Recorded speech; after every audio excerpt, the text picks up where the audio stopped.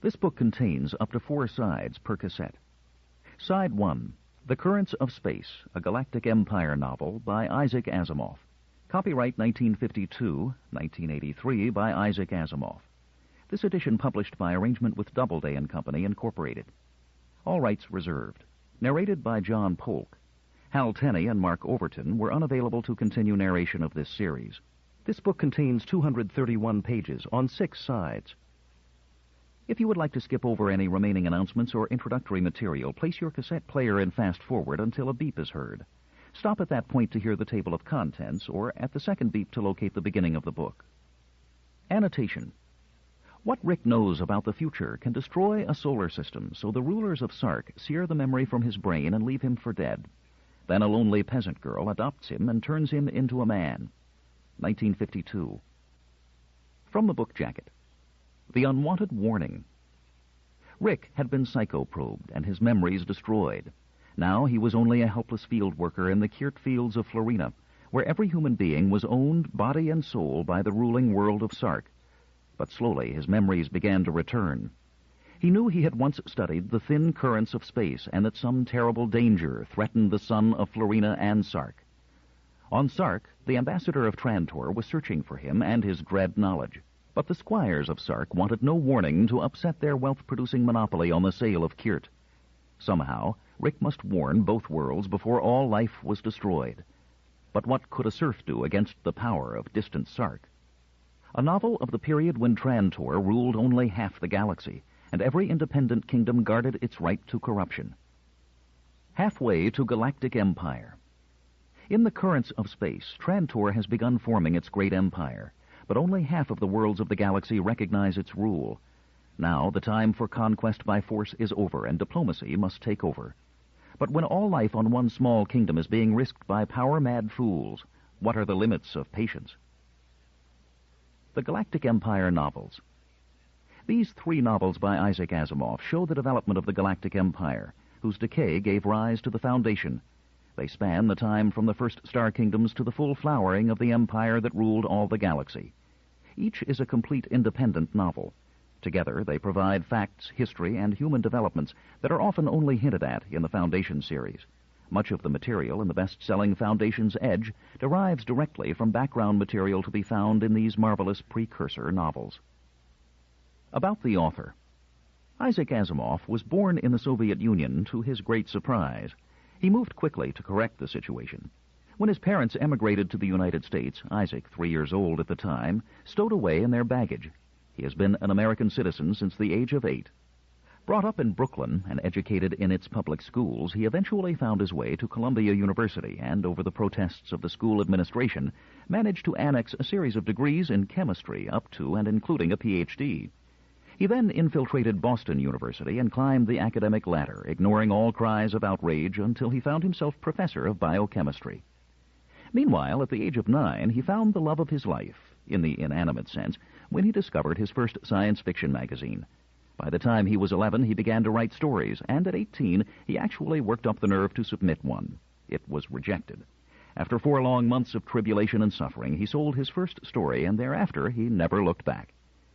In 1941, when he was 21 years old, he wrote the classic short story Nightfall, and his future was assured. Shortly before that, he had begun writing his robot stories, and shortly after that, he had begun his Foundation series. What was left except quantity? At the present time, he has published over 340 books, distributed through every major division of the Dewey System of library classification, and shows no signs of slowing up.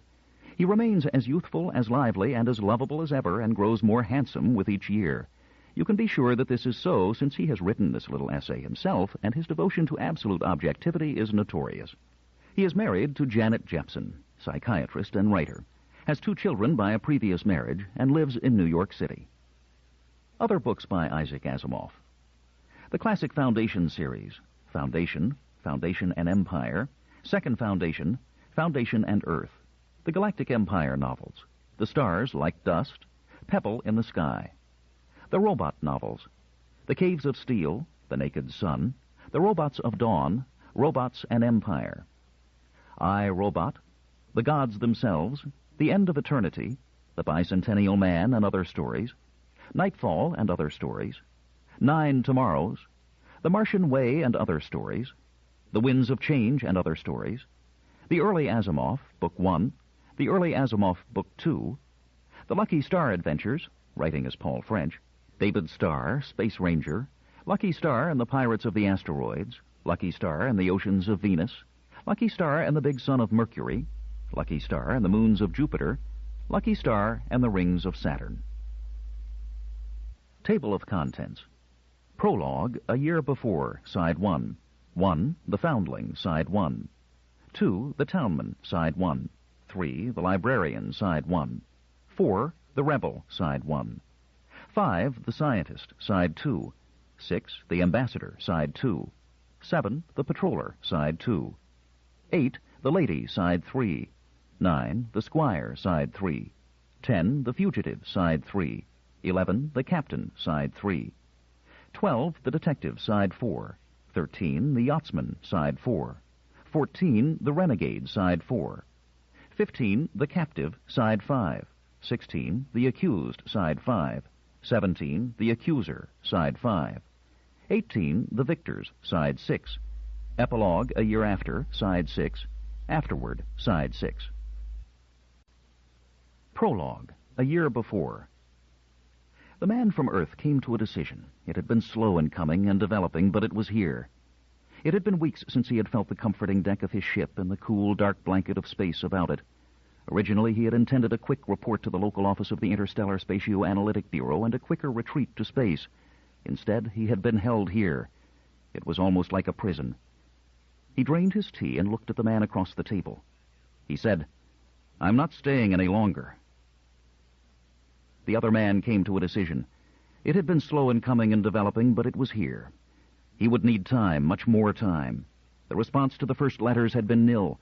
They might have fallen into a star for all they had accomplished. That had been no more than he had expected, or rather no less, but it was only the first move. It was certain that while future moves developed, he could not allow the man from Earth to squirm out of reach. He fingered the smooth black rod in his pocket. He said, "You don't appreciate the delicacy of the problem." The Earthman said, "What's delicate about the destruction of a planet? I want you to broadcast the details to all of Sark, to everyone on the planet." "We can't do that. You know it would mean panic." "You said at first you would do it." "I've thought it over, and it just isn't practical." The Earthman turned to a second grievance. "The representative of the ISB hasn't arrived." "I know it. They are busy organizing proper procedures for this crisis. Another day or two." "Another day or two? It's always another day or two. Are they so busy they can't spare me a moment? They haven't even seen my calculations." "I have offered to bring your calculations to them. You don't want me to." "And I still don't. They can come to me or I can go to them," he added violently. "I don't think you believe me. You don't believe Florina will be destroyed." "I believe you." "You don't. I know you don't. I see you don't. You're humoring me. You can't understand my data. You're not a spatio-analyst. I don't even think you're who you say you are. Who are you?" "You're getting excited?" "Yes, I am. Is that surprising? Or are you just thinking, poor devil, space has him? You think I'm crazy?" "Nonsense." "Sure you do. That's why I want to see the ISB. They'll know if I'm crazy or not. They'll know." The other man remembered his decision. He said, "Now you're not feeling well. I'm going to help you." "No, you're not," shouted the Earthman hysterically, "because I'm going to walk out. If you want to stop me, kill me, except that you won't dare. The blood of a whole world of people will be on your hands if you do." The other man began shouting, too, to make himself heard. "I won't kill you. Listen to me. I won't kill you. There's no need to kill you."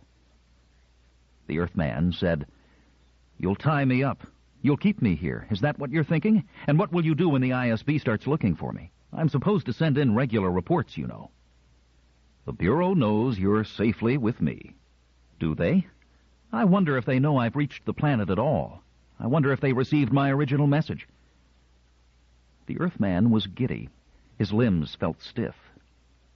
The other man stood up. It was obvious to him that his decision had come none too soon. He walked slowly about the long table toward the Earthman.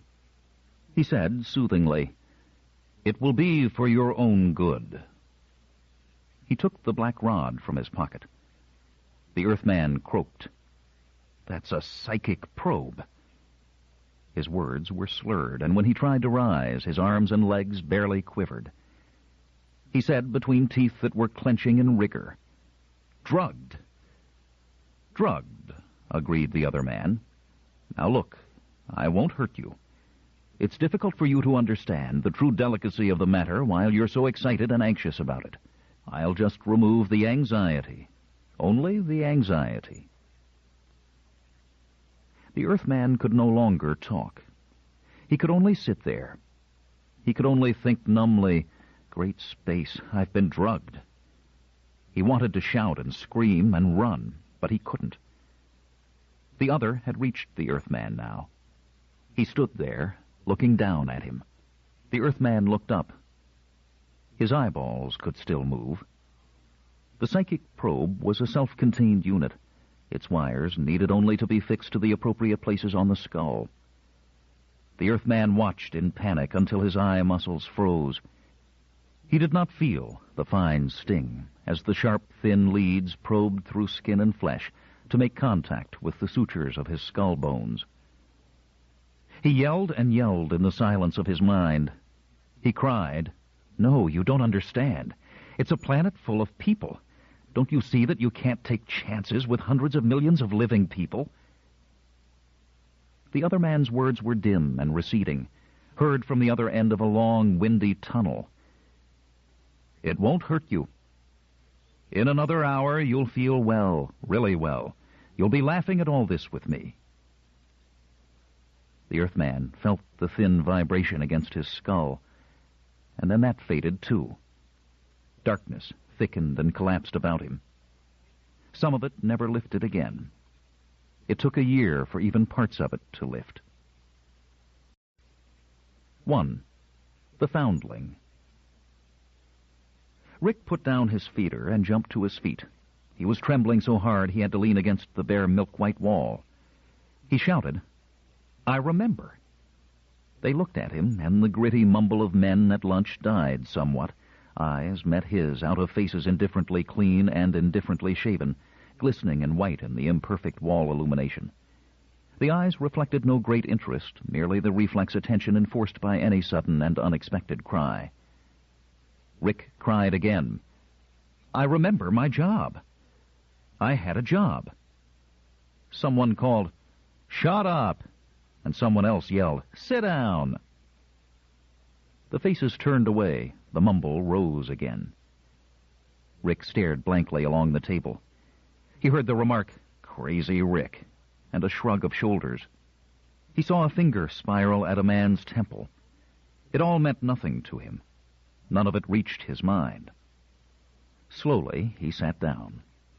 Again, he clutched his feeder, a spoon-like affair with sharp edges and little tines projecting from the front curve of the bowl, which could therefore with equal clumsiness cut, scoop, and impale.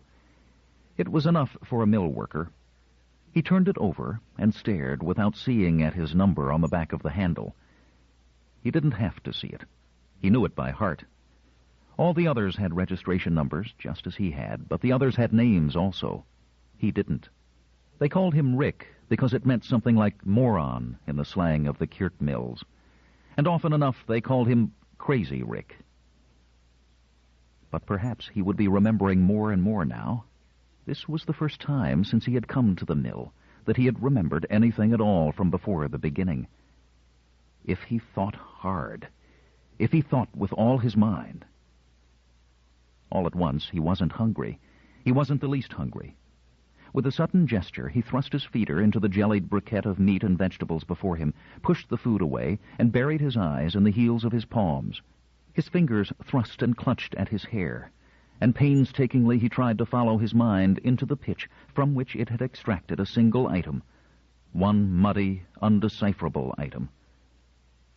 Then he burst into tears, just as the clanging bell announced the end of his lunch shift. Valona March fell in beside him when he left the mill that evening. He was scarcely conscious of her at first, at least as an individual. It was only that he heard his footsteps matched, He stopped and looked at her. Her hair was something between blonde and brown.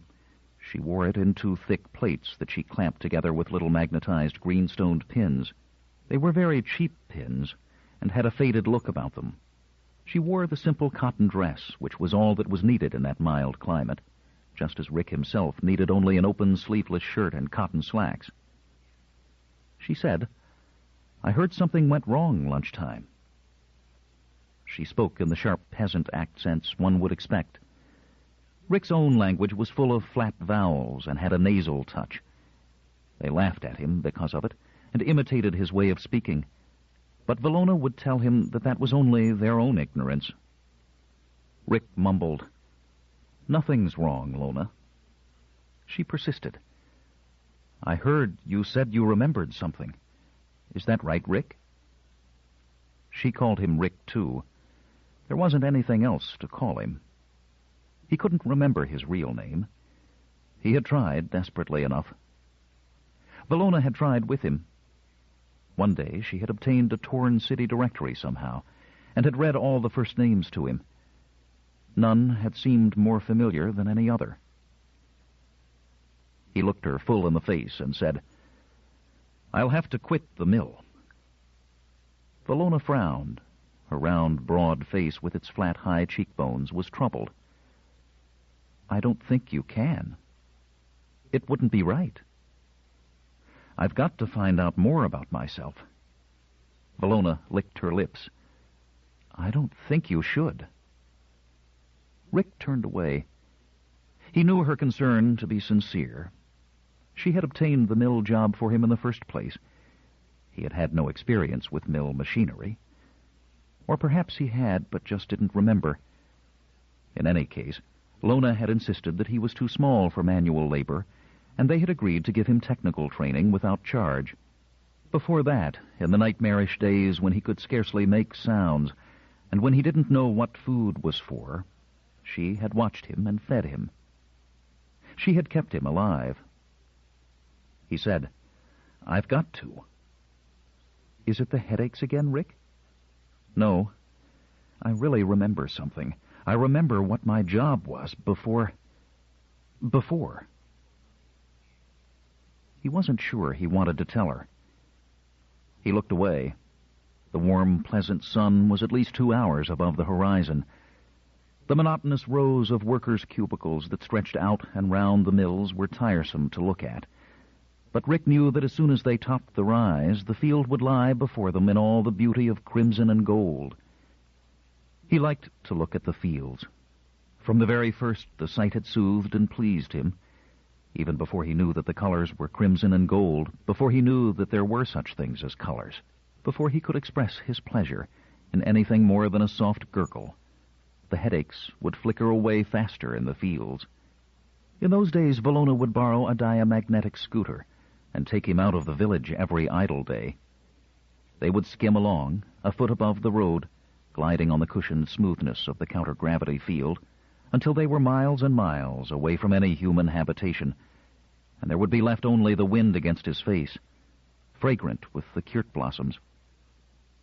They would sit beside the road then, surrounded by color and scent, and between them share a food briquette, while the sun glowed down upon them until it was time to return again. Rick was stirred by the memory. He said, "Let's go to the fields, Lona." "It's late." "Please? Just outside town." She fumbled at the thin money pouch she kept between herself and the soft blue leather belt she wore, the only luxury of dress she allowed herself. Rick caught her arm. "Let's walk." They left the highway for the winding, dustless, packed sand roads half an hour later. There was a heavy silence between them, and Valona felt a familiar fear clutching at her. She had no words to express her feelings for him, so she had never tried. What if he should leave her? He was a little fellow, no taller than herself, and weighing somewhat less, in fact. He was still like a helpless child in many ways. But before they had turned his mind off, he must have been an educated man, a very important educated man. Valona had never had any education, besides reading and writing and enough trade school technology to be able to handle mill machinery. But she knew enough to know that all people were not so limited. There was the townman, of course, whose great knowledge was so helpful to all of them. Occasionally, squires came on inspection tours. She had never seen them close up, but once on a holiday she had visited the city and seen a group of incredibly gorgeous creatures at a distance. Occasionally, the mill workers were allowed to listen to what educated people sounded like. They spoke differently, more fluently, with longer words and softer tones. Rick talked like that more and more as his memory improved. She had been frightened at his first words. They came so suddenly after long whimpering over a headache. They were pronounced queerly. When she tried to correct him, he wouldn't change. Even then she had been afraid that he might remember too much and then leave her. She was only Valona March. They called her Big Lona. She had never married. She never would. A large, big-footed girl with work-reddened hands like herself could never marry. She had never been able to do more than look at the boys with dumb resentment when they ignored her at the Idle Day dinner festivals. She was too big to giggle and smirk at them. She would never have a baby to cuddle and hold. The other girls did, one after the other, and she could only crowd about for a quick glimpse of something red and hairless with screwed-up eyes, fists impotently clenched, gummy mouth. "It's your turn next, Lona. When will you have a baby, Lona?" She could only turn away.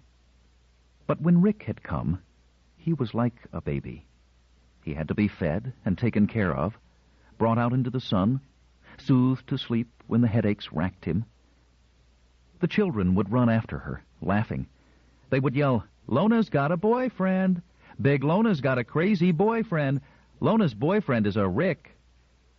Later on, when Rick could walk by himself, she had been as proud the day he took his first step as though he were really only 1 year old instead of more like 31, and stepped out, unescorted, into the village streets. They had run about him in rings, yelling their laughter and foolish ridicule, in order to see a grown man cover his eyes in fear and cringe, with nothing but whimpers to answer them. Dozens of times she had come charging out of the house, shouting at them, waving her large fists. Even grown men feared those fists. She had felled her section head with a single wild blow the first day she had brought Rick to work at the mill, because of a sniggering indecency concerning them which she overheard. The mill council fined her a week's pay for that incident, and might have sent her to the city for further trial at the squire's court, but for the townman's intervention and the plea that there had been provocation. So she wanted to stop Rick's remembering. She knew she had nothing to offer him. It was selfish of her to want him to stay mind-blank and helpless forever. It was just that no one had ever before depended upon her so utterly. It was just that she dreaded a return to loneliness. She said, "Are you sure you remember, Rick?" "Yes." They stopped there in the fields, with the sun adding its reddening blaze to all that surrounded them. The mild, scented evening breeze would soon spring up, and the checkerboard irrigation canals were already beginning to purple. He said, "I can trust my memories as they come back, Lona. You know I can. You didn't teach me to speak, for instance. I remembered the words myself. Didn't I? Didn't I?" She said reluctantly, "Yes. I even remember the times you took me out into the fields before I could speak. I keep remembering new things all the time. Yesterday I remembered that once you caught a kurtfly for me. You held it closed in your hands and made me put my eye to the space between your thumbs so that I could see it flash purple and orange in the darkness. I laughed and tried to force my hand between yours to get it, so that it flew away and left me crying after all. I didn't know it was a kurtfly then, or anything about it, but it's all very clear to me now. You never told me about that, did you, Lona?" She shook her head. "But it did happen, didn't it? I remember the truth, don't I?" "Yes, Rick. And now I remember something about myself from before. There must have been a before, Lona. There must have been. She felt the weight on her heart when she thought that. It was a different before. Nothing like the now they lived in. It had been on a different world. She knew that, because one word he had never remembered was Kirt. She had to teach him the word for the most important object on all the world of Florina. "What is it you remember?" she asked. At this, Rick's excitement seemed suddenly to die. He hung back. "It doesn't make much sense, Lona. It's just that I had a job once, and I know what it was. At least, in a way." "What was it?" "I analyzed nothing." She turned sharply upon him, peering into his eyes. For a moment she put the flat of her hand upon his forehead, until he moved away irritably. She said, "You don't have a headache again, Rick, have you? You haven't had one in weeks. I'm all right. Don't you go bothering me." Her eyes fell, and he added at once, "I don't mean that you bother me, Lona. It's just that I feel fine, and I don't want you to worry." She brightened. "What does analyzed mean?" He knew words. She didn't. She felt very humble at the thought of how educated he must once have been. He thought a moment. It means to take apart. You know, like we would take apart a sorter to find out why the scanning beam was out of alignment." "Oh. But, Rick, how can anyone have a job not analyzing anything? That's not a job." "I didn't say I didn't analyze anything. I said I analyzed nothing. With a capital N." "Isn't that the same thing?" It was coming, she thought. She was beginning to sound stupid to him. Soon he would throw her off in disgust. "No, of course not." He took a deep breath. "I'm afraid I can't explain, though. That's all I remember about that. But it must have been an important job. That's the way it feels. I couldn't have been a criminal." Valona winced. She should never have told him that. She had told herself it was only for his own protection that she warned him, but now she felt that it had really been to keep him bound tighter to herself. It was when he had first begun to speak. It was so sudden it had frightened her. She hadn't even dared speak to the townman about it. The next idle day she had withdrawn 5 credits from her life hoard. There would never be a man to claim it as dowry, so that it didn't matter. And taken Rick to a city doctor. She had the name and address on a scrap of paper, but even so it took 2 frightening hours to find her way to the proper building through the huge pillars that held the upper city up to the sun. She had insisted on watching, and the doctor had done all sorts of fearful things with strange instruments. When he put Rick's head between 2 metal objects, and then made it glow like a Kirt fly in the night, she had jumped to her feet and tried to make him stop. He called 2 men who dragged her out, struggling wildly. Half an hour afterward, the doctor came out to her, tall and frowning. She felt uncomfortable with him because he was a squire, even though he kept an office down in the lower city. But his eyes were mild, even kind. He was wiping his hands on a little towel, which he tossed into a waste can, even though it looked perfectly clean to her. He said, "Where did you meet this man?" She had told him the circumstances cautiously, reducing it to the very barest essentials and leaving out all mention of the townmen and the patrollers. "Then you know nothing about him?" She shook her head. "Nothing before that." He said, "This man has been treated with a psychic probe. Do you know what that is?" At first she had shaken her head again, but then she said in a dry whisper, "Is it what they do to crazy people, Doctor?" "And to criminals. It is done to change their minds for their own good. It makes their minds healthy, or it changes the parts that make them want to steal and kill. Do you understand?" She did. She grew brick red and said, never stole anything or hurt anybody." "You call him Rick?" He seemed amused. "Now look here, how do you know what he did before you met him? It's hard to tell from the condition of his mind now. The probing was thorough and brutal.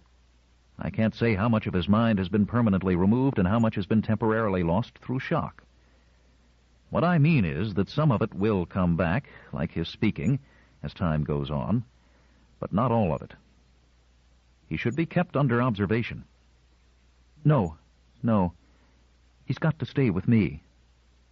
I've been taking good care of him, Doctor." He frowned, and then his voice grew milder. "Well, I'm thinking of you, my girl. Not all the bad may be out of his mind.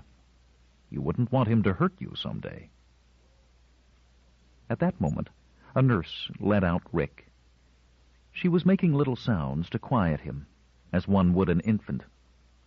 Rick put a hand to his head and stared vacantly until his eyes focused on Florina. Then he held out his hands and cried feebly, "Lona!" She sprang to him and put his head on her shoulder, holding him tightly. She said to the doctor, "He wouldn't hurt me, no matter what." The doctor said thoughtfully, "His case will have to be reported, of course. I don't know how he escaped from the authorities in the condition he must have been in." "Does that mean they'll take him away, Doctor?" "I'm afraid so." "Please, Doctor, don't do that." She wrenched at the handkerchief in which were the 5 gleaming pieces of credit alloy. She said, "You can have it all, Doctor. I'll take good care of him. He won't hurt anyone." The doctor looked at the pieces in his hand. "You're a mill worker, aren't you?" She nodded. "How much do they pay you a week?" 2.8 credits. He tossed the coins gently, brought them together in his closed palm with a tinkle of metal, then held them out to her. "Take it, girl. There's no charge." She accepted them with wonder.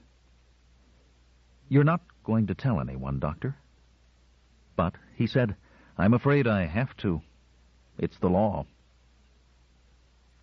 She had driven blindly, heavily, back to the village, clutching Rick to her desperately. The next week on the Hyper-Video newscast, there had been the news of a doctor dying in a gyro crash during a short failure in one of the local transit power beams. The name was familiar, and in her room that night she compared it with that on the scrap of paper. It was the same. She was sad because he had been a good man. She had received his name once long before from another worker as a squire doctor who was good to the mill hands and had saved it for emergencies. And when the emergency had come, he had been good to her, too. Yet her joy drowned the sorrow. He had not had the time to report Rick. At least, no one ever came to the village to inquire. Later, when Rick's understanding had grown, she had told him what the doctor had said, so that he would stay in the village and be safe. Rick was shaking her, and she left her reveries. He said, "Don't you hear me? I couldn't be a criminal if I had an important job." "Couldn't you have done wrong?" she began hesitantly. "Even if you were a big man, you might have. Even squires, I'm sure I haven't. But don't you see that I've got to find out so that others can be sure? There's no other way.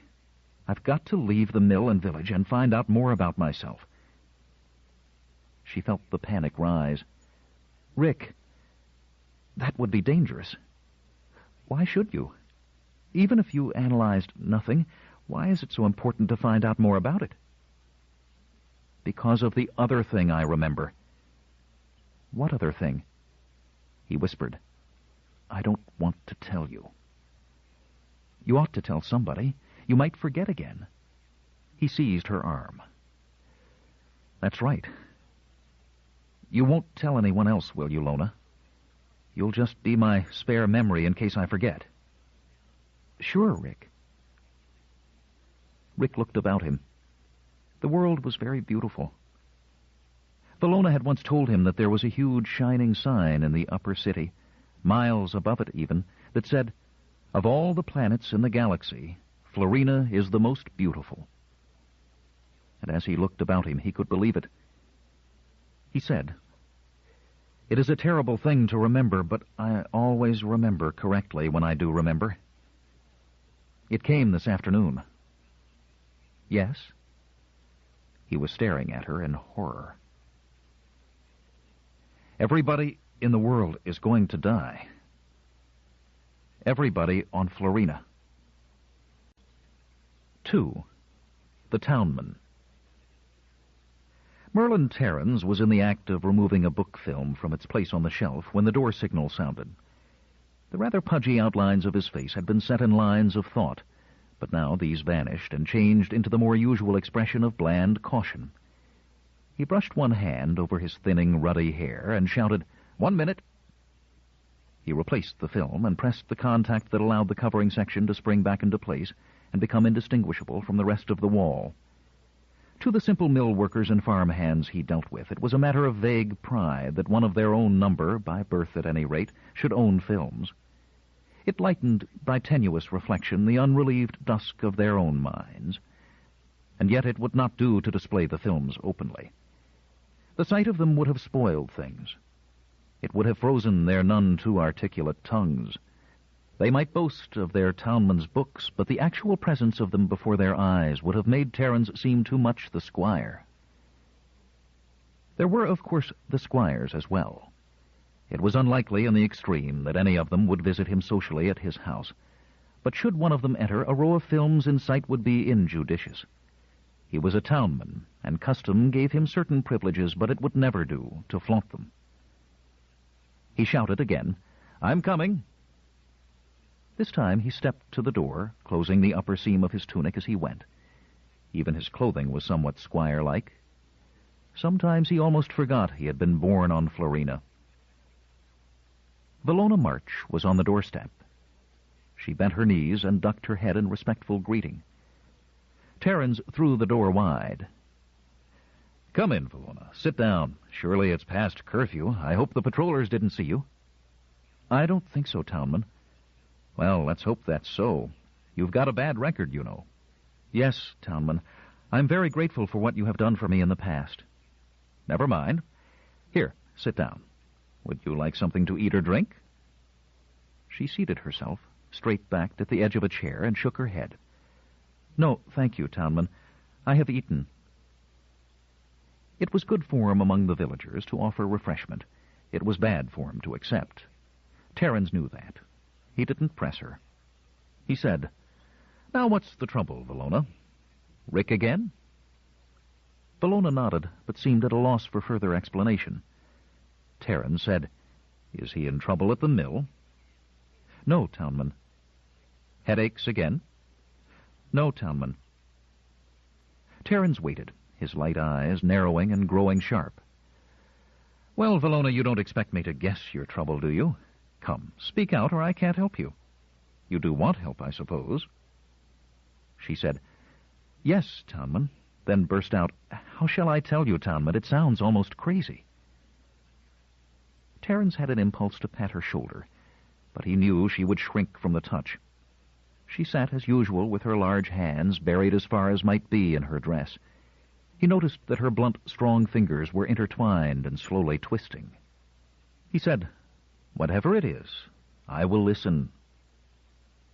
"Do you remember, Townman, when I came to tell you about the city doctor and what he said?" "Yes, I do, Valona. And I remember I told you particularly that you were never to do anything like that again without consulting me. Do you remember that?" She opened her eyes wide. She needed no spur to recollect his anger.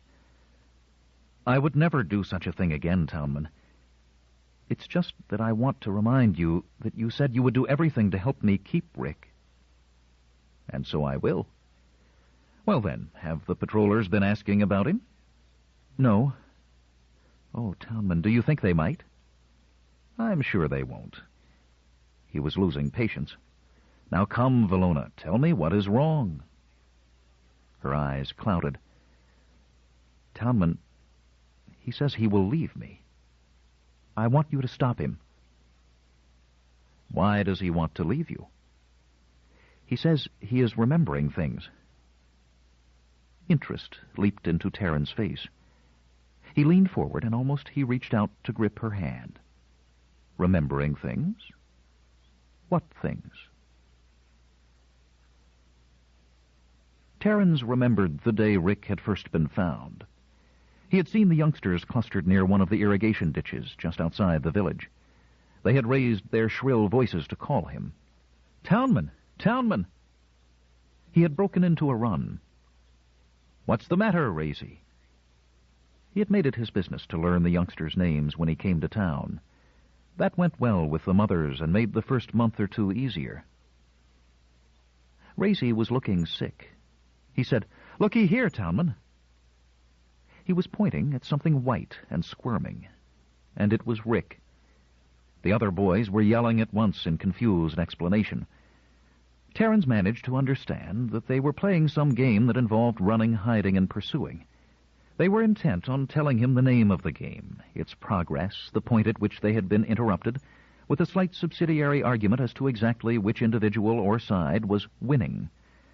All that didn't matter, of course. Racy, the 12-year-old black-haired one, had heard the whimpering and had approached cautiously. He had expected an animal, perhaps a field rat that would make good chasing. He had found Rick. All the boys were caught between an obvious sickness and an equally obvious fascination at the strange sight. It was a grown human being, nearly naked, chin wet with drool, whimpering and crying feebly, arms and legs moving about aimlessly. Faded blue eyes shifted in random fashion out of a face that was covered with a grown stubble. For a moment the eyes caught those of Terrence and seemed to focus. Slowly the man's thumb came up and inserted itself into his mouth. One of the children laughed. "Look at him, Townman. He's finger-sucking." The sudden shout jarred the prone figure. His face reddened and screwed up. A weak whining, unaccompanied by tears, sounded, but his thumb remained where it was. It showed wet and pink in contrast to the rest of the dirt-smeared hand. Terrence broke his own numbness at the sight. He said, "All right, look, fellows, you shouldn't be running around here in the kirt field. You're damaging the crop, and you know what that will mean if the farm hands catch you. Get going and keep quiet about this. And listen, Racy, you run to Mr. Jenkins and get him to come here." Ul Jenkins was the nearest thing to a doctor the town had. He had passed some time as apprentice in the offices of a real doctor in the city, and on the strength of it he had been relieved of duty on the farms or in the mills. It didn't work out too badly. He could take temperatures, administer pills, give injections, and most important, he could tell when some disorder was sufficiently serious to warrant a trip to the city hospital. Without such semi-professional backing, those unfortunates stricken with spinal meningitis or acute appendicitis might suffer intensively, but usually not for long. As it was, the foreman muttered and accused Jenkins in everything but words of being an accessory after the fact to a conspiracy of malingering. Jenkins helped Terrence lift the man into a scooter cart, and, as unobtrusively as they might, carried him into town. Together they washed off the accumulated and hardened grime and filth. There was nothing to be done about the hair. Jenkins shaved the entire body and did what he could by way of physical examination. Jenkins said, "No infection I can tell of, Townman. He's been fed. Ribs don't stick out too much. I don't know what to make of it. How'd he get out there, do you suppose, Townman?" He asked the question with a pessimistic tone, as though no one could expect Terrence to have the answer to anything. Terrence accepted that philosophically. When a village has lost the townman it has grown accustomed to over a period of nearly 50 years, a newcomer of tender age must expect a transition period of suspicion and distrust. There was nothing personal in it. Terrence said, "I'm afraid I don't know. Can't walk, you know. Can't walk a step. He'd have to be put there. Near's I can make out, he might's well be a baby. Everything else seems to be gone." "Is there a disease that has this effect?" "Not's I know of. Mind trouble might do it, but I don't know nothing tall about that. Mind trouble I'd send to the city. You ever see this one, Townman?" Terence smiled and said gently, "I've just been here a month." Jenkins sighed and reached for his handkerchief. "Yes, old Townman, he was a fine man. Kept us well, he did. I've been here most 60 years and never saw this fellow before. Must be from another town." Jenkins was a plump man. He had the look of having been born plump, and if to this natural tendency is added the effect of a largely sedentary life, it is not surprising that he tended to punctuate even short speeches by a puff and a rather futile swipe at his gleaming forehead with his large red handkerchief. He said, "Don't exactly know what to say to the patrollers." The patrollers came all right. It was impossible to avoid that. The boys told their parents told one another.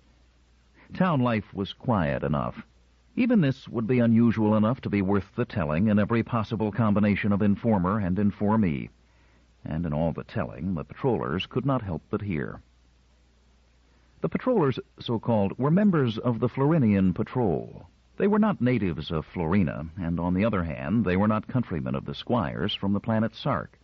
They were simply mercenaries who could be counted on to keep order for the sake of the pay they got, and never to be led into the misguidance of sympathy for Florinians through any ties of blood or birth. There were 2 of them, and one of the foremen from the mill came with them, in the fullness of his own midget authority. The patrollers were bored and indifferent.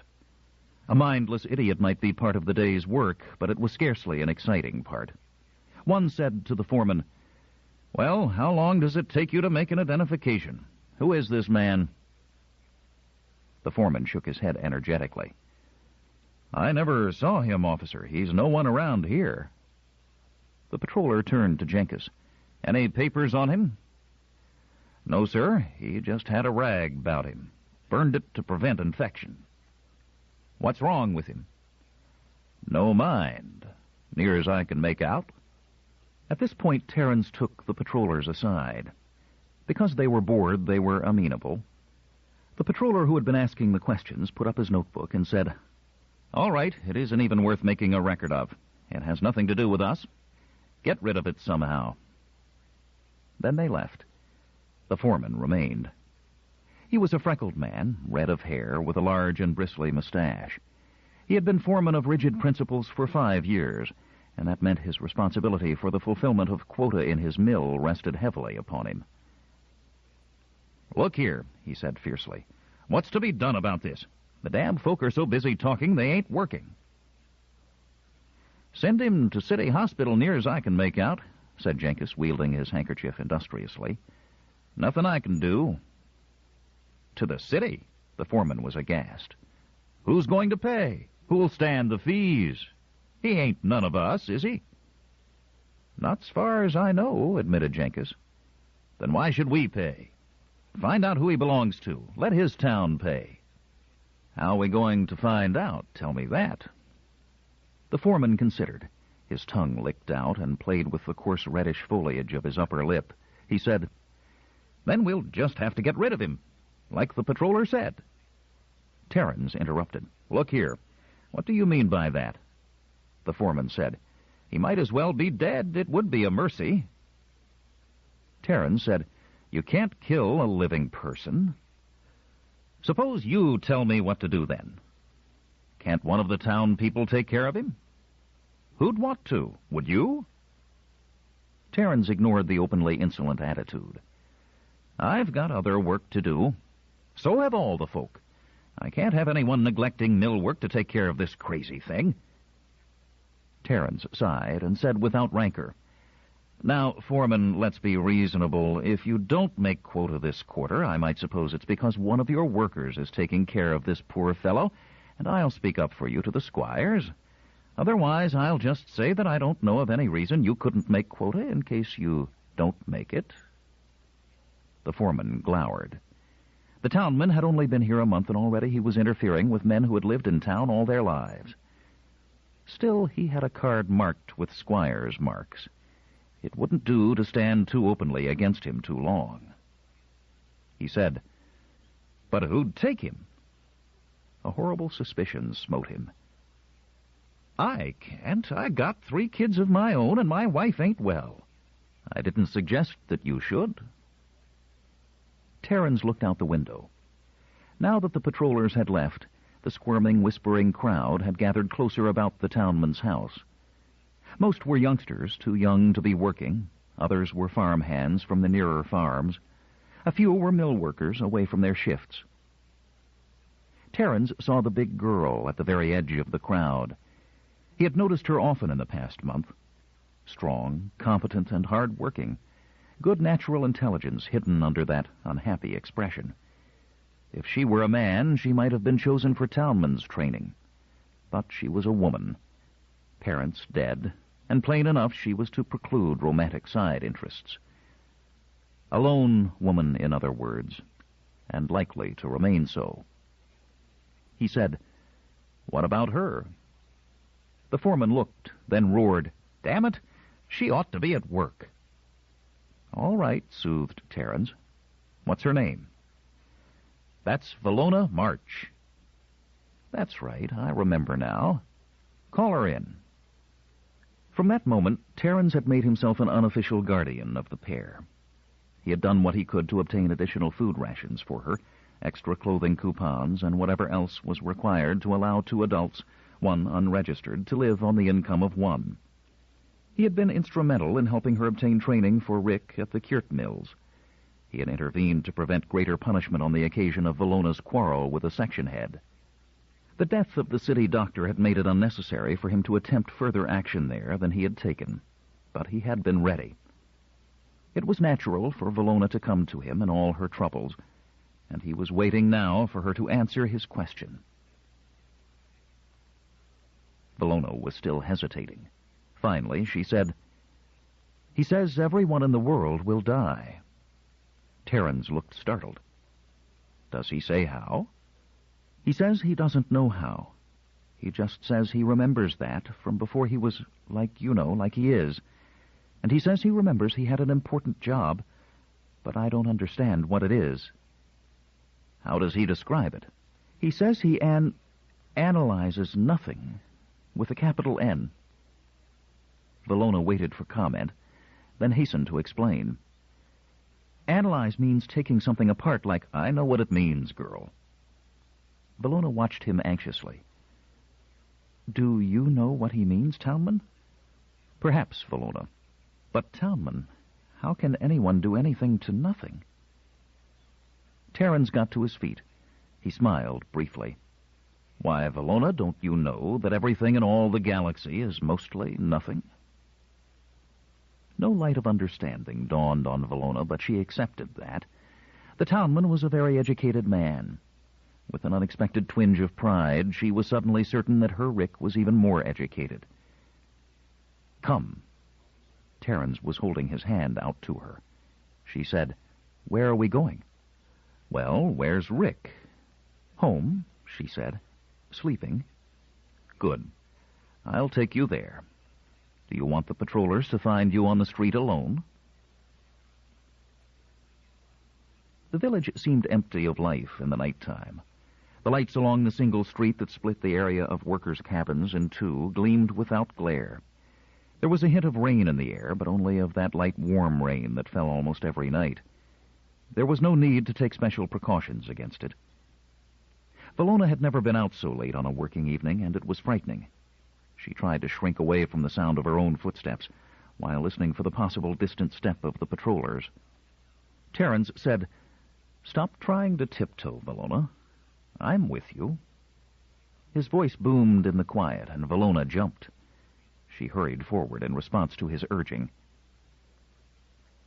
Florina's hut was as dark as the rest, and they stepped in gingerly. Terrence had been born and brought up in just such a hut, and though he had since lived on Sark, and now occupied a house with 3 rooms and plumbing, there was still something of a nostalgia about the barrenness of its interior. 1 room was all that was required. A bed, a chest of drawers, 2 chairs, a smooth poured cement floor, a closet in one corner. There was no need for kitchen facilities, since all meals were eaten at the mill, nor for a bathroom, since a line of community outhouses and shower cells ran along the space behind the houses. In the mild, unvarying climate, windows were not adapted for protection against cold and rain. All four walls were pierced by screened openings, and eaves above were sufficient ward against the nightly windless sprinkles. In the flare of a little pocket light which he held cupped in one palm, Terence noted that one corner of the room was marked off by a battered screen. He remembered getting it for Florina rather recently, when Rick had become too little of a child or too much of a man. He could hear the regular breathing of sleep behind it. He nodded his head in that direction. "Wake him, Florina." Florina tapped on the screen. "Rick. Rick, baby." There was a little cry. "It's only Lona," said Florina. They rounded the screen, and Terence played his little light upon their own faces, then upon Rick. Rick threw an arm up against the glare. "What's the matter?" Terence sat down on the edge of the bed. Rick slept in the standard cottage bed, he noted. He had obtained for Florina an old, rather rickety cot at the very first, but she had reserved that for herself. "Rick," he said, "Florina says you're beginning to remember things." "Yes, Townman." Rick was always very humble before the Townman, who was the most important man he had ever seen. Even the mill superintendent was polite to the Townman. Rick repeated the scraps his mind had gathered during the day.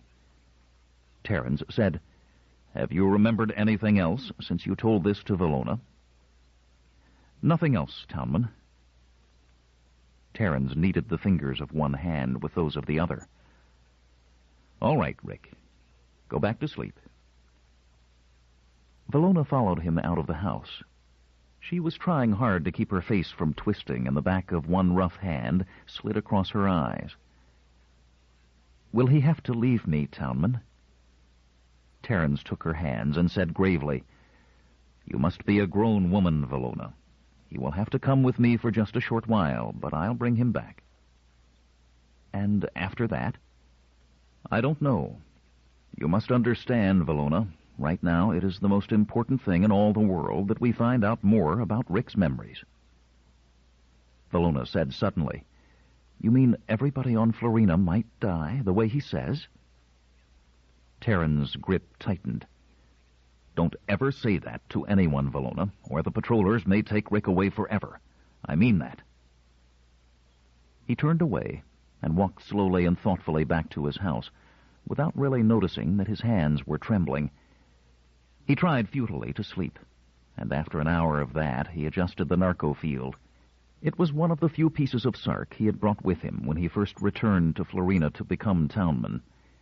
It fitted about his skull like a thin black felt cap. He adjusted the controls to 5 hours and closed contact.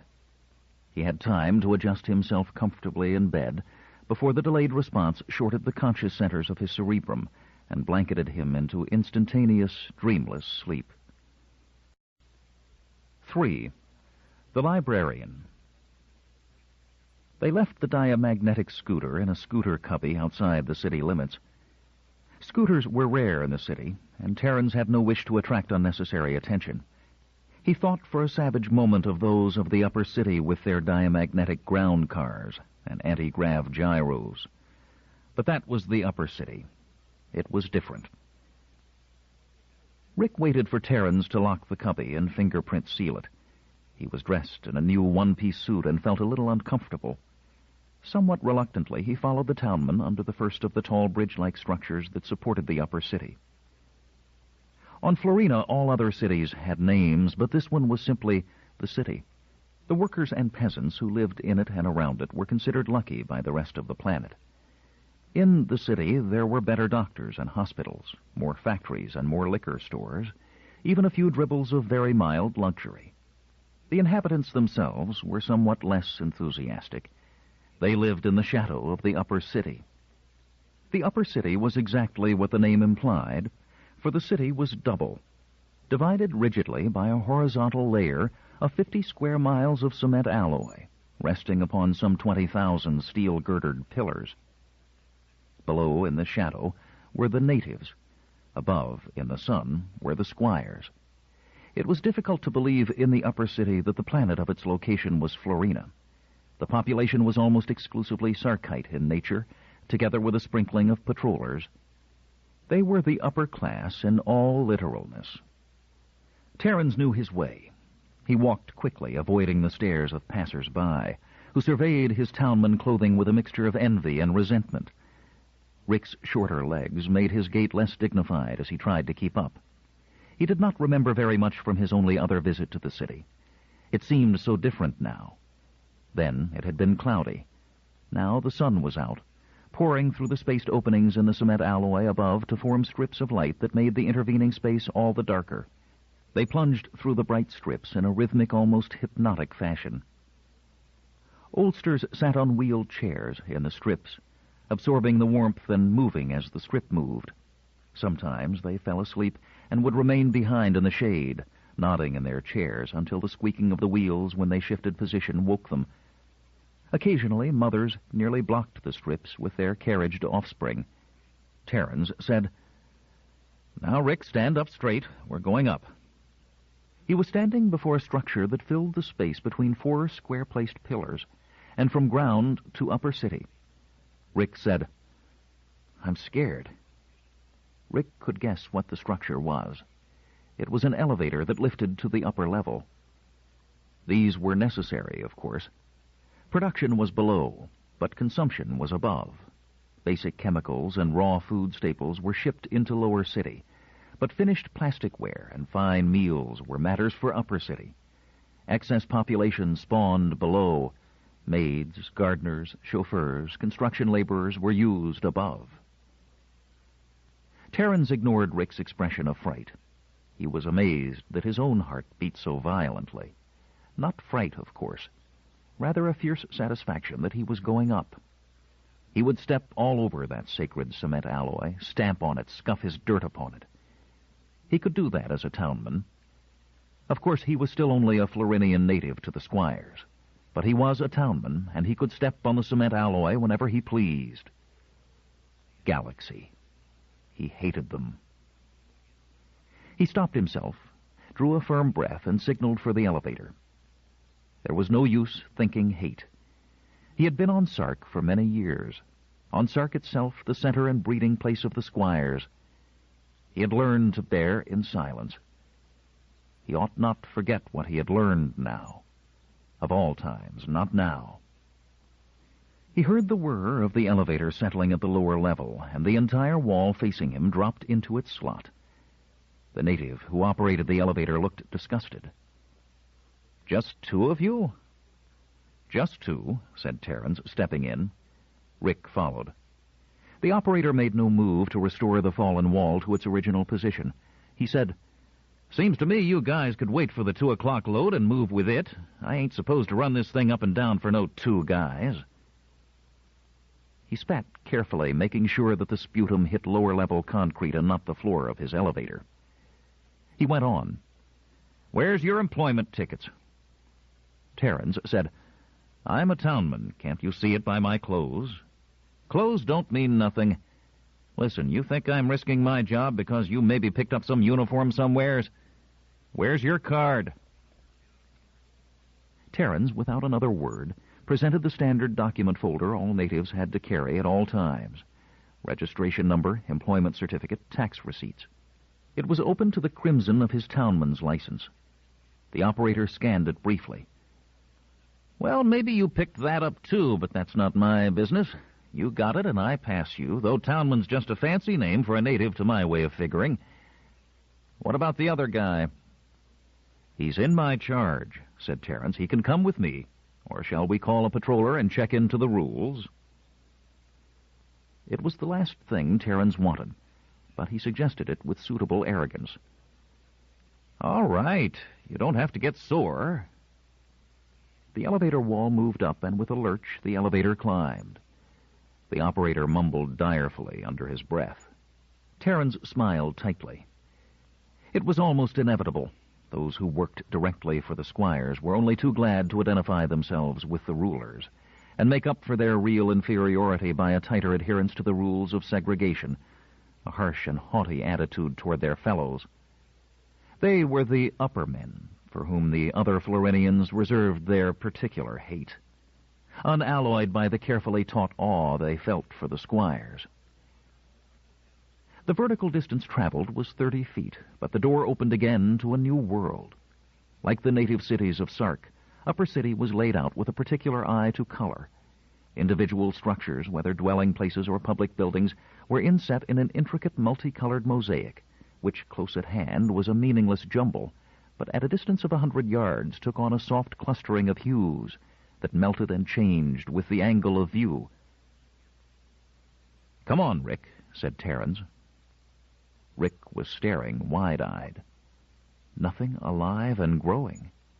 Just stone and color in huge masses. He had never known houses could be so huge. Something stirred momentarily in his mind. For a second, the hugeness was not so strange, and then the memory closed down again. A ground car flashed by. "Are those squires?" Rick whispered. There had been time for only a glance. Hair close-cropped, wide, flaring sleeves of glossy, solid colors, ranging from blue to violet, knickers of a velvety appearance, and long, sheer hose that gleamed as if it were woven of thin copper wire. They wasted no glance at Rick and Terrans. "Young ones," said Terrans. He had not seen them at such close quarters since he left Sark. On Sark they were bad enough, but at least they had been in place. Angels did not fit here, 30 feet over hell. Again he squirmed to suppress a useless tremble of hatred. A two-man flat car hissed up behind them. It was a new model that had built-in air controls. At the moment it was skimming smoothly 2 inches above surface. Its gleaming flat bottom curled upward at all edges to cut air resistance. Still, the slicing of air against its lower surface sufficed to produce the characteristic hiss which meant patrollers. They were large, as all patrollers were, broad-faced, flat-cheeked, long, straight black hair, light brown in complexion. To the natives, all patrollers looked alike. The glossy black of their uniforms, enhanced as they were by the startling silver of strategically placed buckles and ornamental buttons, depressed the importance of the face and encouraged the impression of likeness still more. One patroller was at the controls. The other leaped out lightly over the shallow rim of the car. He said, "Folder," stared mechanically and momentarily at it and flipped it back to Terrans. "Your business here?" "I intend consulting the library, officer. It is my privilege." The patroller turned to Rick. "What about you?" "I—" began Rick. "He is my assistant," interposed Terrans. "He has no townman privileges," said the patroller. "I'll be responsible for him." The patroller shrugged. "It's your lookout. Townmen have privileges, but they're not squires. Remember that, boy." "Yes, officer." "By the way, could you direct me to the library?" The patroller directed him, using the thin, deadly barrel of a needle gun to indicate direction. From their present angle, the library was a blotch of brilliant vermilion deepening into crimson toward the upper stories. As they approached, the crimson crept downward. Rick said with sudden vehemence, "I think it's ugly." Terrans gave him a quick, surprised glance. He had been accustomed to all this on Sark, but he too found the garishness of Upper City somewhat vulgar. But then Upper City was more Sark than Sark itself. On Sark, not all men were aristocrats. There were even poor Sarkites, some scarcely better off than the average Florinian. Here, only the top of the pyramid existed, and the library showed that. It was larger than all but a few on Sark itself, far larger than Upper City required, which showed the advantage of cheap labor. Terrans paused on the curved ramp that led to the main entrance. The color scheme on the ramp gave the illusion of steps, somewhat disconcerting to Rick, who stumbled, but giving the library the proper air of archaism that traditionally accompanied academic structures. The main hall was large, cold, and all but empty.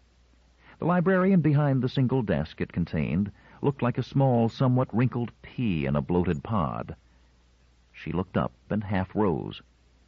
Terrans said quickly, "I'm a townman. Special privileges. I am responsible for this native." He had his papers ready and marched them before him. The librarian seated herself and looked stern. She plucked a metal sliver from a slot and thrust it at Terrans. The townman placed his right thumb firmly upon it. The librarian took the sliver and put it in another slot, where a dim violet light shone briefly. She said, "Room 242. Thank you."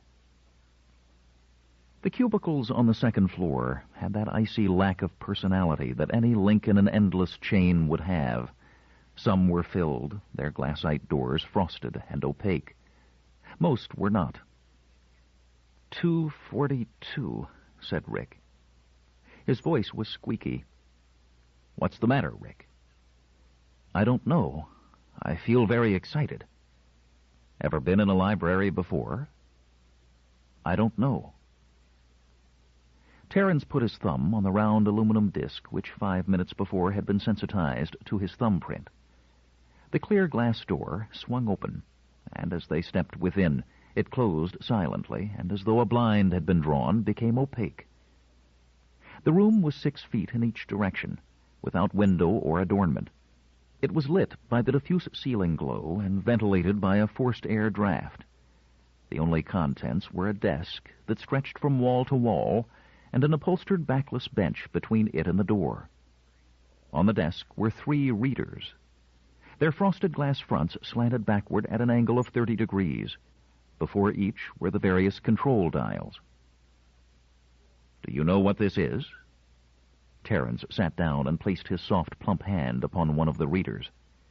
Rick sat down, too. "Books?" he asked eagerly. "Well," Terrence seemed uncertain, "this is a library, so your guess doesn't mean much. Do you know how to work the reader?" "No, I don't think so, Townman." "You're sure?" "Think about it a little." Rick tried valiantly. "I'm sorry, Townman." "Then I'll show you. Look, first, you see, there's this knob labeled Catalog with the alphabet printed about it. Since we want the encyclopedia first, we'll turn the knob to E and press downward." He did so, and several things happened at once. The frosted glass flared into life, and printing appeared upon it. It stood out black on yellow as the ceiling light dimmed. 3 smooth panels moved out like so many tongues, one before each reader, and each was centered by a tight light beam. Terrence snapped a toggle switch, and the panels moved back into their recesses. He said, "We won't be taking notes." Then he went on. "Now we can go down the list of E's by turning this knob." The long line of alphabetized materials, titles, authors, catalog numbers, flipped upward, then stopped at the packed column listing the numerous volumes of the encyclopedia. Rick said suddenly, "You press the numbers and letters after the book you want on these little buttons, and it shows on the screen." Terrence turned on him. "How do you know? Do you remember that?" "Maybe I do. I'm not sure. It just seems the right thing." "Well, call it an intelligent guess." He punched a letter number combination. The light on the glass faded, then brightened again. It said, "Encyclopedia of Sark, Volume 54, SOL through SPEC." Terrence said, "Now, look, Rick, I don't want to put any ideas in your head, so I won't tell you what's in my mind. I just want you to look through this volume and stop at anything that seems familiar. Do you understand?" "Yes." "Good. Now take your time." The minutes passed. Suddenly, Rick gasped and sent the dials spinning backward. When he stopped, Terrence read the heading and looked pleased. "You remember now? This isn't a guess. You remember?" Rick nodded vigorously. "It came to me, Townman, very suddenly." It was the article on spatioanalysis. "I know what it says," Rick said. "You'll see. You'll see." He was having difficulty breathing normally, and Terrence, for his part, was almost equally excited. "See," said Rick, "they always have this part." He He read aloud haltingly, but in a manner far more proficient than could be accounted for by the sketchy lessons in reading he had received from Florina. The article said, "It is not surprising that the spatio-analyst is by temperament an introverted and often enough maladjusted individual. To devote the greater part of one's adult life to the lonely recording of the terrible emptiness between the stars is more than can be asked of someone entirely normal. It is perhaps with some realization of this that the Spatio-Analytic Institute has adopted as its official slogan the somewhat wry statement, 'We analyze nothing.'" Rick finished with what was almost a shriek. Terrans said, "Do you understand what you've read?" The smaller man looked up with blazing eyes. "It said, 'We analyze nothing.' That's what I remembered. I was one of them." "You were a spatio-analyst?" "Yes," cried Rick. Then, in a lower voice, "My head hurts." "Because you're remembering?" "I suppose so." He looked up, forehead furrowed. "I've got to remember more.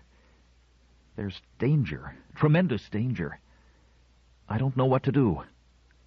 "The library's at our disposal, Rick." Terrans was watching carefully, weighing his words. "Use the catalog yourself and look up some texts on spatio-analysis. See where that leads you." Rick flung himself upon the reader. He was shaking visibly. Terrans moved aside to give him room. "How about Wright's Treatise of Spatio-Analytic Instrumentation?" asked Rick. "Doesn't that sound right?" "It's all up to you, Rick." Rick punched the catalog number, and the screen burned brightly and steadily. It said, "Please consult librarian for book in question." Terrans reached out a quick hand and neutralized the screen. "Better try another book, Rick." "But—" Rick hesitated, then followed orders. Another search through the catalog, and then he chose Enning's Composition of Space. The screen filled itself once more with a request to consult the librarian. Terrans said, "Damn," and deadened the screen again. Rick said, "What's the matter?" Terrans said, "Nothing. Now don't get panicky, Rick. I just don't quite see." There was a little speaker behind the grill work on the side of the reading mechanism. The librarian's thin, dry voice emerged therefrom and froze them both. "Room 242. Is there anyone in room 242? Terrans answered harshly, "What do you want?" The voice said, "What book is it you want?" "None at all, thank you. We are only testing the reader." There was a pause, as though some invisible consultation was proceeding. Then the voice said with an even sharper edge to it, "The record indicates a reading request for Wright's Treatise of Spatio-Analytical Instrumentation and Enning's Composition of Space. Is that correct?" "We were punching catalog numbers at random," said Terrans. "May I ask your reason for desiring those books?" The voice was inexorable. "I tell you, we don't want them." "Now stop it." The last was an angry aside to Rick, who had begun whimpering. A pause again. Then the voice said, "If you will come down to the desk, you may have access to the books. They are on a reserved listing, and you will have to fill out a form." Terrans held out a hand to Rick. "Let's go." "Maybe we've broken a rule," quavered Rick. "Nonsense, Rick. We're leaving." "We won't fill out the form?" "No, we'll get the books some other time." Terrans was hurrying, forcing Rick along with him. He strode down the main lobby. The librarian looked up. "Here now," she cried, rising and circling the desk. One moment." They weren't stopping for her. That is, until a patroller stepped in front of them. "You're in an awful hurry, laddies." The librarian, somewhat breathless, caught up to them. "You're 242, aren't you?" "Look here," said Terrans firmly, "why are we being stopped?" "Didn't you inquire after certain books?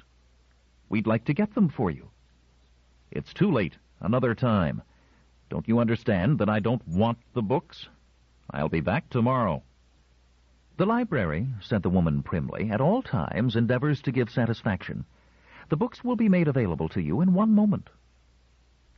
2 spots of red burned high upon her cheekbones. She turned away, hurrying through a small door that opened at her approach. Terrans said, "Officer, if you don't mind." But the patroller held out his moderately long, weighted neuronic whip. It could serve as an excellent club, or as a longer-range weapon of paralyzing potentialities.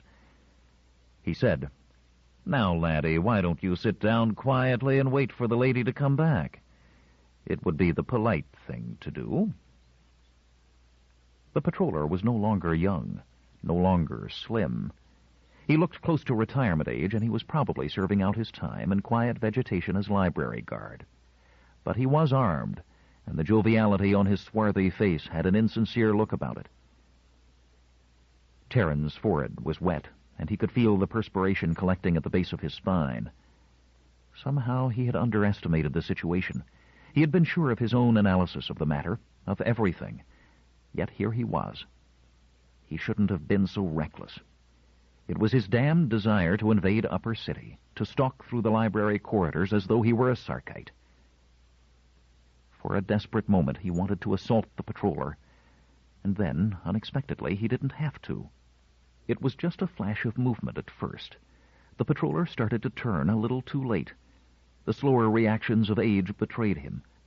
The neuronic whip was wrenched from his grasp, and before he could do more than emit the beginning of a hoarse cry, it was laid along his temple. He collapsed. Rick shrieked with delight, and Terrans cried, "Valona! By all the devils of Sark, Valona!" 4. The Rebel. Terrans recovered almost at once. He said, "Out, quickly," and began walking. For a moment he had the impulse to drag the patroller's unconscious body into the shadows behind the pillars that lined the main hall, but there was obviously no time. They emerged onto the ramp, with the afternoon sun making the world bright and warm about them. The colors of Upper City had shifted to an orange motif. Valona said anxiously, "Come on," but Terrans caught her elbow. He was smiling, but his voice was hard and low. He said, "Don't run. Walk naturally and follow me. Hold on to Rick. Don't let him run." A few steps. They seemed to be moving through glue. Were there sounds behind them from the library? Imagination? Terrans did not dare look. "In here," he said. The sign above the driveway he indicated flickered a bit in the light of afternoon. It didn't compete very well with Florina's sun. It said, "Ambulance entrance." Up the drive, through a side entrance, and between incredibly white walls. There were blobs of foreign material against the aseptic glassiness of the corridor. A woman in uniform was looking at them from a distance. She hesitated, frowned, began to approach. Terrans did not wait for her. He turned sharply, followed a branch of the corridor, then another one. They passed others in uniform, and Terrans could imagine the uncertainty they aroused. It was quite unprecedented to have natives wandering about unguarded in the upper levels of a hospital. What did one do? Eventually, of course, they would be stopped. So Terrans felt his heartbeat step up when he saw the unobtrusive door that said, "To native levels."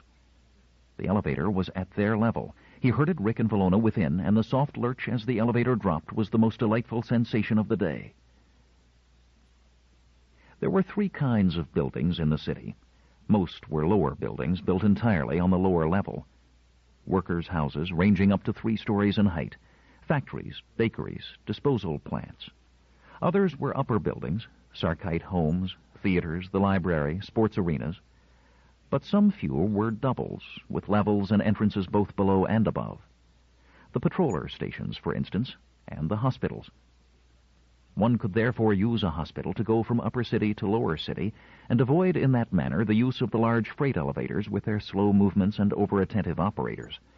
For a native to do so was thoroughly illegal, of course, but the added crime was a pinprick to those already guilty of assaulting patrollers. They stepped out upon the lower level. The stark aseptic walls were there still, but they had a faintly haggard appearance, as though they were less often scrubbed. The upholstered benches that lined the corridors on the upper level were gone. Most of all, There was the uneasy babble of a waiting room filled with wary men and frightened women. A single attendant was attempting to make sense out of the mess, and succeeding poorly. She was snapping at a stubbled oldster who pleated and unpleated the wrinkled knee of his raveling trousers, and who answered all questions in an apologetic monotone. "Exactly what is your complaint? How long have you had these pains? Ever been to the hospital before? Now look, you people can't expect to bother us over every little thing. You sit down and the doctor will look at you and give you more medicine." She cried shrilly, "Next!" then muttered something to herself as she looked at the large timepiece on the wall. Terrans, Valona, and Rick were edging cautiously through the crowd. Valona, as though the presence of fellow Florinians had freed her tongue of paralysis, was whispering intensely. "I had to come, Townman. I was so worried about Rick. I thought you wouldn't bring him back, and—" "How did you get to Upper City, anyway?" demanded Terrans over his shoulder, as he shoved unresisting natives to either side. "I followed you, and saw you go up the freight elevator. When it came down, I said I was with you, and he took me up." "Just like that?" "I shook him a little." "Imps of Sark," groaned Terrans. "I had to," explained Valona miserably. "Then I saw the patrollers pointing out a building to you. I waited till they were gone and went there, too. Only I didn't dare go inside. I didn't know what to do, so I sort of hid until I saw you coming out with the patroller stopping. 'You people there!'" It was the sharp, impatient voice of the receptionist. She was standing now, and the hard rapping of her metal stylus on the cement alloy desk top dominated the gathering and reduced them to a hard-breathing silence. "Those people trying to leave, come here. You cannot leave without being examined. There'll be no evading workdays with pretended sick calls. Come back here." But the three were out in the half-shadow of Lower City. There were the smells and noise of what the Sarkites called the native quarter about them, and the upper level was once more only a roof above them.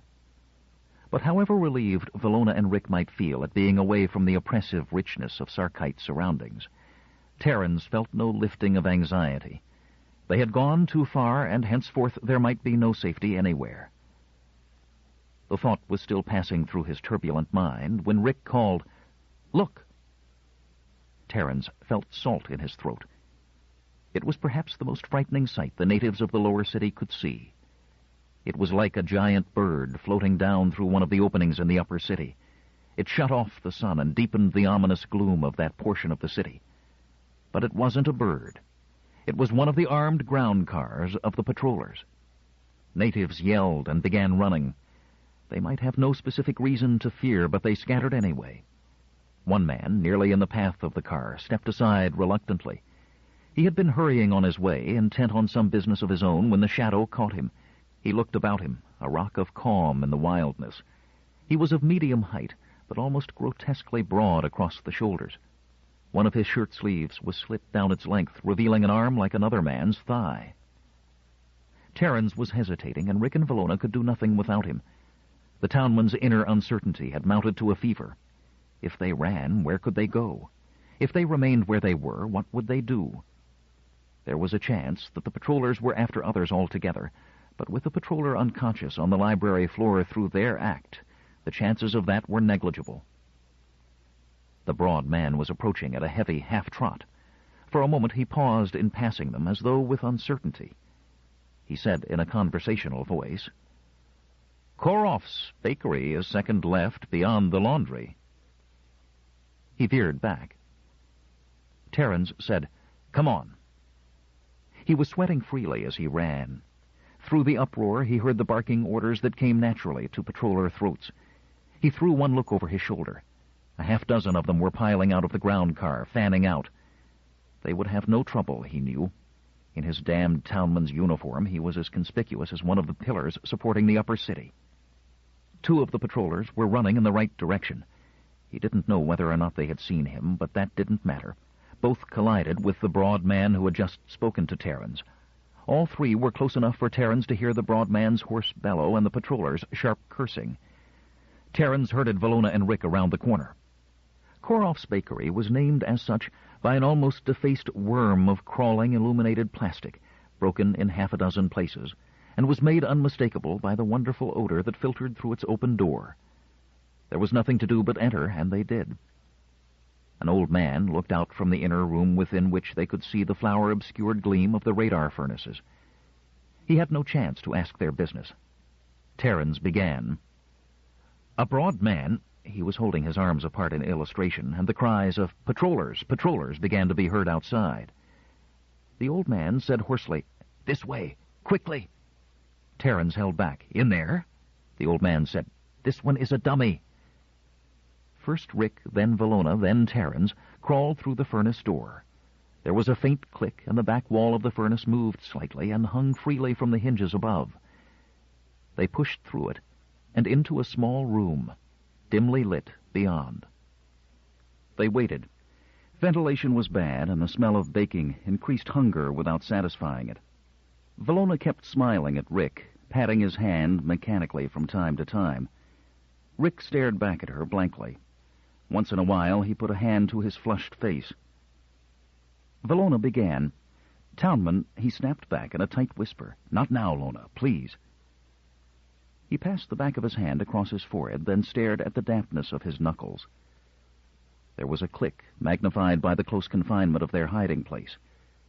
Terrans stiffened. Without quite realizing it, he raised clenched fists.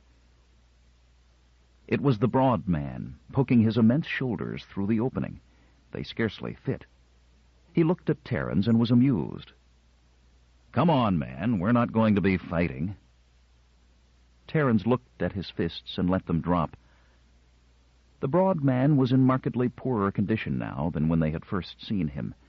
His shirt was all but removed from his back, and a fresh wheal, turning red and purple, marked one cheekbone. His eyes were little, and the eyelids crowded them above and below. He said, "They've stopped looking. If you're hungry, the fare here isn't fancy, but there's enough of it. What do you say?" It was night in the city. There were lights in the upper city that lit the sky for miles, but in the lower city the darkness was clammy. The shades were drawn tightly across the front of the bakery to hide the illegal past-curfew lights away from it. Rick felt better with warm food inside him. His headache began to recede. He fixed his eyes on the broad man's cheek. Timidly, he asked, "Did they hurt you, mister?" "A little," said the broad one. "It doesn't matter. It happens every day in my business." He laughed, showing large teeth. "They had to admit I hadn't done anything, but I was in their way while they were chasing someone else. The easiest way of getting a native out of the way." His hand rose and fell, holding an invisible weapon, butt first. Rick flinched away, and Valona reached out an anxious, protective arm. The broad man leaned back, sucking at his teeth to get out particles of food. He said, "I'm Matt Koroff, but they just call me the baker. Who are you people?" Terrans shrugged. "Well," the baker said, "I see your point. What I don't know won't hurt anyone. Maybe. At that, though, you might trust me. I saved you from the patrollers, didn't I?" "Yes, thank you." Terrans couldn't squeeze cordiality into his voice. He said, "How did you know they were after us?" "There were quite a few people running." The other smiled. "None of them had the faces you three were wearing. Yours could have been ground up and used for chalk." Terrans tried to smile in return. He didn't succeed well. "I'm not sure I know why you risked your life. Thank you anyway. It isn't much just saying thank you, but there's nothing else I can do right now." "You don't have to do anything." The baker's vast shoulders leaned back against the wall. "I do this as often as I can. It's nothing personal. If the patrollers are after someone, I do my best for him." "I hate the patrollers." Valona gasped. "Don't you get into trouble?" "Sure. Look at this." He put a finger gently on his bruised cheek. "But you don't think I ought to let it stop me, I hope. That's why I built the dummy oven, so the patrollers wouldn't catch me and make things too hard for me." Valona's eyes were wide with mingled fright and fascination. The baker said, "Why not? You know how many squires there are on Florina? 10,000. You know how many patrollers? Maybe 20,000. And there are 500 million of us natives. If we all lined up against them, he snapped his fingers. Terrans said, we'd be lining up against needle guns and blaster cannon, Baker. The Baker retorted, yeah, we'd have to get some of our own. You townmen have been living too close to the squires. You're scared of them. Vallona's world was being turned upside down today. This man fought with patrollers and spoke with careless self-confidence to the townmen. When Rick plucked at her sleeve, she disengaged his fingers gently and told him to sleep. She scarcely looked at him. She wanted to hear what this man said. The broad man was saying, even with needle guns and blast cannon, the only way the squires hold Florina is with the help of 100,000 townmen. Terrans looked offended, but the Baker went on. For instance, look at you. Very nice clothes, neat, pretty. You've got a nice little shack, I'll bet, with book films, a private hopper, and no curfew. You can even go to Upper City if you want to. The squires wouldn't do that for you for nothing. Terrans felt in no position to lose his temper. He said, all right. What do you want the townmen to do? Pick fights with the patrollers? What good would it do?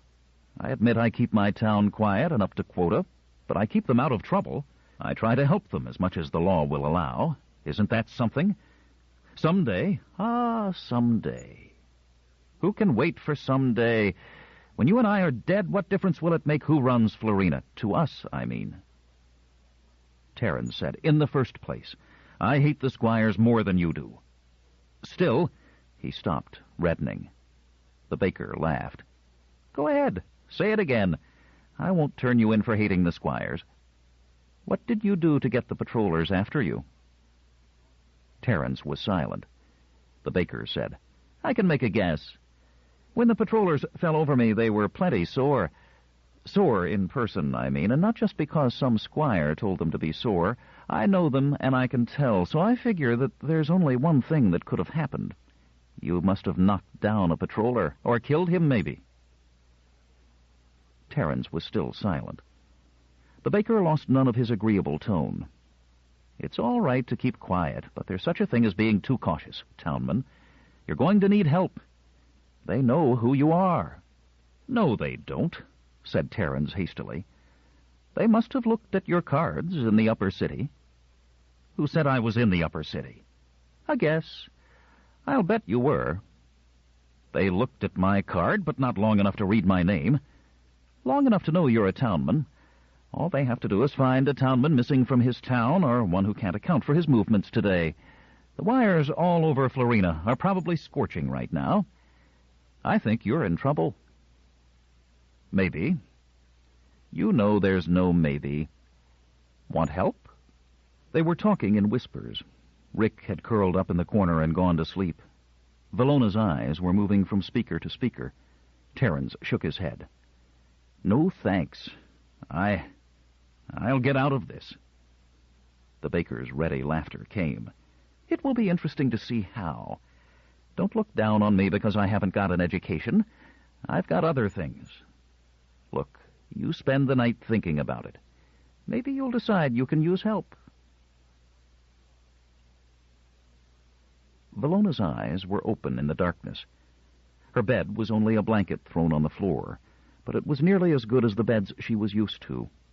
Rick slept deeply on another blanket in an opposite corner. He always slept deeply on days of excitement after his headaches passed. The townman had refused a bed, and the Baker had laughed. He laughed at everything, it seemed, turned out the light and told him he was welcome to sit up in the darkness. Vallona's eyes remained open. Sleep was far away. Would she ever sleep again? She had knocked down a patroller. Unaccountably, she was thinking of her father and mother. They were very misty in her mind. She had almost made herself forget them in the years that had stretched between them and herself. But now she remembered the sound of whispered conversations during the night, when they thought her asleep. She remembered people who came in the dark. The patrollers had awakened her one night and asked her questions she could not understand, but tried to answer. She never saw her parents again after that. They had gone away, she was told, and the next day they had put her to work when other children her age still had 2 years of playtime. People looked after her as she passed, and other children weren't allowed to play with her even when work time was over. She learned to keep to herself. She learned not to speak. So they called her Big Lona, and laughed at her, and said she was a half-wit. Why did the conversation tonight remind her of her parents? Florina. The voice was so close that its light breath stirred her hair, and so low she scarcely heard it. She tensed, partly in fear, partly in embarrassment. There was only a sheet over her bare body. It was the townman. He said, "Don't say anything. Just listen. I am leaving. The door isn't locked. I'll be back, though. Do you hear me? Do you understand?" She reached in the darkness, caught his hand, pressed it with her fingers. He was satisfied. "And watch Rick. Don't let him out of your sight. And Florina." There was a long pause. Then he went on. "Don't trust this baker too much. I don't know about him. Do you understand?" There was a faint noise of motion, an even fainter distant creak, and he was gone. She raised herself to one elbow, and, except for Rick's breathing and her own, there was only silence. She put her eyelids together in the darkness, squeezing them, trying to think. Why did the townman, who knew everything, say this about the baker, who hated patrollers and had saved them? Why? She could think of only one thing. He had been there. Just when things looked as black as they could be, the baker had come and acted quickly. It was almost as though it had been arranged, or as if the baker had been waiting for it all to happen. She shook her head. It seemed strange. If it weren't for what the townman had said, she would never think this. The silence was broken into quivering pieces by a loud and unconcerned remark. "Hello? Still here?" She froze as a beam of light caught her full. Slowly she relaxed and bunched the sheet about her neck. The beam fell away. She did not have to wonder about the identity of the new speaker.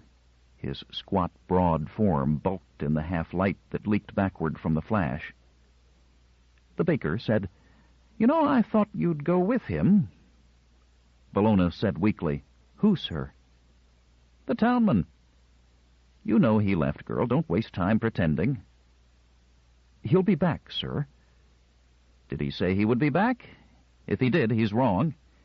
The patrollers will get him. He's not a very smart man, the townman, or he'd know when a door is left open for a purpose. Are you planning to leave, too?" Florina said, "I'll wait for the townman." "Suit yourself. It will be a long wait.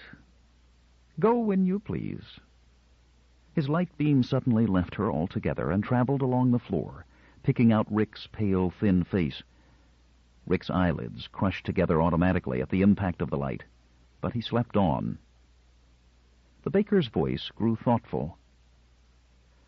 "But I'd just as soon you left that one behind. You understand that, I suppose. If you decide to leave, the door is open, but it isn't open for him." "He's just a poor, sick fellow," Florina began in a high, frightened voice. "Yes? Well, I collect poor, sick fellows, and that one stays here. Remember." The light beam did not move from Rick's sleeping face. 5. The Scientist. Dr. Selim Yuns had been impatient for a year, but one does not become accustomed to impatience with time. Rather the reverse. Nevertheless, the year had taught him that the Sarkite civil service could not be hurried, all the more so since the civil servants themselves were largely transplanted Florinians and therefore dreadfully careful of their own dignity. He had once asked old Abel, the Trantorian ambassador, who had lived on Sark so long that the soles of his boots had grown roots, why the Sarkites allowed their government departments to be run by the very people they despised so heartily. Abel had wrinkled his eyes over a goblet of green wine. "Policy, Yuns," he said. "Policy. A matter of practical genetics, carried out with Sarkite logic. They're a small, no-account world, these Sarkites in themselves, and are only important so long as they control that everlasting gold mine, Florina. So each year they skim Florina's fields and villages, bringing the cream of its youth to Sark for training. The mediocre ones, they set to filing their papers and filling their blanks and signing their forms, and the really clever ones they send back to Florina to act as native governors for the towns. Townmen, they call them. Dr. Yuntz was a spatio-analyst, primarily. He did not quite see the point of all this. He said so. Abel pointed a blunt old forefinger at him, and the green light shining through the contents of his goblet touched the ridged fingernail and subdued its yellow grayness. He said, "You will never make an administrator. Ask me for no recommendations. Look, the most intelligent elements of Florina are won over to the Sarkite cause wholeheartedly, since while they serve Sark, they are well taken care of, whereas if they turn their backs on Sark, the best they can hope for is a return to a Florinian existence, which is not good, friend, not good." He swallowed the wine at a draught and went on. "Further, neither the townman nor Sark's clerical assistants may breed without losing their positions, even with female Florinians, that is. Interbreeding with Sarkites is, of course, out of the question. In this way, the best of the Florinian genes are being continually withdrawn from circulation, so that gradually Florina will be composed only of hewers of wood and drawers of water. They'll run out of clerks at that rate, won't they? A matter for the future." So Dr. Yuntz sat now in one of the outer anterooms of the Department for Florinian Affairs, and waited impatiently to be allowed past the slow barriers, while Florinian underlings scurried endlessly through a bureaucratic maze. An elderly Florinian, shriveled in service, stood before him. "Dr. Yuntz?" "Yes." "Come with me." A flashing number on a screen would have been as efficient in summoning him, and a fluoro channel through the air as efficient in guiding him. But where manpower is cheap, nothing need be substituted. Dr. Yuntz thought manpower advisedly. He had never seen women in any government department on Sark. Florinian women were left on their planet, except for some house servants who were likewise forbidden to breed, and Sarkite women were, as Abel said, out of the question. He was gestured to a seat before the desk of the clerk to the under-secretary. He knew the man's title from the channeled glow etched upon the desk. No Florinian could, of course, be more than a clerk, regardless of how much of the actual threads of office ran through his white fingers. The Under-Secretary and the Secretary of Florinian Affairs would themselves be Sarkites, but though Dr. Yuntz might meet them socially, he knew he would never meet them here in the department. He sat, still impatiently, but at least nearer the goal. The clerk was glancing carefully through the file, turning each minutely coded sheet as though it held the secrets of the universe. The man was quite young, a recent graduate, perhaps, and like all Florinians, very fair of skin and light of hair. Dr. Yuntz felt an atavistic thrill. He himself came from the world of Liber, and like all Liberians, he was highly pigmented, and his skin was a deep, rich brown. There were few worlds in the galaxy in which the skin color was so extreme as on either Liber or Florina. Generally, intermediate shades were the rule. Some of the radical young anthropologists were playing with the notion that men of worlds like Liber, for instance, had arisen by independent but convergent evolution. The older men denounced bitterly any notion of an evolution that converged different species to the point where interbreeding was possible, as it certainly was among all the worlds in the galaxy. They insisted that on the original planet, whatever it was, mankind had already been split into subgroups of varying pigmentation. This merely placed the problem further back in time and answered nothing, so that Dr. Yuntz found neither explanation satisfying. Yet even now he found himself thinking of the problem at times. Legends of a past of conflict had lingered, for some reason, on the dark worlds. Liberian myths, for instance, spoke of times of war between men of different pigmentation, and the founding of Liber itself was held due to a party of Browns fleeing from a defeat in battle. When Dr. Yuntz left Liber for the Arcturian Institute of Spatial Technology and later entered his profession, the early fairy tales were forgotten. Only once since then had he really wondered. He had happened upon one of the ancient worlds of the Centaurian sector in the course of business, one of those worlds whose history could be counted in millennia, and whose language was so archaic that its dialect might almost be that lost and mythical language English. They had a special word for a man with dark skin. Now, why should there be a special word for a man with dark skin? There was no special word for a man with blue eyes, or large ears, or curly hair. There was no... The clerk's precise voice broke his reverie. "You have been at this office before, according to the record," Dr. Yunts said with some asperity. "I have indeed, sir." "But not recently." "No, not recently." "You are still in search of a spatio-analyst who disappeared," the clerk flipped sheets, "some 11 months and 13 days ago." "That's right." "In all that time," said the clerk in his dry, crumbly voice, out of which all the juice seemed carefully pressed, "there has been no sign of the man, and no evidence to the effect that he ever was anywhere in Sarkite territory." "He was last reported," said the scientist, "in space near Sark." The clerk looked up, and his pale blue eyes focused for a moment on Dr. Yunts, then dropped quickly. "This may be so, but it is not evidence of his presence on Sark." Not evidence? Dr. Yunts's lips pressed tightly together. It was what the Interstellar Spatio-Analytic Bureau had been telling him with increasing bluntness for months. "No evidence, Dr. Yunts. We feel that your time might be better employed, Dr. Yunts. The Bureau will see to it that the search is maintained, Dr. Yunts." What they really meant was, stop wasting our dough, Yunts. It had begun, as the clerk had carefully stated, 11 months and 13 days ago by Interstellar Standard Time. The clerk would, of course, not be guilty of using local time on a matter of this nature. 2 days before that, he had landed on Sark on what was to be a routine inspection of the Bureau's offices on that planet, but which turned out to be what it was. He had been met by the local representative of the ISB, a wispy young man who was marked in Dr. Yunts's thoughts chiefly by the fact that he chewed incessantly some elastic product of Sark's chemical industry. It was when the inspection was almost over and done with that the local agent had recalled something, parked his lasto plug in the space behind his molars, and said, "Message from one of the field men, Dr. Yunts. Probably not important. You know them." It was the usual expression of dismissal. You know them. Dr. Yunts looked up with a momentary flash of indignation. He was about to say that 15 years ago he himself had been a field man. Then he remembered that after 3 months he had been able to endure it no longer. But it was that bit of anger that made him read the message with an earnest attention. It went, "Please keep direct coded line open to ISB Central Headquarters for detailed message involving matter of utmost importance. All galaxy affected. Am landing by minimum trajectory." The agent was amused. His jaws had gone back to their rhythmic champing, and he said, "Imagine, sir. All galaxy affected.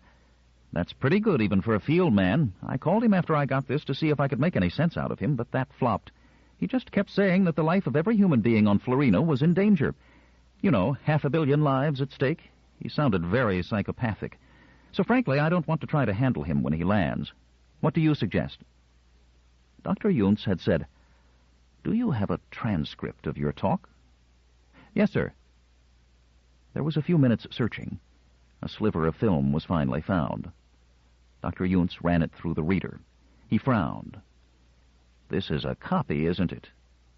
"I sent the original to the Bureau of Extraplanetary Transportation here on Sark. I thought it would be best if they met him on the landing field with an ambulance. He's probably in a bad way." Dr. Yunts felt the impulse to agree with the young man. When the lonely analysts of the depths of space finally broke over their jobs, their psychopathies were likely to be violent. Then he said, "But wait, you sound as though he hasn't landed yet." The agent looked surprised. "I suppose he has, but nobody's called me about it." "Well, call transportation and get the details. Psychopathic or not, the details must be on our records." The spatio-analyst had stopped in again the next day on a last-minute check before he left the planet. He had other matters to attend to on other worlds, and he was in a moderate hurry. Almost at the doorway, he said over his shoulder, "How's our field man doing?" The agent said, "Oh, say, I meant to tell you. Transportation hasn't heard from him. I sent out the energy pattern of his hyperatomic motors, and they say his ship is nowhere in near space. The guy must have changed his mind about landing." Dr. Yunts decided to delay his departure for 24 hours. The next day, he was at the Bureau of Extraplanetary Transportation in Sark City, capital of the planet. He met the Florinian bureaucracy for the first time, and they shook their heads at him. They had received the message concerning the prospective landing of an analyst of the ISB. Oh, yes, but no ship had landed. But it was important, Dr. Yunts insisted. The man was very sick. Had they not received a copy of the transcript of his talk with the local ISB agent? They opened their eyes wide at him. Transcript? No one could be found who remembered receiving that. They were sorry if the man were sick, but no ISB ship had landed, and no ISB ship was anywhere in near space. Dr. Yunts went back to his hotel room and thought many thoughts. The new deadline for his leaving passed. He called the desk and arranged to be moved to another suite more adapted to an extended occupancy. Then he arranged an appointment with Ludigan Abel, the Trantorian ambassador. He spent the next day reading books on Sarkite history, and when it was time for the appointment with Abel, his heart had become a slow drumbeat of anger. He was not going to quit easily, he knew that.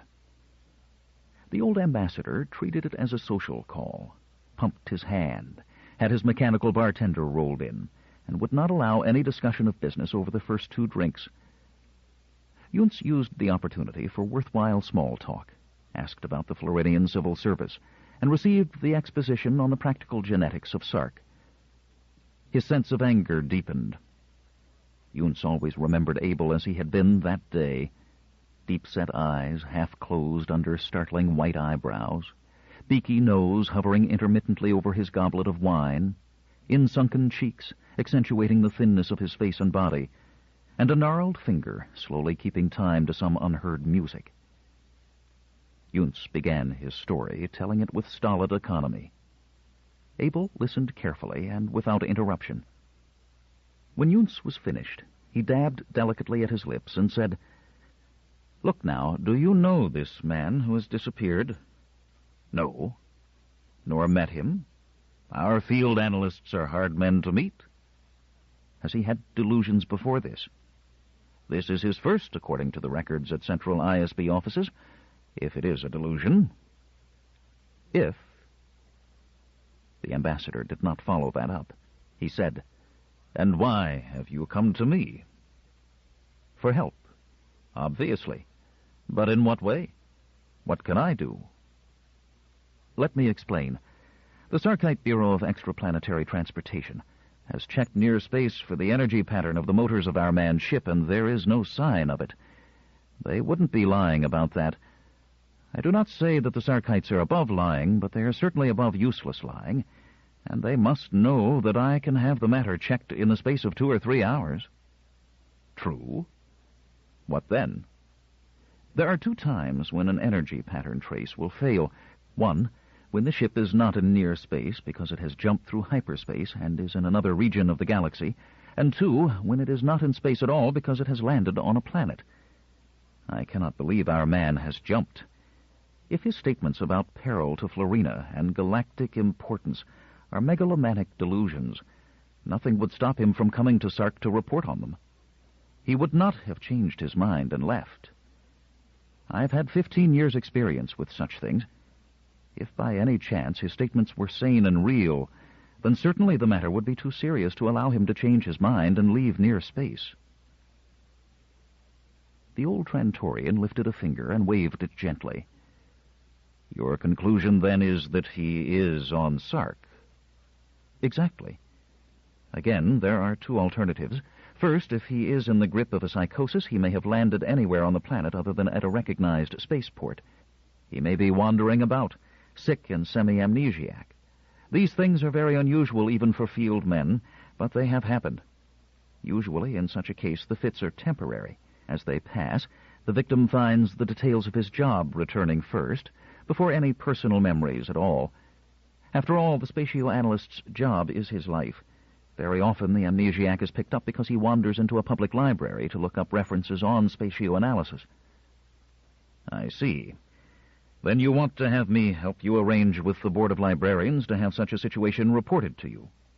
No, because I don't anticipate any trouble there. I will ask that certain standard works on spatioanalysis be placed on reserve, and that any man asking for them, other than those who can prove they are native Sarkites, be held for questioning. They will agree to that because they will know, or certain of their superiors will know, that such a plan will come to nothing. Why? Because, and Yunus was speaking rapidly now, caught up in a trembling cloud of fury, I am certain that our man landed at Sark City Spaceport exactly as he planned, and sane or psychotic, was then possibly imprisoned but probably killed by the Sarkite authorities. But I'll trace that, too. Abel put down his nearly empty glass. Are you joking? Killed? Do I look as if I were? What did you tell me just half an hour ago about Sark? Their lives, prosperity, and power depend upon their control of Florina. What has all my own reading in this past 24 hours shown me? That the Kirt fields of Florina are the wealth of Sark.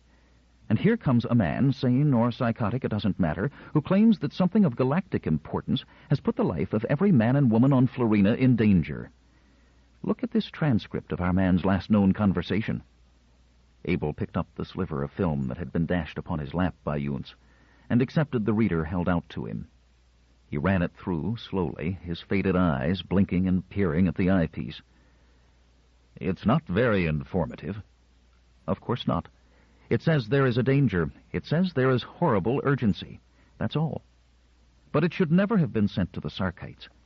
Even if the man were wrong, could the Sarkite government allow him to broadcast whatever madness, granting it be madness, he has in his mind and fill the galaxy with it? Leaving out of consideration the panic it might give rise to on Florina, the interference with the production of Kirt thread, it remains a fact that the whole dirty mess of Sark-Florina political relationships would be exposed to the view of the galaxy as a whole. Consider that they need do away with only one man to prevent all that, since I can't take action on this transcript alone, and they know it. Would Sark hesitate to stop at murder in such a case? The world of such genetic experimenters as you describe would not hesitate. And what would you have me do? I am still, I must say, not certain. Abel seemed unmoved. Find out if they have killed him, said Yunus grimly. You must have an organization for espionage here.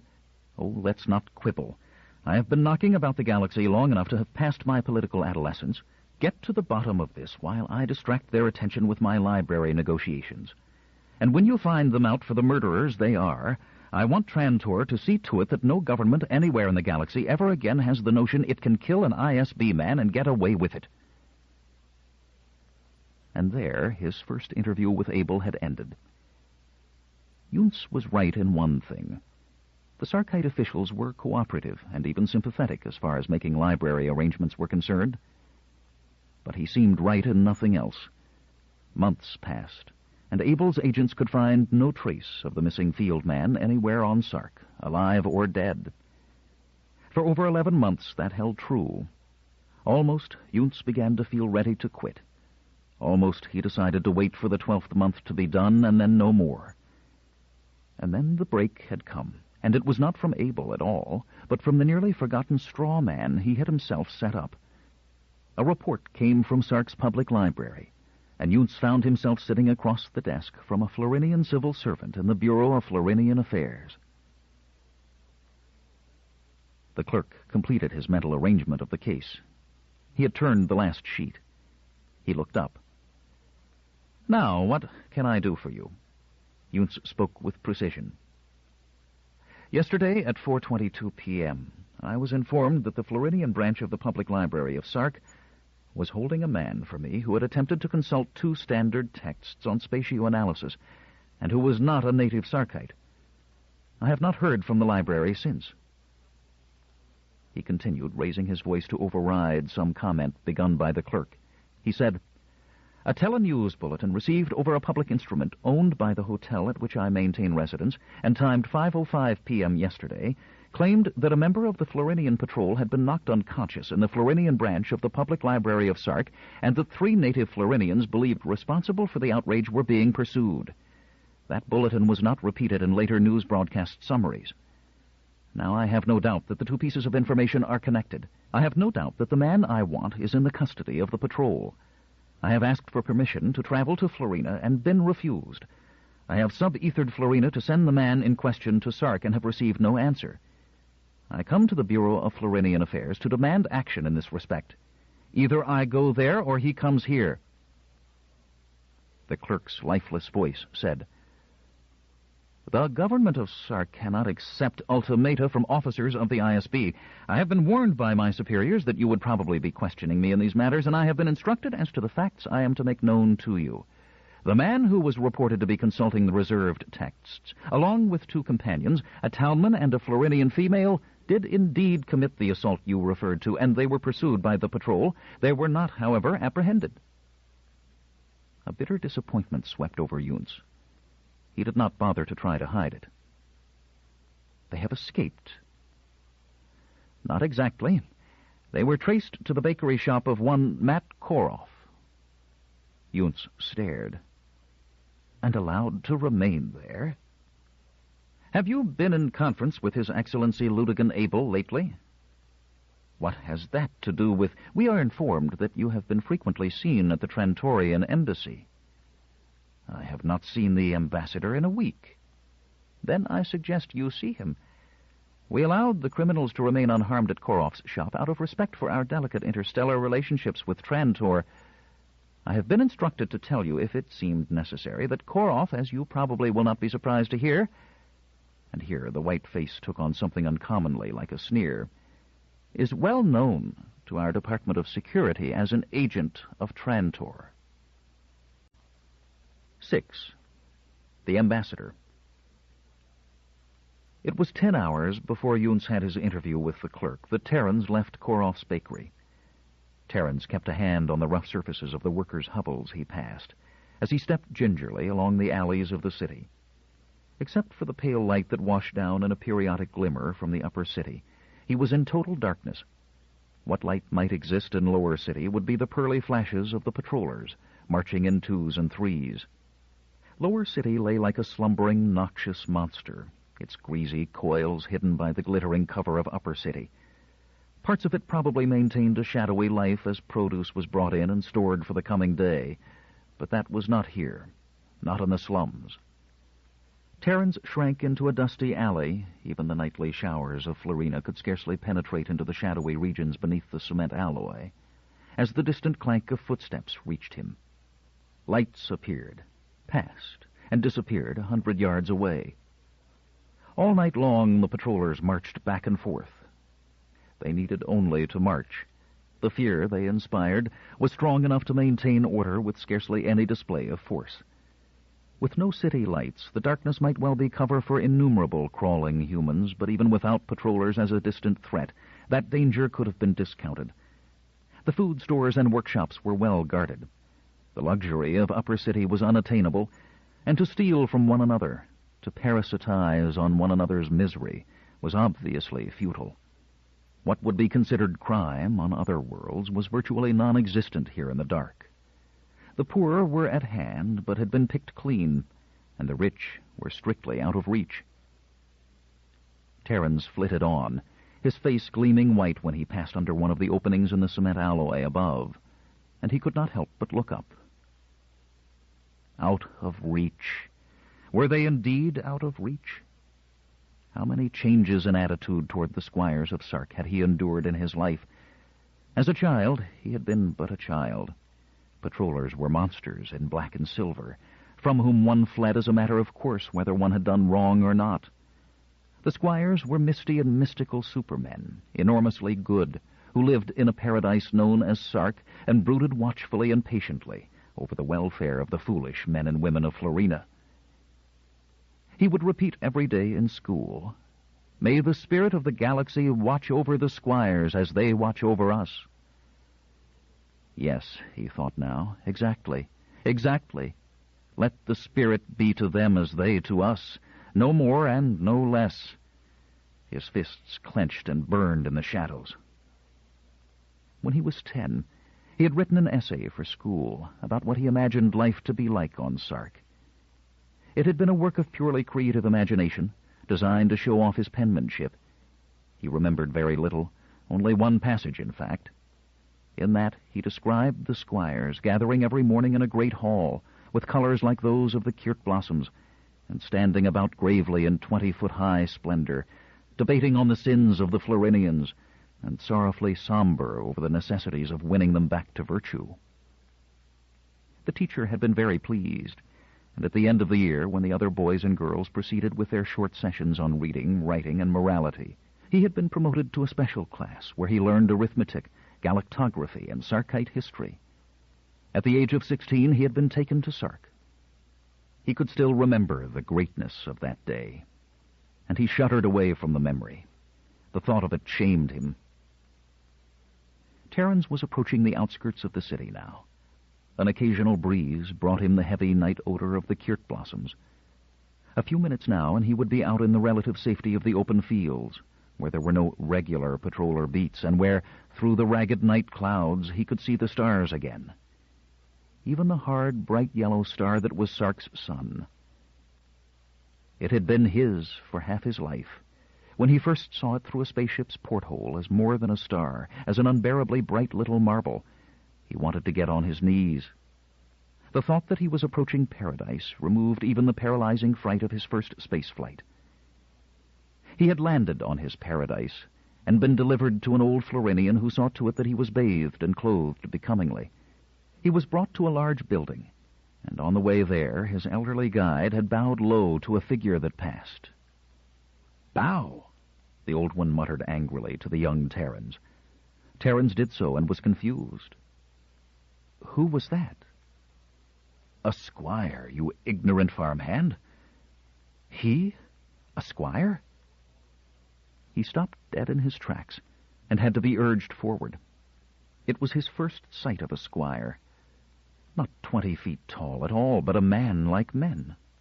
Other Florinian youths might have recovered from the shock of such a disillusion, but not Terence.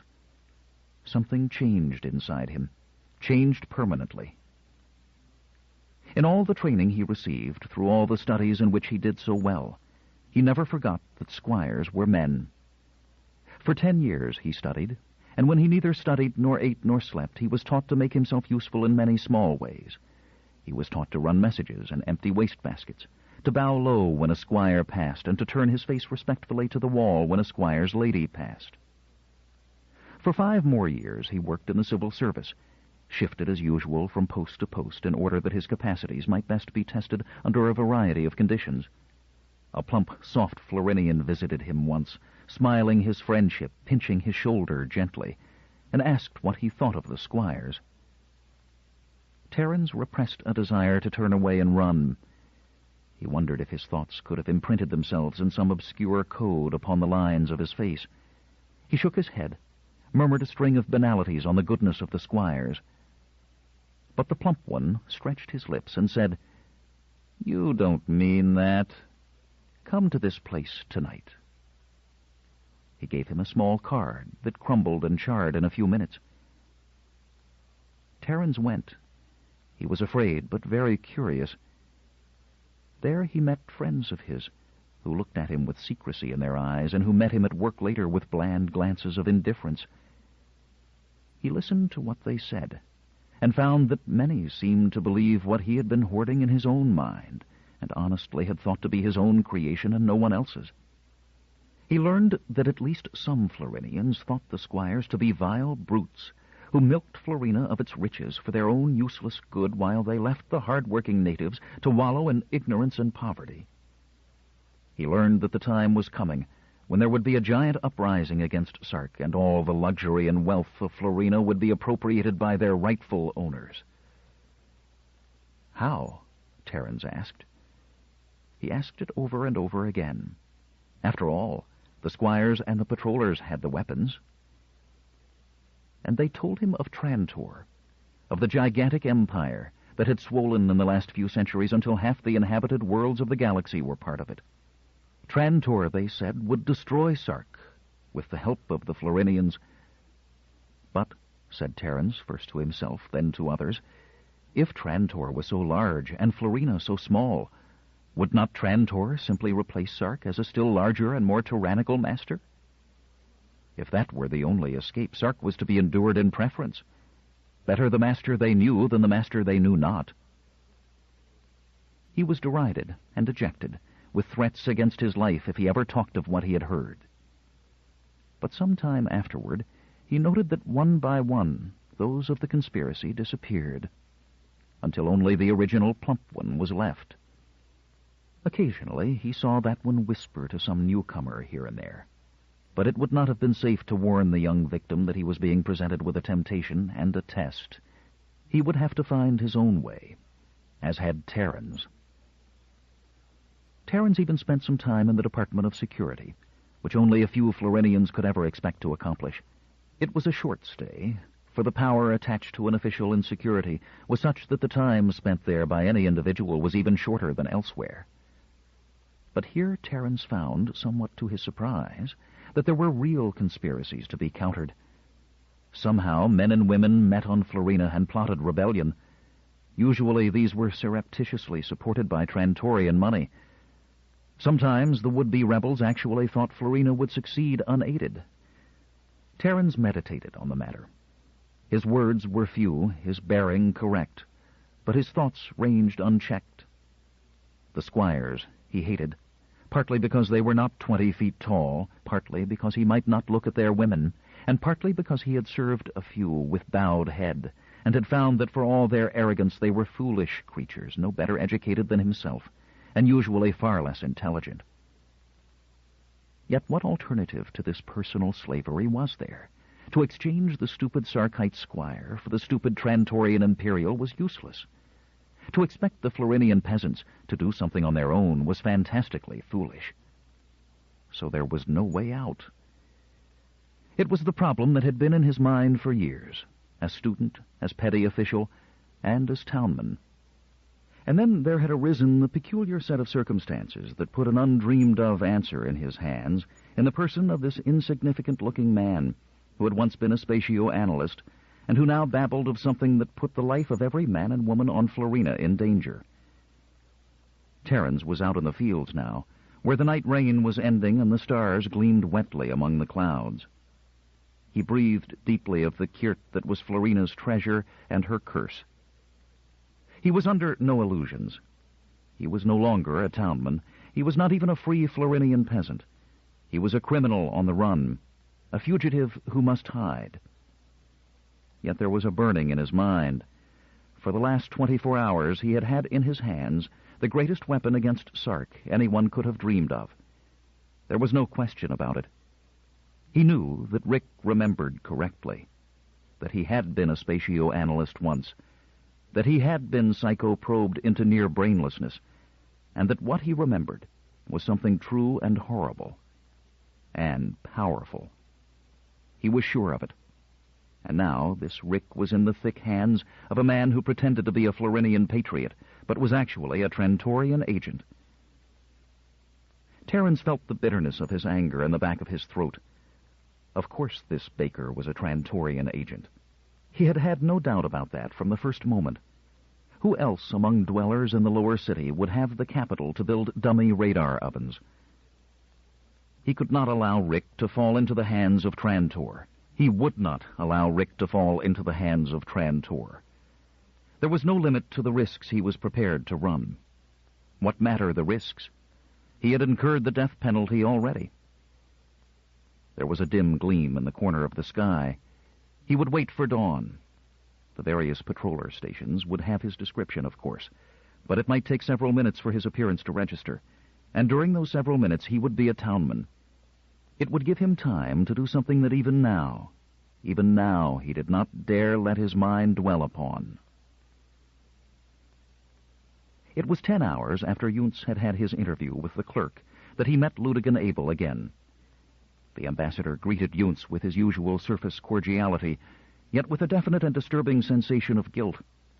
At their first meeting, it had been a long time ago, nearly a standard year had passed, he had paid no attention to the man's story, per se. His only thought had been, will this or can this help Trantor? Trantor. It was always first in his thought. Yet he was not the kind of fool who would worship a cluster of stars, or the yellow emblem of spaceship and sun that the Trantorian armed forces wore. In short, he was not a patriot in the ordinary meaning of the word, and Trantor as Trantor meant nothing to him. But he did worship peace. All the more so because he was growing old and enjoyed his glass of wine, his atmosphere saturated with mild music and perfume, his afternoon nap, and his quiet wait for death. It was how he imagined all men must feel. Yet all men suffered war and destruction. They died frozen in the vacuum of space, vaporized in the blast of exploding atoms, famished on a besieged and bombarded planet. How then to enforce peace? Not by reason, certainly, nor by education. If a man could not look at the fact of peace and the fact of war and choose the former in preference to the latter, what additional argument could persuade him? What could be more eloquent as a condemnation of war than war itself? What tremendous feat of dialectic could carry with it a tenth the power of a single gutted ship with its ghastly cargo? So then, to end the misuse of force, only one solution was left: force itself. Abel had a map of Trantor in his study, so designed as to show the application of that force. It was a clear crystalline ovoid in which the galactic lens was three-dimensionally laid out. Its stars were specks of white diamond dust, its nebulae patches of light or dark fog, and near its central depths there were the few red specks that had been the Trantorian Republic. Not were, but had been. The Trantorian Republic had been a mere 5 worlds, 500 years earlier. But it was a historical map, and showed the Republic at that stage only when the dial was set at 0. Advance the dial 1 notch, and the pictured galaxy would be as it was 50 years later, and a sheaf of stars would redden about Trantor's rim.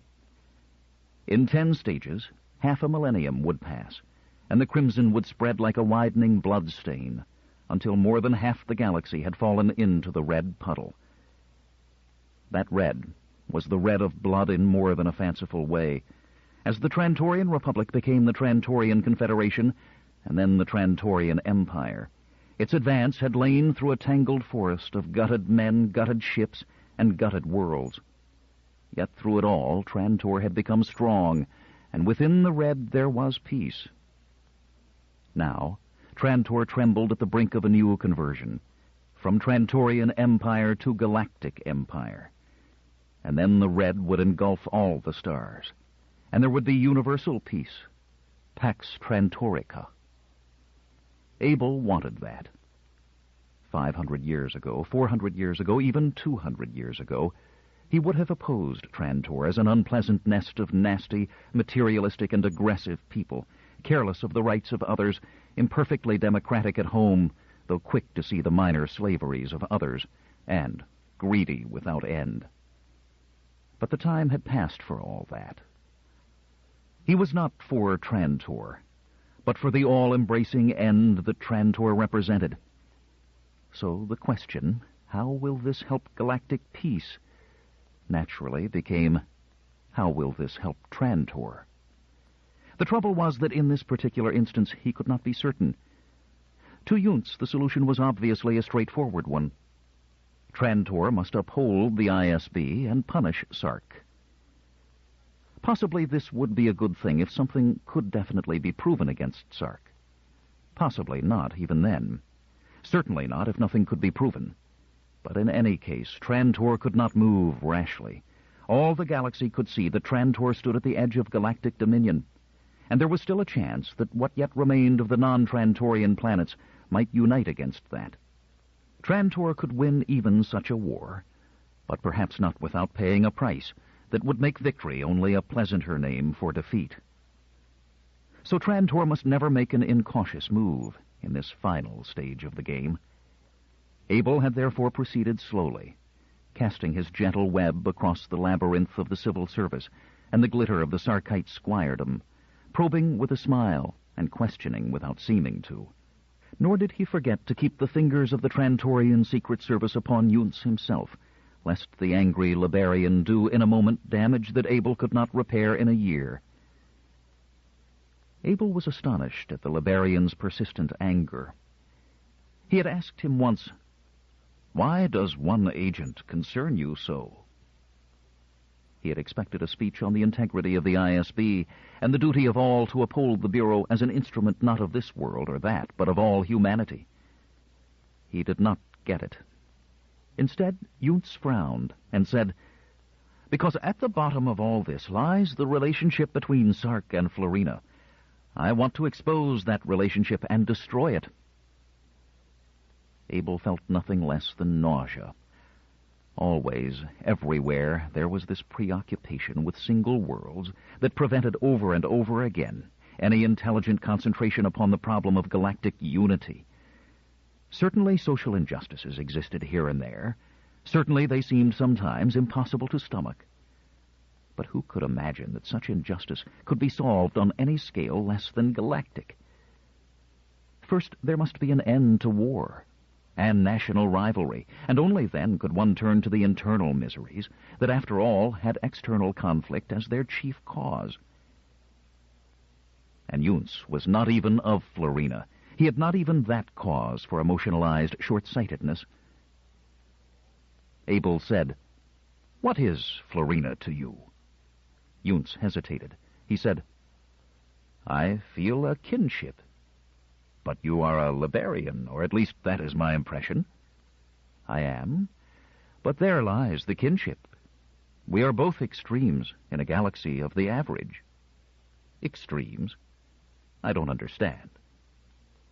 Yunts said, "In skin pigmentation. They are unusually pale. We are unusually dark.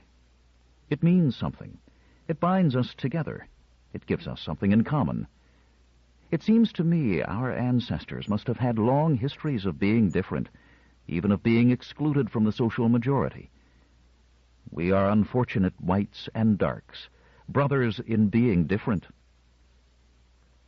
By that time, under Abel's astonished gaze, Yunts stumbled to a halt. The subject had never been sounded again. And now, after a year, without warning, without any previous intimations, just at the point where perhaps a quiet trailing end might be expected of the whole wretched matter, and where even Yunts showed signs of flagging zeal, it all exploded. He faced a different Yunts now, one whose anger was not reserved for Sark, but spilled and overflowed onto Abel as well. "It is not," the Liberian said in part, "that I resent the fact that your agents have been set upon my heels. Presumably you are cautious and must rely on nothing and nobody. Good as far as that goes. But why was I not informed as soon as our man was located?" Abel's hand smoothed the warm fabric of the arm of his chair. "Matters are complicated. Always complicated. I had arranged that any report on an unauthorized seeker after spatio-analytic data be reported to certain of my own agents as well as to you. I even thought you might need protection. But on Florina," Yunts said bitterly, "yes, we were fools not to have considered that. We spent nearly a year proving we could find him nowhere on Sark. He had to be on Florina, and we were blind to that. In any case, we have him now, or you have, and presumably it will be arranged to have me see him." Abel did not answer directly. He said, "You say they told you this man Koroff was a Trantorian agent. Isn't he? Why should they lie? Or are they misinformed?" "They neither lie nor are they misinformed. He has been an agent of ours for a decade, and it is disturbing to me that they were aware of it. It makes me wonder what more they know of us and how shaky our structure may be altogether.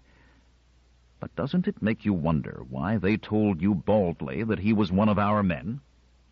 Because it was the truth, I imagine, and to keep me, once and for all, from embarrassing them by further demands that could only cause trouble between themselves and Trantor. Truth is a discredited commodity among diplomats, And what greater trouble can they cause for themselves than to let us know the extent of their knowledge about us, to give us the opportunity before it is too late to draw in our damaged net, mend it, and put it out whole again? Then answer your own question. I say they told you of their knowledge of Koroff's true identity as a gesture of triumph. They knew that the fact of their knowledge could no longer either help or harm them, since I have known for 12 hours that they knew Koroff was one of our men. But how? By the most unmistakable hint possible. Listen, 12 hours ago Matt Koroff, agent for Trantor, was killed by a member of the Florinian patrol. The two Florinians he held at the time, a woman and the man who in all probability is the field man you have been seeking, are gone, vanished. Presumably they are in the hands of the squires. Yunus cried out and half rose from his seat. Abel lifted a glass of wine to his lips calmly and said, "There is nothing I can do officially. The dead man was a Florinian, and those who have vanished, for all we can prove to the contrary, are likewise Florinians. So, you see, we have been badly outplayed, and are now being mocked in addition." 7. The Patroller. Rick saw the baker killed. He saw him crumple without a sound, his chest driven in and charred into smoking ruins under the silent push of the blaster. It was a sight that drowned out for him most of what had preceded, and almost all that had followed. There was the dim memory of the patroller's first approach, of the quiet but terribly intent manner in which he had drawn his weapon. The baker had looked up and shaped his lips for one last word that he had no time to utter. Then the deed was done. There was the rushing of blood in Rick's ears, and the wild, screaming scramble of the mob, swirling in all directions like a river in flood. For a moment it negated the improvement Rick's mind had made in those last few hours of sleep. The patroller had plunged toward him, throwing himself forward upon yelling men and women as though they were a viscous sea of mud he would have to slog through. Rick and Lona turned with the current and were carried away. There were eddies and subcurrents, turning and quivering as the flying patrollers' cars began to hover overhead. Valona urged Rick forward, ever outward to the outskirts of the city. For a while he was the frightened child of yesterday, not the almost adult of that morning. He had awakened that morning in the grayness of a dawn he could not see in the windowless room he slept in. For long minutes he lay there, inspecting his mind. Something had healed during the night. Something had knit together and become whole. It had been getting ready to happen ever since the moment 2 days before, when he had begun to remember. The process had been proceeding all through yesterday.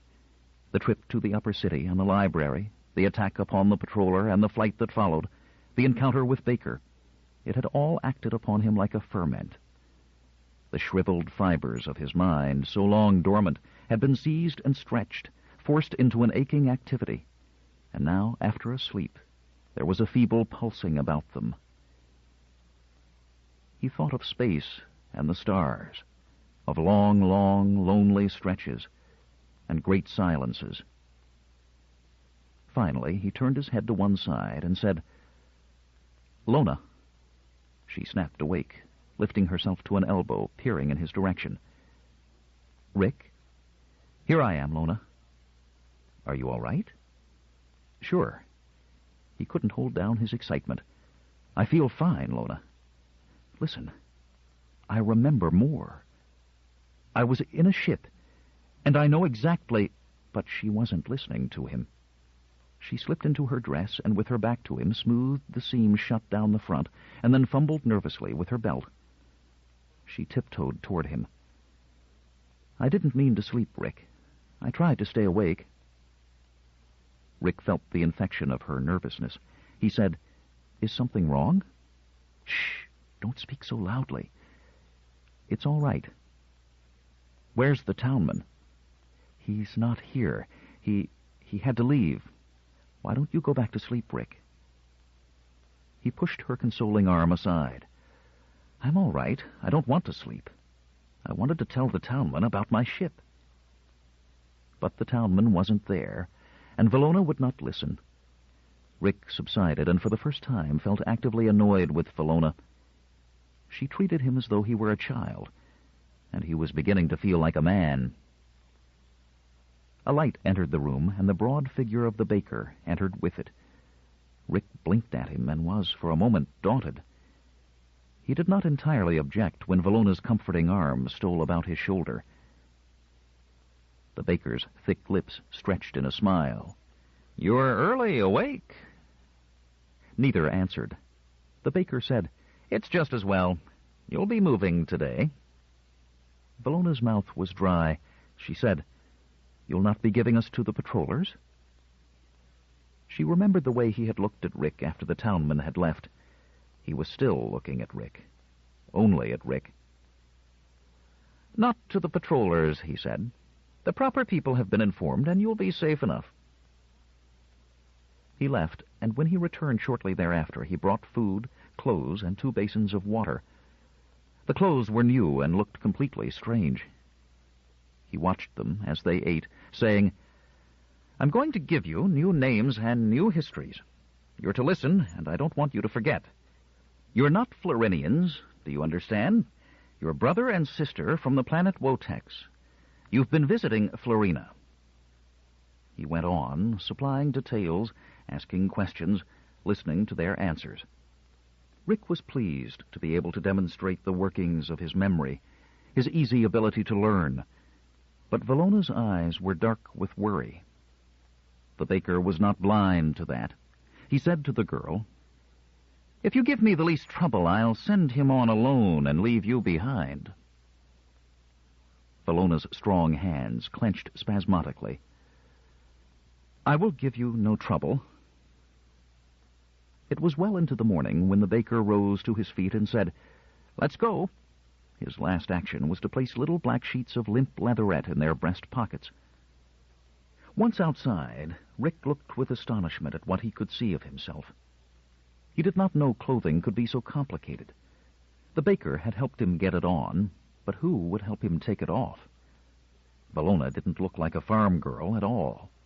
Even her legs were covered with thin material, and her shoes were raised at the heels so that she had to balance carefully when she walked. Passers-by gathered, staring and gawking, calling to one another. Mostly they were children, marketing women, and skulking, ragged idlers. The baker seemed oblivious to them. He carried a thick stick which found itself occasionally, as though by accident, between the legs of any who pressed too closely. And then, when they were still only 100 yards from the bakery, and had made but one turning, the outer reaches of the surrounding crowd swirled excitedly, and Rick made out the black and silver of a patroller. That was when it happened. The weapon, the blast, and again a wild flight. Was there ever a time when fear had not been with him, when the shadow of the patroller had not been behind him? They found themselves in the squalor of one of the outlying districts of the city. Valona was panting harshly. Her new dress bore the wet stains of perspiration. Rick gasped. "I can't run anymore." "We've got to. Not like this. Listen." He pulled back firmly against the pressure of the girl's grip. "Listen to me." The fright and panic were leaving him.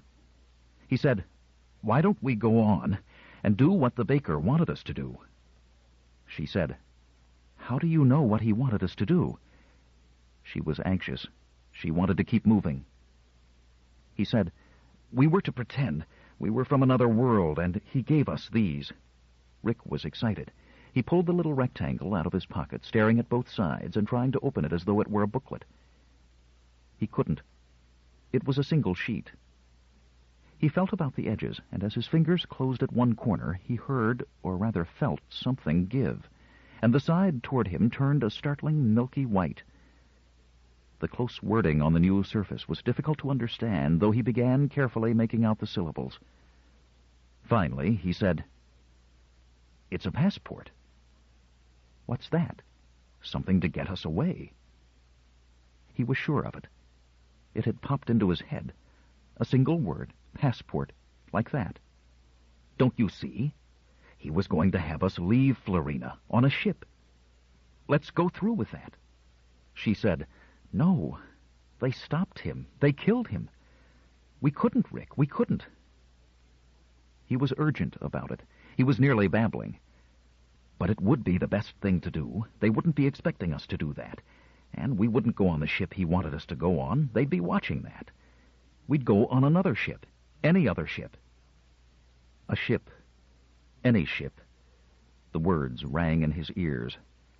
Whether his idea was a good one or not, he didn't care. He wanted to be on a ship. He wanted to be in space.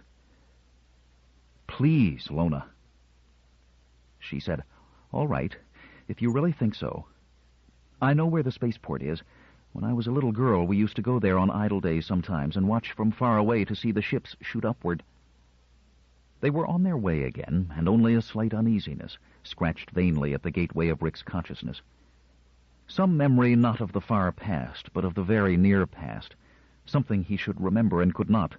Could just barely not. Something. He drowned it in the thought of the ship that waited for them. The Florinian at the entry gate was having his fill of excitement that day, but it was excitement at long distance. There had been the wild stories of the previous evening, telling of patrollers attacked and of daring escapes. By this morning, the stories had expanded, and there were whispers of patrollers killed. He dared not leave his post, but he craned his neck and watched the air cars pass, and the grim-faced patrollers leave, as the spaceport contingent was cut, and cut till it was almost nothing. They were filling the city with patrollers, he thought, and was at once frightened and drunkenly uplifted. Why should it make him happy to think of patrollers being killed? They never bothered him, at least not much. He had a good job. It wasn't as though he was a stupid peasant. But he was happy. He scarcely had time for the couple before him, uncomfortable and perspiring in the outlandish clothing that marked them at once as foreigners. The woman was holding a passport through the slot. A glance at her, a glance at the passport, a glance at the list of reservations. He pressed the appropriate button, and two translucent ribbons of film sprang out at them. "Go on," he said impatiently. "Get them on your wrists and move on." "Which ship is ours?" asked the woman in a polite whisper. That pleased him. Foreigners were infrequent at the Florinian spaceport. In recent years they had grown more and more infrequent, but when they did come, they were neither patrollers nor squires. They didn't seem to realize you were only a Florinian yourself, and they spoke to you politely. It made him feel 2 inches taller. He said, "You'll find it in berth 17, madam. I wish you a pleasant trip to Wotex." He said it in the grand manner.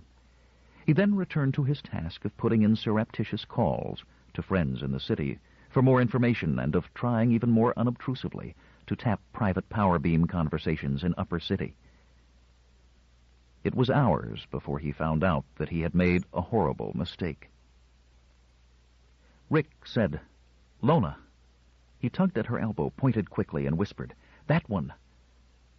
Valona looked at the indicated ship doubtfully. It was much smaller than the ship in berth 17, for which their tickets held good. It looked more burnished. 4 airlocks yawned open, and the main port gaped, with a ramp leading from it like an outstretched tongue reaching to ground level. Rick said, "They're airing it." They usually air passenger ships before flight to get rid of the accumulated odor of canned oxygen, used and reused. Valona stared at him. "How do you know?" Rick felt a sprig of vanity grow within himself. "I just know. You see, there wouldn't be anyone in it now. It isn't comfortable with the draft on." He looked about uneasily. "I don't know why there aren't more people about, though. Was it like this when you used to watch it?" Valona thought not, but she could scarcely remember. Childhood memories were far away. There was not a patroller in sight as they walked up the ramp on quivering legs. What figures they could see were civilian employees, intent on their own jobs, and small in the distance. Moving air cut through them as they stepped into the hold, and Valona's dress bellied so that she had to bring her hands down to keep the hemline within bounds. "Is it always like this?" she asked. She had never been on a spaceship before, never dreamed of being on one. Her lips stuck together and her heart pounded. Rick said, No, just during aeration. He walked joyfully over the hard metalite passageways, inspecting the empty rooms eagerly. Here, he said. It was the galley. He spoke rapidly. It isn't food so much. We can get along without food for quite a while. It's water. He rummaged through the neat and compact nestings of utensils and came up with a large capped container. He looked about for the water tap, muttered a breathless hope that they had not neglected to fill the water tanks, then grinned his relief when the soft sound of pumps came and the steady gush of liquid. Now, just take some of the cans. Not too many. We don't want them to take notice. Rick tried desperately to think of ways of countering discovery. Again, he groped for something he could not quite remember. Occasionally he still ran into those gaps in his thought, and coward-like he avoided them, denied their existence. He found a small room devoted to firefighting equipment, emergency medical and surgical supplies, and welding equipment. He said with a certain lack of confidence, "They won't be in here except in emergencies." "Are you afraid, Lona?" "I won't be afraid with you, Rick," she said humbly.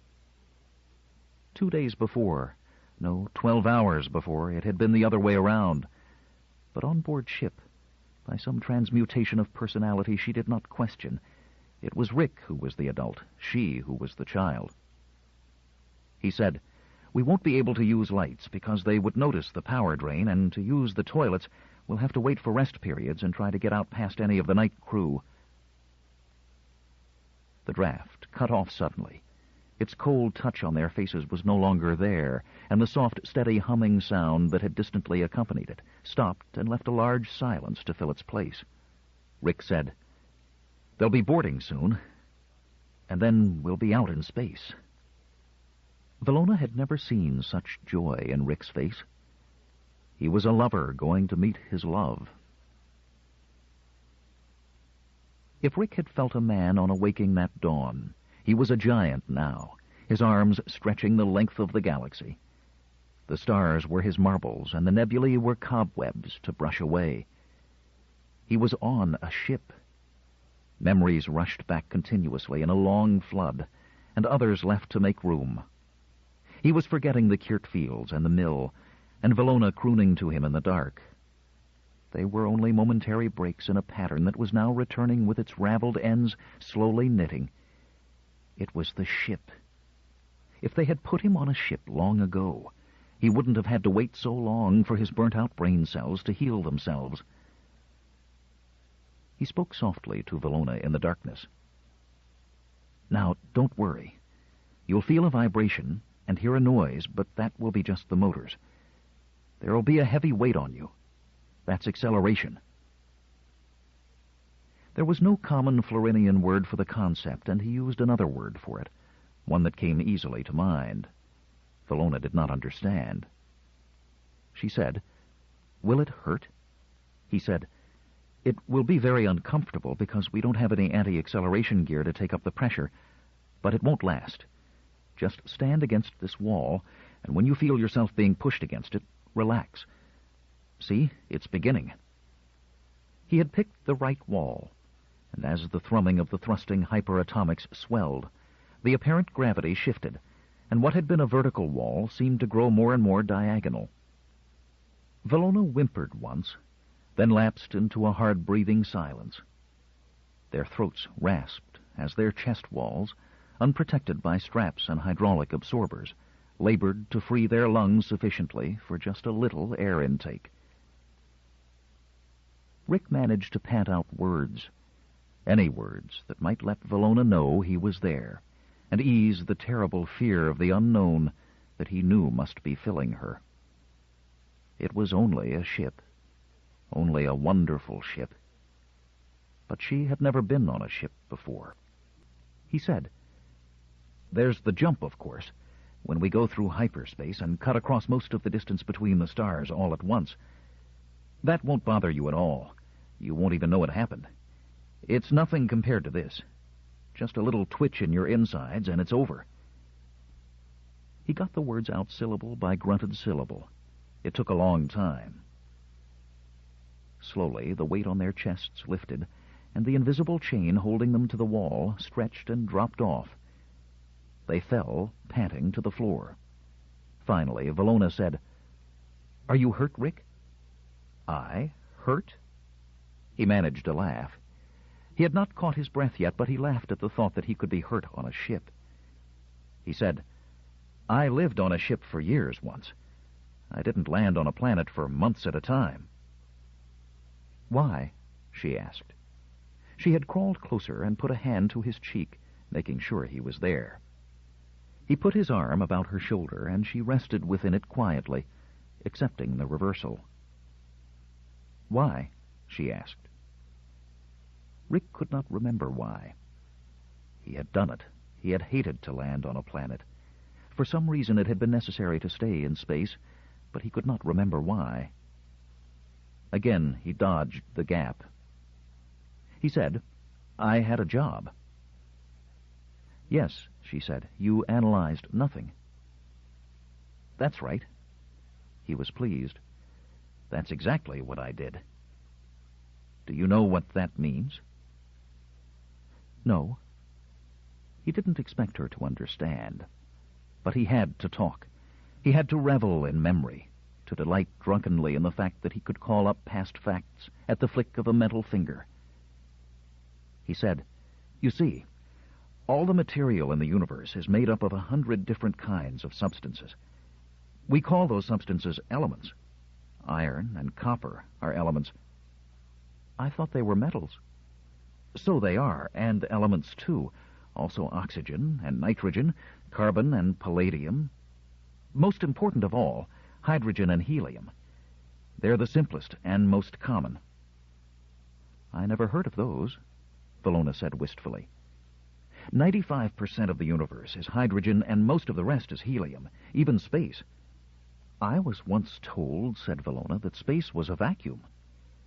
"They said that meant there was nothing there. Was that wrong?" "Not quite. There's almost nothing there. But you see, I was a spatio-analyst, which meant that I went about through space collecting the extremely small amounts of elements there and analyzing them.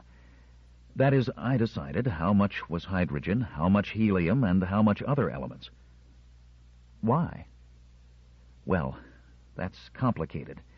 You see, the arrangement of elements isn't the same everywhere in space. In some regions there is a little more helium than normal, in other places more sodium than normal, and so on. These regions of special analytic makeup wind through space like currents.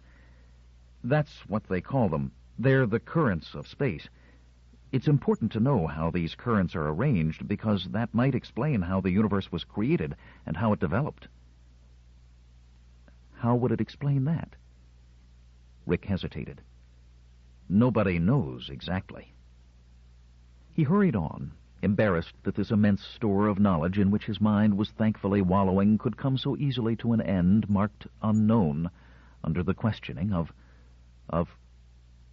It suddenly occurred to him that Valona, after all, was nothing but a Florinian peasant girl. He said, "Then again, we find out the density, the thickness of this space gas in all regions of the galaxy. It's different in different places, and we have to know exactly what it is in order to allow ships to calculate exactly how to jump through hyperspace. It's like..." His voice died away. Valona stiffened and waited uneasily for him to continue, but only silence followed. Her voice sounded hoarsely in the complete darkness. "Rick? What's wrong, Rick?" Still silence. Her hands groped to his shoulders, shaking him. "Rick! Rick!" And it was the voice of the old Rick, somehow, that answered. It was weak, frightened. Its joy and confidence vanished. "Lona, we did something wrong." "What's the matter?" "We did what wrong?" The memory of the scene in which the patroller had shot down the baker was in his mind, etched hard and clear, as though called back by his exact memory of so many other things. He said, "We shouldn't have run away. We shouldn't be here on this ship." He was shivering uncontrollably, and Florina tried futilely to wipe the moisture from his forehead with her hand. "Why?" she demanded. "Why?" "Because we should have known that if the baker were willing to take us out in daylight, he expected no trouble from patrollers." "Do you remember the patroller? The one who shot the baker?" "Yes." "Do you remember his face?" "I didn't dare look." "I did. And there was something queer. But I didn't think. Lona, that wasn't a patroller. It was the townman, Lona. It was the townman dressed like a patroller." 8. The Lady. Samia of Fife was 5 feet tall exactly, and all 60 inches of her were in a state of quivering exasperation. She weighed 1.5 pounds per inch, and at the moment each of her 90 pounds represented 16 ounces of solid anger. She stepped quickly from end to end of the room, her dark hair piled in high masses, her spiked heels lending a spurious height, and her narrow chin, with its pronounced cleft, trembling. She said, "Oh, no, he wouldn't do it to me. He couldn't do it to me. Captain?" Her voice was sharp and carried the weight of authority. Captain Racity bowed with the storm. "My lady." To any Florinian, of course, Captain Racity would have been a squire. Simply that. To any Florinian, all Sarkites were squires. But to the Sarkites, there were squires, and real squires. The captain was simply a squire. Samia of Fife was a real squire, or the feminine equivalent of one, which amounted to the same thing. "My lady?" he asked. She said, "I am not to be ordered about. I am of age. I am my own mistress. I choose to remain here." The captain said carefully, "Please to understand, my lady, that no orders of mine are involved. My advice was not asked. I have been told plainly and flatly what I am to do." He fumbled for the copy of his orders half-heartedly. He had tried to present her with the evidence twice before, and she had refused to consider it, as though by not looking she could continue with a clear conscience to deny where his duty lay. She said once again, exactly as before, "I am not interested in your orders." She turned away with a ringing of her heels and moved rapidly away from him. He followed and said softly, "The orders include directions to the effect that if you are not willing to come, I am, if you will excuse my saying so, to have you carried to the ship." She whirled. "You wouldn't dare do such a thing?" "When I consider," said the captain, "who it is who has ordered me to do it, I would dare anything." She tried cajolery. "Surely, Captain, there is no real danger. This is quite ridiculous, entirely mad. The city is peaceful. All that has happened is that one patroller was knocked down yesterday afternoon in the library." "Really?" "Another patroller was killed this dawn, again by Florinian attack." That rocked her, but her olive skin grew dusky, and her black eyes flashed. "What has that to do with me? I am not a patroller." "My lady, the ship is being prepared right now. It will leave shortly. You will have to be on it." "And my work? My research? Do you realize?" "No, you wouldn't realize." The captain said nothing. She had turned from him. Her gleaming dress of copper kirt with its strands of milky silver set off the extraordinary warm smoothness of her shoulders and upper arms. Captain Racity looked at her with something more than the bald courtesy and humble objectivity a mere Sarkite owed such a great lady.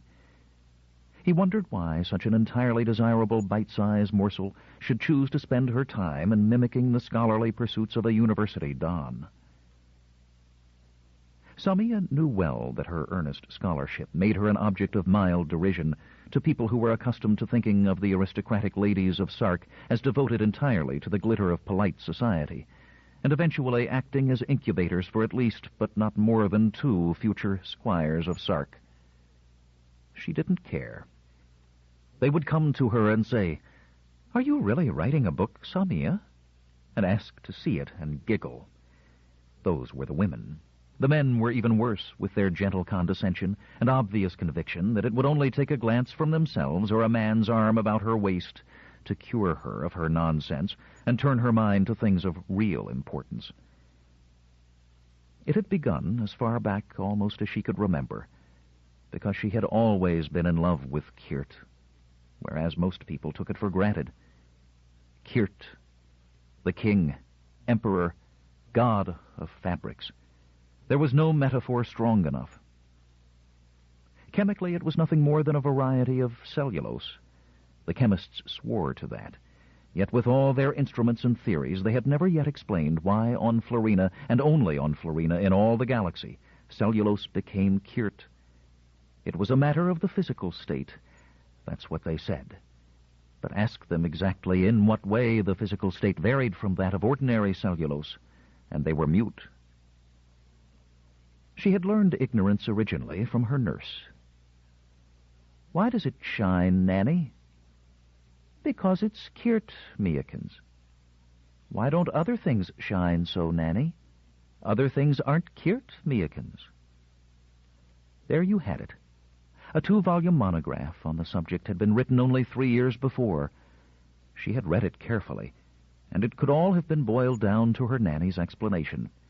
Kirt was Kirt because it was Kirt. Things that weren't Kirt because they weren't Kirt. Of course, Kirt didn't really shine of itself, but properly spun, it would gleam metallically in the sun, in a variety of colors, or in all colors at once.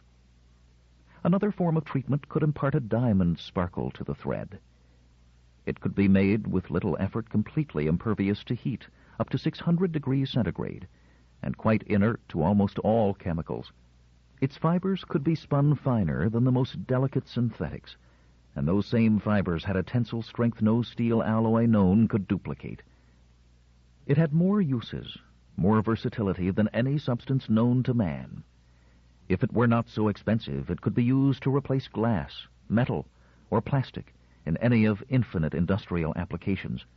As it was the only material used for crosshairs on optical equipment, as molds in the casting of hydrocrons used in hyperatomic motors, and as lightweight, long-lived webbing where metal was too brittle or too heavy, or both. But this was, as said, small-scale use, since use in quantity was prohibitive. Actually, the Kirt harvest of Florina went into the manufacture of cloth that was used for the most fabulous garments in galactic history. Florina clothed the aristocracy of 1,000,000 worlds, and the Kirt harvest of the one world, Florina, had to be spread thin for that. 20 women on a world might have outfits in Kirt. 2,000 more might have a holiday jacket of the material, or perhaps a pair of gloves. 20 million more watched from a distance and wished. The 1,000,000 worlds of the galaxy shared a slang expression for the snob. It was the only idiom in the language that was easily and exactly understood everywhere. It went, "You'd think she blew her nose in Kirt." When Samia was older, she went to her father. "What is Kirt, Daddy?" "It's your bread and butter, Mia." "Mine?" "Not just yours, Mia. It's Sark's bread and butter." Of course. She learned the reason for that easily enough. Not a world in the galaxy but had tried to grow Kirt on its own soil. At first, Sark had applied the death penalty to anyone, native or foreign, caught smuggling Kirt seed out of the planet. That had not prevented successful smuggling, and as the centuries passed, and the truth dawned on Sark, that law had been abolished. Men from anywhere were welcome to Kirt seed at the price, of course, weight for weight, of finished Kirt cloth. They might have it, because it turned out that Kirt grown anywhere in the galaxy but on Florina was simply cellulose. White, flat, weak, and useless. Not even honest cotton. Was it something in the soil? Something in the characteristics of the radiation of Florina's sun?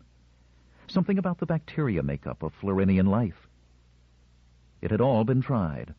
Samples of Florinian soil had been taken. Artificial arc lights duplicating the known spectrum of Florina's sun had been constructed.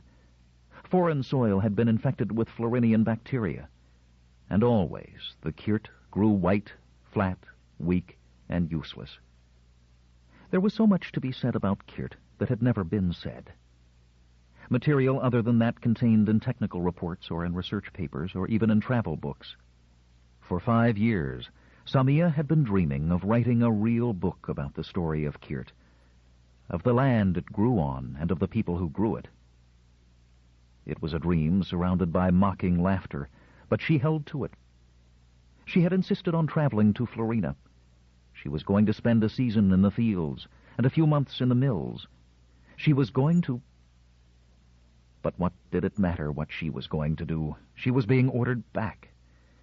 With the sudden impulsiveness that marked her every act, she made her decision. She would be able to fight this on Sark. Grimly, she promised herself she would be back on Florina in a week. She turned to the captain and said coolly, "When do we leave, sir?" Samia remained at the observation port for as long as Florina was a visible globe. It was a green, spring-like world, much pleasanter than Sark in climate. She had looked forward to studying the natives. She didn't like the Florinians on Sark, sapless men who dared not look at her but turned away when she passed, in accordance with the law. On their own world, however, the natives, by universal report, were happy and carefree. Irresponsible, of course, and like children, but they had charm. Captain Racity interrupted her thoughts. He said, "My lady, would you retire to your room?" She looked up, a tiny vertical crease between her eyes. "What new orders have you received, Captain? Am I a prisoner?" Of course not. Merely a precaution. The space field was unusually empty before the takeoff. It seems that another killing had taken place, again by a Florinian, and the field's patroller contingent had joined the rest on a manhunt through the city. And the connection of that with myself? It is only that under the circumstances, which I ought to have reacted to by placing a guard of my own, I do not minimize my own offense, unauthorized persons may have boarded the ship. For what reason? I could not say, but scarcely to do our pleasure. You are romancing, Captain. I am afraid not, my lady. Our energometrics were, of course, useless within planetary distance of Florina's sun. But that is not the case now, and I am afraid there is definite excess heat radiation from emergency stores. Are you serious?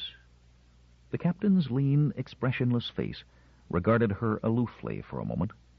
He said, "The radiation is equivalent to that which would be given off by 2 ordinary people.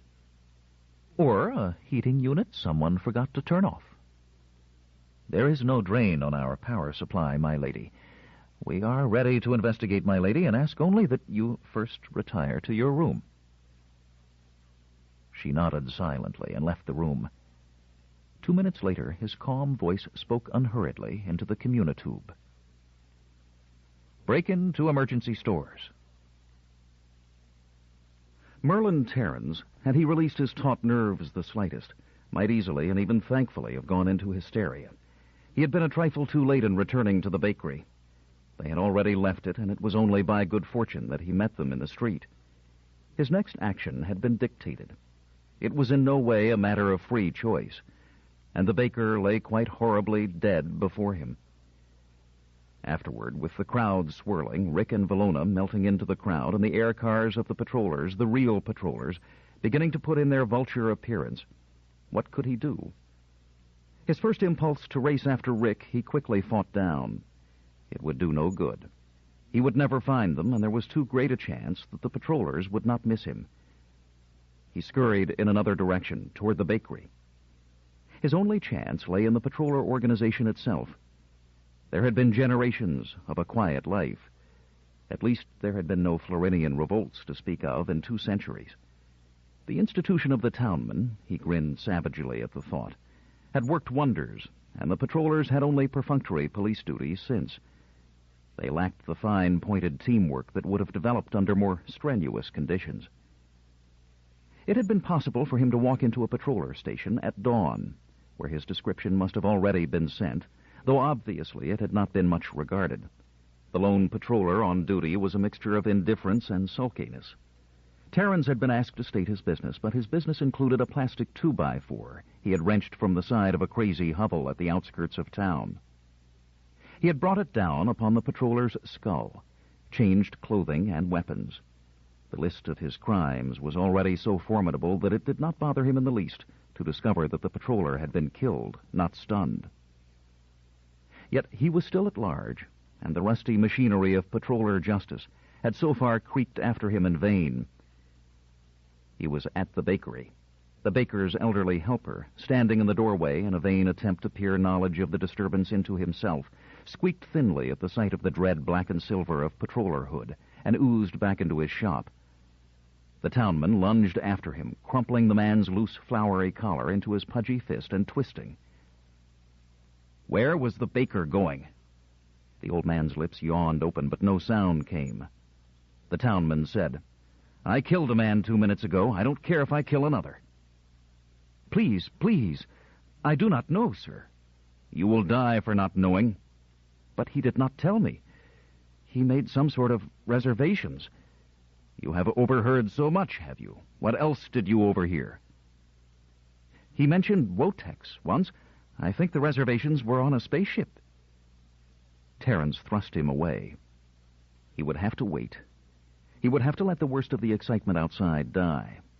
He would have to risk the arrival of real patrollers at the bakery. But not for long.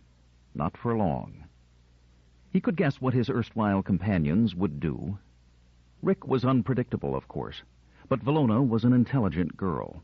From the way they ran, they must have taken him for a patroller indeed, and Valona was sure to decide that their only safety lay in continuing the flight that the baker had begun for them.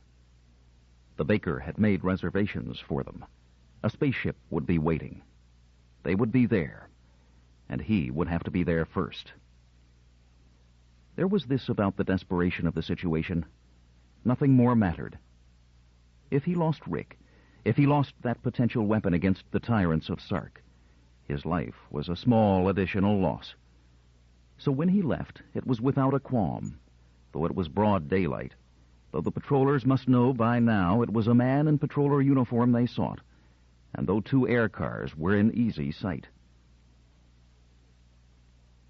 Terrans knew the spaceport that would be involved. There was only one of its type on the planet. There were a dozen tiny ones in Upper City for the private use of space yachts, and there were hundreds all over the planet for the exclusive use of the ungainly freighters that carried gigantic bolts of kirk cloth to Sark, and machinery and simple consumer goods back. But among all those, there was only one spaceport for the use of ordinary travelers, for the poorer Sarkites, Florinian civil servants, and the few foreigners who managed to obtain permission to visit Florina. The Florinian at the port's entry gate observed Terran's approach with every symptom of lively interest. The vacuum that surrounded him had grown insupportable. "Greetings, sir," he said. There was a slyly eager tone in his voice. After all, patrollers were being killed. "Considerable excitement in the city, isn't there?" Terrans did not rise to the bait. He had drawn the arched visor of his hat low and buttoned the uppermost button of the tunic. Gruffly, he snapped, "Did 2 persons, a man and a woman, enter the port recently en route to Wotex?" The gatekeeper looked startled. For a moment he gulped, and then, in a considerably subdued tone, said, "Yes, officer, about half an hour ago, maybe less." He reddened suddenly. "Is there any connection between them and—" "Officer, they had reservations which were entirely in order. I wouldn't let foreigners through without proper authority." Terrans ignored that. Proper authority. The baker had managed to establish that in the course of a night. Galaxy, he wondered. How deeply into the Sarkite administration did the Trantorian espionage organization go? "What names did they give?" "Gareth and Hansa Barn." "Has their ship left? Quickly." "No, sir." "What berth?" 17. Terrans forced himself to refrain from running, but his walk was little short of that. Had there been a real patroller in sight, that rapid, undignified half-run of his would have been his last trip in freedom. A spaceman in officer's uniform stood at the ship's main airlock. Terrence panted a little. He said, "Have Gareth and Hansa Barn boarded ship?" "No, they haven't," said the spaceman phlegmatically. He was a Sarkite, and a patroller was only another man in uniform to him. "Do you have a message from them?" With cracking patience, Terrence said, "They haven't boarded. That's what I've said, and we're not waiting for them. We leave on schedule with or without them." Terrence turned away. He was at the gatekeeper's booth again. "Have they left?" "Left? Who, sir?" "The Barns, the ones for Wotex. They're not on board ship. Did they leave?" "No, sir. Not to my knowledge."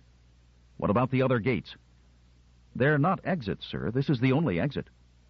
"Check them, you miserable idiot."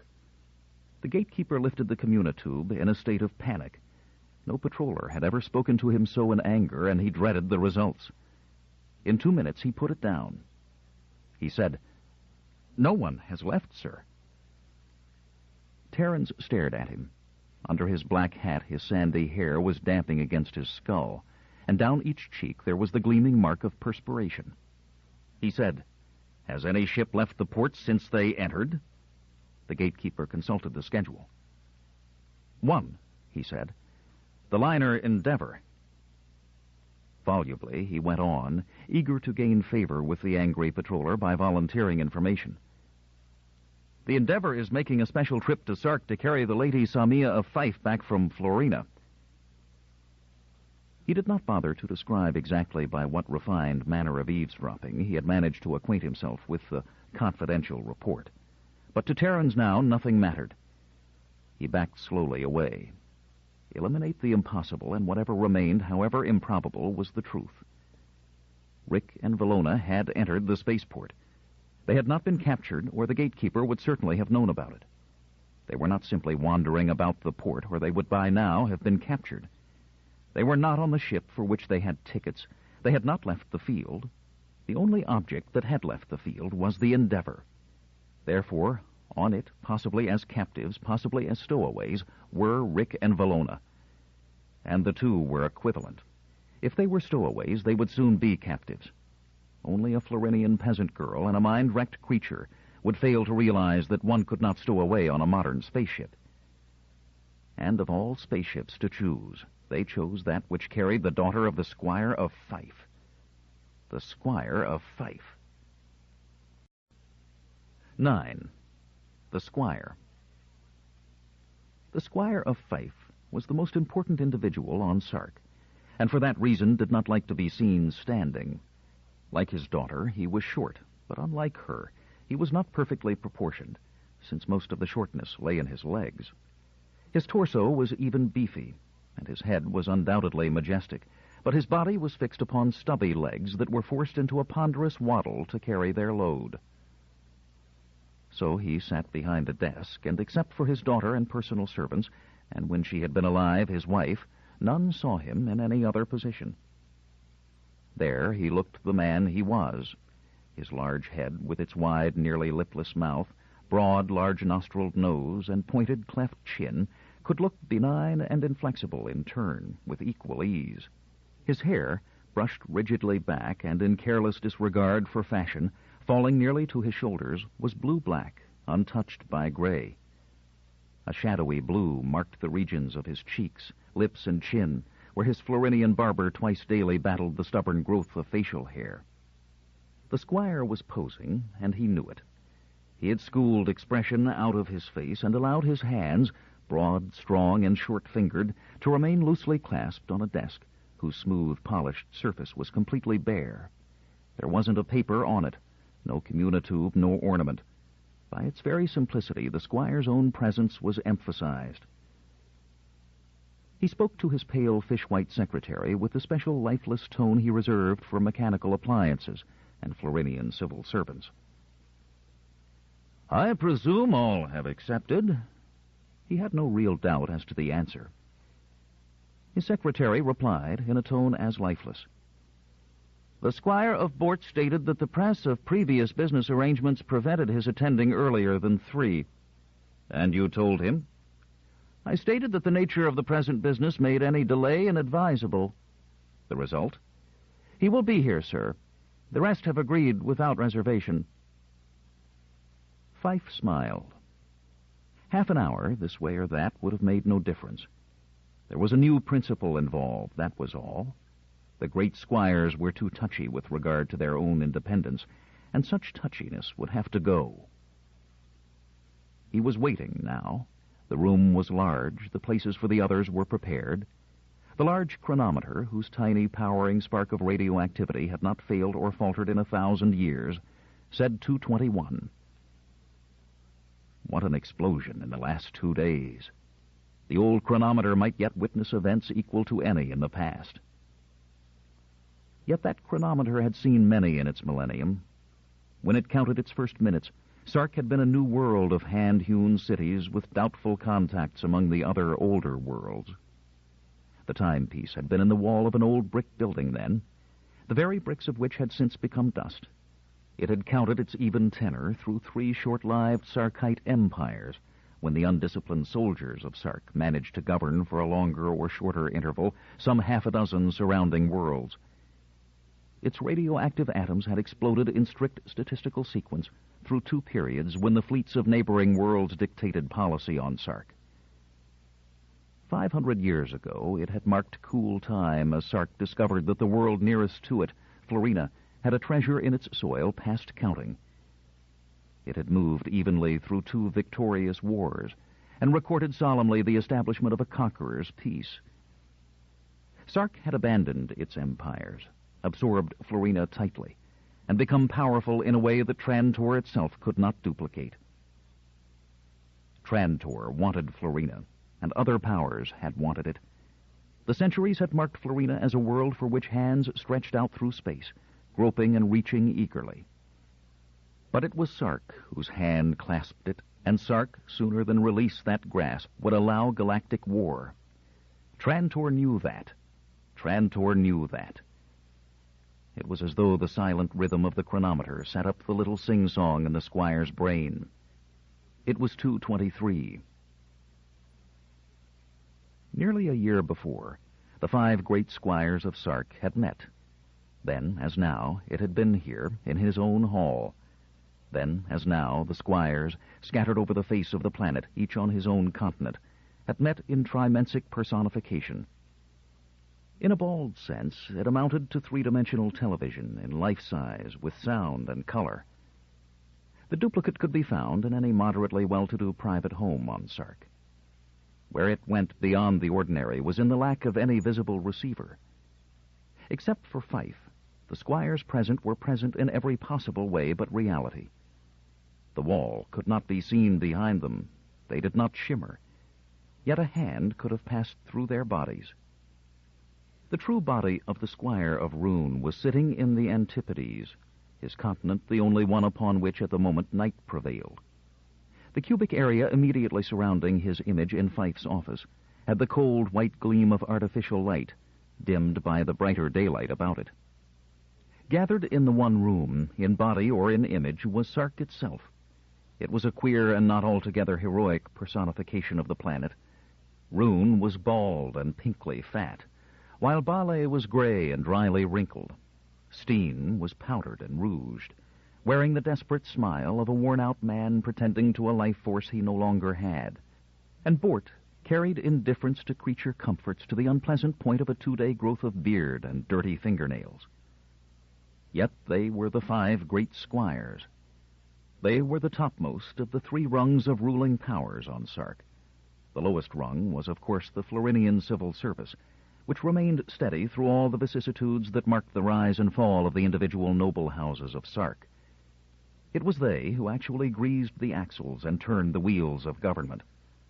Above them were the ministers and department heads, appointed by the hereditary and harmless chief of state. Their names, and that of the chief himself, were needed on state papers to make them legally binding, but their only duties consisted of signing their names. The highest rung was occupied by these 5, each tacitly allowed a continent by the remaining 4.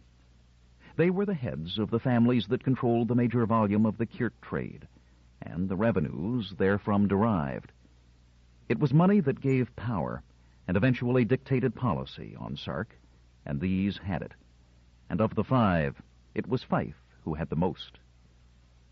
The Squire of Fife had faced them that day, nearly a year ago, and said to the other masters of the galaxy's second richest single planet, second richest after Trantor, which after all had 500,000 worlds to draw upon rather than 2, "I have received a curious message."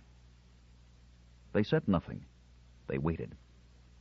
Fife handed a slip of metallite film to his secretary, who stepped from one seated figure to another, holding it well up for each to see, lingering just long enough for each to read.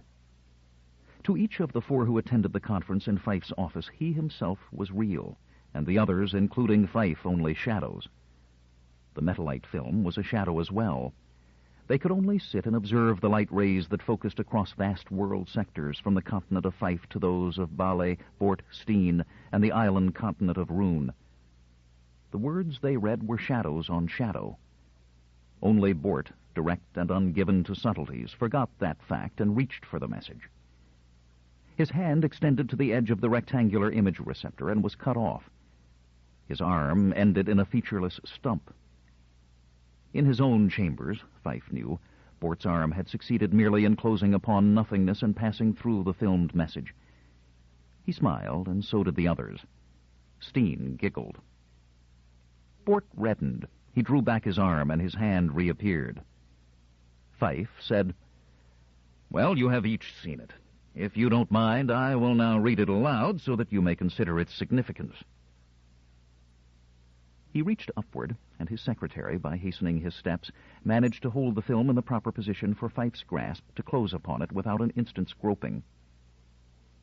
Fife read mellowly, imparting drama to the words as though the message were his own, and he enjoyed delivering it. He said, "This is the message. You are a great squire of Sark, and there is none to compete with you in power and wealth. Yet that power and wealth rest on a slender foundation.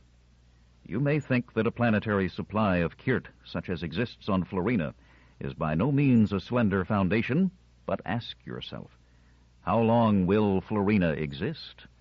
Forever? No. Florina may be destroyed tomorrow.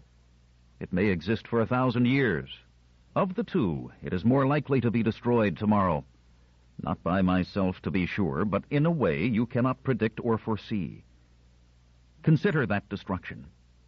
Consider, too, that your power and wealth are already gone, for I demand the greater part of them. You will have time to consider, but not too much time.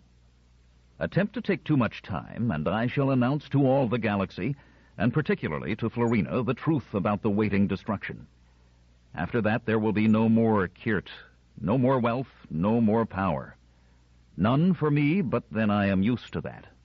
None for you, and that would be extremely serious, since you were born to great wealth.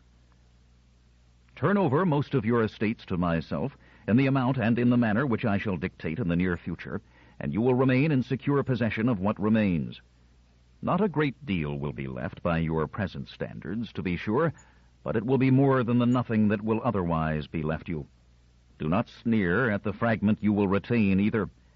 Florina may last your lifetime, and you will live, if not lavishly, at least comfortably." Fife had finished. He turned the film over and over in his hand, then folded it gently into a silvery translucent cylinder, through which the stenciled letters merged into a reddish blur. He said in his natural voice, "It is an amusing letter. There is no signature, and the tone of the letter, as you heard, is stilted and pompous. What do you think of it, squires?" Rune's ruddy face was set in displeasure. He said, "It's obviously the work of a man not far removed from the psychotic. He writes like a historical novel. Frankly, Fife, I don't see that such rubbish is a decent excuse to disrupt our traditions of continental autonomy by calling us together, and I don't like all this going on in the presence of your secretary." "My secretary? Because he is a Florinian? Are you afraid his mind will be unsettled by such things as this letter? Nonsense." His tone shifted from one of mild amusement to the unmodulated syllables of command. "Turn to the Squire of Rune." The secretary did so. His eyes were discreetly lowered, and his white face was uncreased by lines and unmarred by expression. It almost seemed untouched by life. "This Florinian," said Fife, careless of the man's presence, "is my personal servant. He is never away from me, never with others of his kind. But it is not for that reason that he is absolutely trustworthy. Look at him. Look at his eyes. Isn't it obvious to you that he has been under the psychic probe? He is incapable of any thought which is disloyal to myself in the slightest degree.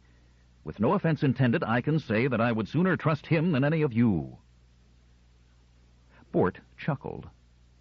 "I don't blame you. None of us owes you the loyalty of a probed Florinian servant." Steen giggled again and writhed in his seat as though it were growing gently warm. Not one of them made any comment on Fife's use of a psychic probe for personal servants. Fife would have been tremendously astonished had they done so. The use of the psychic probe for any reason other than the correction of mental disorders or the removal of criminal impulses was forbidden. Strictly speaking, it was forbidden even to the great squires. Yet Fife probed whenever he felt it necessary, particularly when the subject was a Florinian. The probing of a Sarkite was a much more delicate matter. The squire of Steen, whose writhings at the mention of the probing Fife did not miss, was well reputed to make use of probed Florinians of both sexes, for purposes far removed from the secretarial. "Now," Fife put his blunt fingers together, "I did not bring you all together for the reading of a crackpot letter. That, I hope, is understood. Actually, I am afraid we have an important problem on our hands. First of all, I ask myself, why bother only with me? To be sure, I am the wealthiest of the squires, but alone I control only a third of the Kirt trade. Together, the 5 of us control it all. It is easy to make 5 cello copies of a letter, as easy as it is to make one."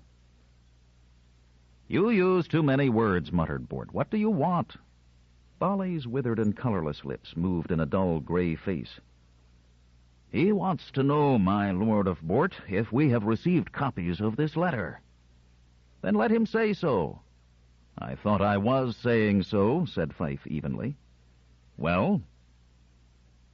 They looked at one another, doubtfully or defiantly, as the personality of each dictated. Rune spoke first. His pink forehead was moist with discreet drops of perspiration, and he lifted a soft square of Kirt to mop the dampness out of the creases between the folds of fat that ran semicircles from ear to ear. He said, "I wouldn't know, Fife. I can ask my secretaries, who are all Sarkites, by the way. After all, even if such a letter had reached my office, it would have been considered what is it we say? A crank letter. It would never have come to me, that's certain. It's only your own peculiar secretarial system that kept you from being spared this trash yourself." He looked about and smiled, his gums gleaming wetly between his lips, above and below artificial teeth of chrome steel. Each individual tooth was buried deeply, knit to the jawbone, and stronger than any tooth of mere enamel could ever be. His smile was more frightening than his frown could possibly be.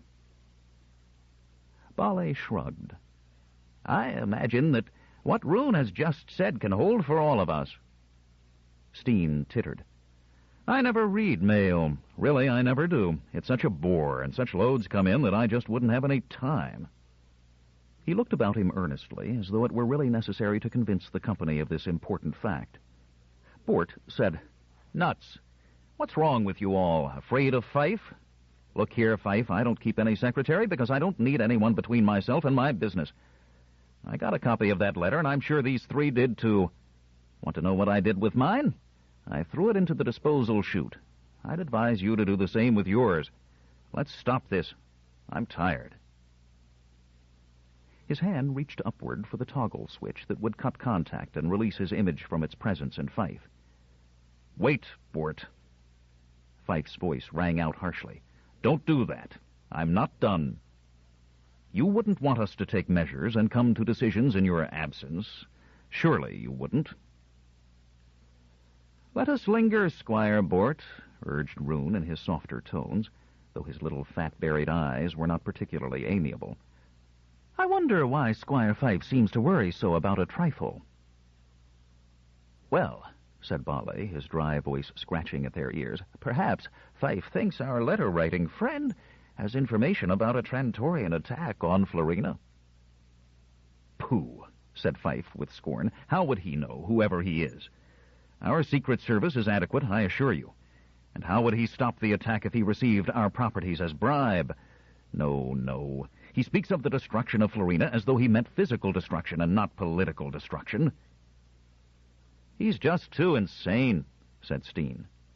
"Yes," said Fife, "then you don't see the significance of the events of the last 2 weeks." "Which particular events?" asked Bort. "It seems a spatio-analyst has disappeared. Surely you've heard of that?" Bort looked annoyed and in no way soothed.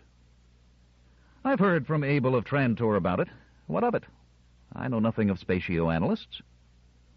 "At least you've read a copy of the last message to his base on Sark before he turned up missing." "Abel showed it to me. I paid no attention to it." "What about the rest of you?" Fife's eyes challenged them one by one. "Your memory goes back a week." "I read it," said Roon. "I remember it, too. Of course, it spoke of destruction also. Is that what you're getting at?" "Look here," Steen said shrilly. "It was full of nasty hints that made no sense. Really, I do hope we're not going to discuss it now. I could scarcely get rid of Abel, and it was just before dinner, too. Most distressing, really." "There's no help for it, Steen," said Fife, with more than a trace of impatience. What could one do with a thing like Steen? "We must speak of it again. The spatio-analyst spoke of the destruction of Florina. Coincident with his disappearance, we receive messages also threatening the destruction of Florina. Is that coincidence?" "You are saying that the spatio-analyst sent the blackmailing message?" whispered old Bale. "Not likely. Why say it first in his own name, then anonymously?" "When he spoke of it at first," said Bale, "he was communicating with his district office, not with us." "Even so, a blackmailer deals with no one but his victim if he can help it." "Well, then?" "He has disappeared. Call the spatio-analyst honest, but he broadcast dangerous information. He is now in the hands of others who are not honest, and they are blackmailers." "What others?" Fife sat grimly back in his chair, his lips scarcely moving. "You ask me seriously?" "Trantor." Steen shivered. "Trantor?" His high-pitched voice broke. "Why not? What better way to gain control of Florina? It's one of the prime aims of their foreign policy, and if they can do it without war, so much the better for them. Look here. If we accede to this impossible ultimatum, Florina is theirs. They offer us a little," he brought 2 fingers close together before his face, "but how long shall we keep even that? On the other hand, suppose we ignore this, and really we have no choice. What would Trantor do then? Why, they will spread rumors of an imminent end of the world to the Florinian peasants. As their rumors spread, the peasants will panic, and what can follow but disaster? What force can make a man work if he thinks the end of the world will come tomorrow? The harvest will rot. The warehouses will empty." Steen lifted a finger to smooth the coloring on one cheek as he glanced at a mirror in his own apartments, out of range of the receptor cube. He said, "I don't think that would harm us much. If the supply goes down, wouldn't the price go up? Then after a while it would turn out that Florina was still there and the peasants would go back to work. Besides, we could always threaten to clamp down on exports. Really, I don't see how any cultured world could be expected to live without Kirt. Oh, it's King Kirt, all right. I think this is a fuss about nothing." He threw himself into an attitude of boredom, one finger placed delicately upon his cheek. Bale's old eyes had been closed through all of this last. He said, "There can be no price increases now. We've got them at absolute ceiling height." "Exactly," said Fife. "It won't come to serious disruption anyway. Trantor waits for any sign of disorder on Florina. If they could present the galaxy with the prospect of a Sark that was unable to guarantee Kirt shipments, it would be the most natural thing in the universe for them to move in to maintain what they call order and to keep the Kirt coming.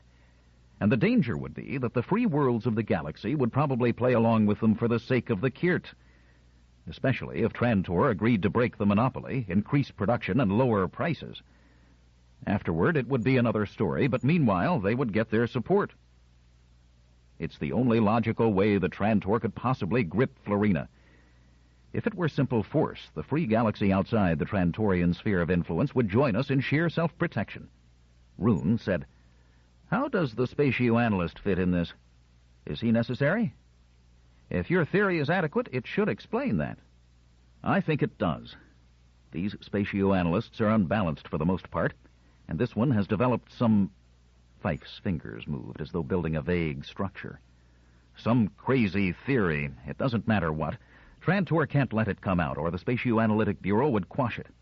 To seize the man and learn the details would, however, give them something that would probably possess a surface validity to non-specialists. They could use it, make it sound real. The Bureau is a Trantorian puppet, and their denials, once the story is spread by way of scientific rumor-mongering, would never be forceful enough to overtake the lie."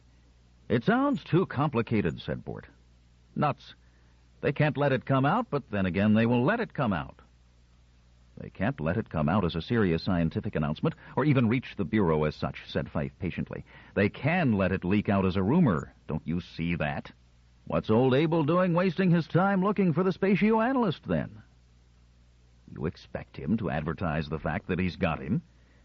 What Abel does and what Abel seems to be doing are two different things." "Well," said Rune, "if you're right, what are we to do?" Fife said, "We have learned the danger, and that is the important thing.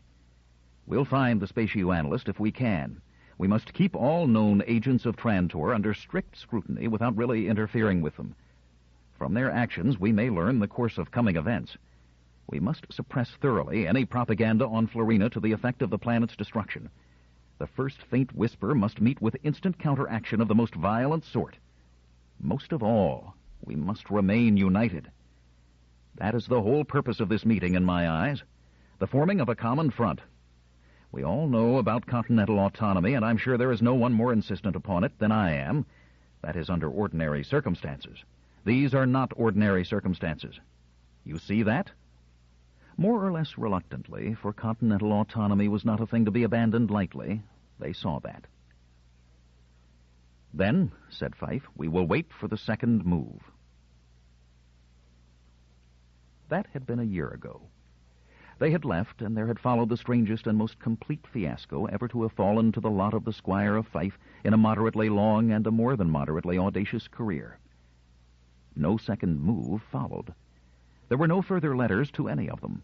The spatio-analyst remained unfound, while Trantor maintained a desultory search. There was no trace of apocalyptic rumors on Florina, and the harvesting and processing of Kirt continued its smooth pace. The Squire of Rune took to calling Fife at weekly intervals. "Fife," he would call, "anything new?" His fatness would quiver with delight, and thick chuckles would force their way out of his gullet. Fife took it bleakly and stolidly. What could he do? Over and over again he sifted the facts. It was no use. Something was missing. Some vital factor was missing. And then it all began exploding at once, and he had the answer. He knew he had the answer, and it was what he had not expected. He had called a meeting once again. The chronometer now said 2:29. They were beginning to appear now. Bort first, lips compressed and a rough hangnail finger rasping against the grain of his grisly stubbled cheek. Then Steen, his face freshly washed clear of its paint and presenting a pallid, unhealthy appearance.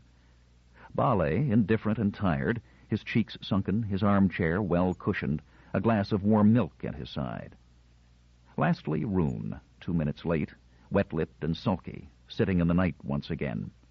This time his lights were dimmed to the point where he was a hazy bulk sitting in a cube of shadow, which Fife's lights could not have illuminated, though they had had the power of Sark's sun. Fife began. "Squires, last year I speculated on a distant and complicated danger. In so doing, I fell into a trap. The danger exists, but it is not distant. It is near us, very near. One of you already knows what I mean. The others will find out shortly." "What do you mean?" asked Bort shortly. "High treason," shot back Fife. 10. The Fugitive. Merlin Terrans was not a man of action. He told himself that as an excuse. since now, leaving the spaceport, he found his mind paralyzed. He had to pick his pace carefully. Not too slowly, or he would seem to be dawdling. Not too quickly, or he would seem to be running. Just briskly, as a patroller would walk. A patroller who was about his business and ready to enter his ground car. If only he could enter a ground car. Driving one, unfortunately, did not come within the education of a Florinian, not even a Florinian townman. So he tried to think as he walked and could not. He needed silence and leisure. And he felt almost too weak to walk. He might not be a man of action, but he had acted quickly now for a day and a night and part of another day. It had used up his lifetime's supply of nerve. Yet he dared not stop. If it were night, he might have had a few hours to think. But it was early afternoon. If he could drive a ground car, he could put the miles between himself and the city. Just long enough to think a bit before deciding on the next step. But he had only his legs. If he could think. That was it. If he could think. If he could suspend all motion, all action. If he could catch the universe between instants of time, order it to halt, while he thought things through. There must be some way. He plunged into the welcome shade of Lower City.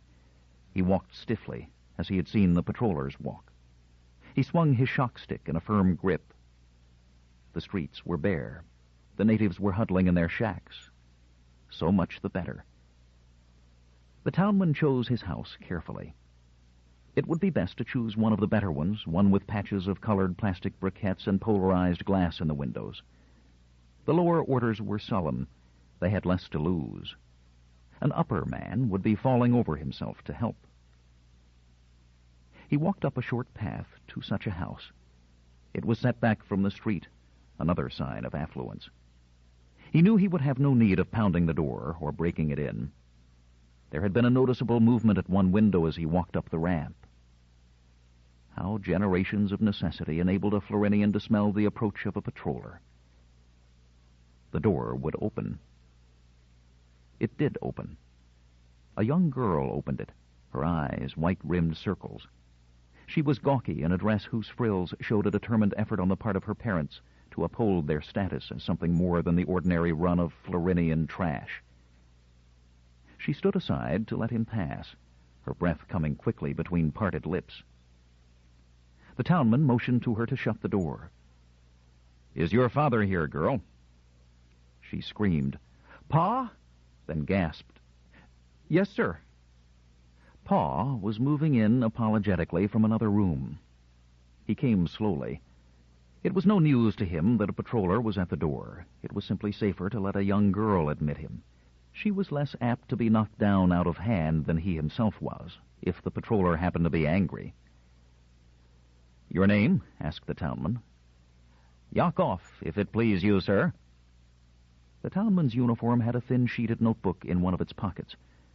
The townman opened it, studied it briefly, made a crisp check mark, and said, "Yakov, yes. I want to see every member of the household, quickly." If he could have found room for any emotion but one of hopeless oppression, Terence would almost have enjoyed himself. He was not immune to the seductive pleasures of authority. They filed in, a thin woman, worried, a child of about 2 years wriggling in her arms, then the girl who had admitted him, and a younger brother. "That's all?" "Everyone, sir," said Yakov humbly. "Can I tend the baby?" asked the woman anxiously. "It's her nap time. I was putting her to bed." She held the young child out as though the sight of young innocence might melt a patroller's heart. The townman did not look at her. A patroller, he imagined, would not have, and he was a patroller. He said, "Put it down and give it a sugar sucker to keep it quiet. Now you, Yakov." "Yes, sir." "You're a responsible boy, aren't you?" A native of whatever age was, of course, a boy. "Yes, sir." Yakov's eyes brightened and his shoulders lifted a trifle. "I'm a clerk in the food processing center. I've had mathematics, long division. I can do logarithms." Yes, the townman thought, they've shown you how to use a table of logarithms and taught you how to pronounce the word. He knew the type. The man would be prouder of his logarithms than a squireling of his yacht. The Polaroid in his windows was the consequence of his logarithms, and the tinted briquettes advertised his long division. His contempt for the uneducated native would be equal to that of the average squire for all natives, and his hatred would be more intense, since he had to live among them and was taken for one of them by his betters. "You believe in the law, don't you, boy, and in the good squires?" The townman maintained the impressive fiction of consulting his notebook. "My husband is a good man," burst in the woman volubly. "He hasn't ever been in trouble. He doesn't associate with trash, and I don't, no more do the children. We always—" Terrence waved her down. "Yes, yes. Now look, boy, I want you to sit right here and do what I say. I want a list of everyone you know about on this block. Names, addresses, what they do, and what kind of boys they are, especially the last. If there's one of these troublemakers, I want to know. We're going to clean up. Understand?" "Yes, sir. Yes, sir. There's Husting, first of all. He's down the block away. Not like that, boy. Get him a piece of paper, you. Now you sit there and write it all down, every bit. Write it slowly, because I can't read native chicken tracks." "I have a trained writing hand, sir." "Let's see it, then." Yakov bent to his task, hand moving slowly. His wife looked over his shoulder. Terrence spoke to the girl who had let him in. "Go to the window and let me know if any other patrollers come this way. I'll want to speak to them. Don't you call them, just tell me." And then, finally, he could relax. He had made a momentarily secure niche for himself in the midst of danger. Except for the noisy sucking of the baby in the corner, there was reasonable silence. He would be warned of the enemy's approach in time for a fighting chance at escape. Now he could think. In the first place, his role as patroller was about over. There were undoubtedly roadblocks at all possible exits from the town, and they knew he could use no means of transportation more complicated than a diamagnetic scooter. It would not be long before it would dawn on the search-rusty patrollers that only by a systematic quartering of the town, block by block and house by house, could they be sure of their man. When they finally decided that, they would undoubtedly start at the outskirts and work inward. If so, this house would be among the first to be entered, so his time was particularly limited. Until now, despite its black and silver conspicuousness, the patroller uniform had been useful. The natives themselves had not questioned it. They had not stopped to see his pale Florinian face. They had not studied his appearance. The uniform had been enough. Before long, the pursuing hounds would find that fact dawning upon them.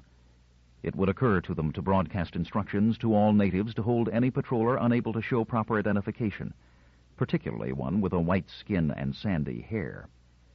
Temporary identifications would be passed out to all legitimate patrollers. Rewards would be offered. Perhaps only one native in 100 would be courageous enough to tackle the uniform, no matter how patently false the occupant was. 1 in 100 would be enough. So he would have to stop being a patroller. That was one thing. Now another.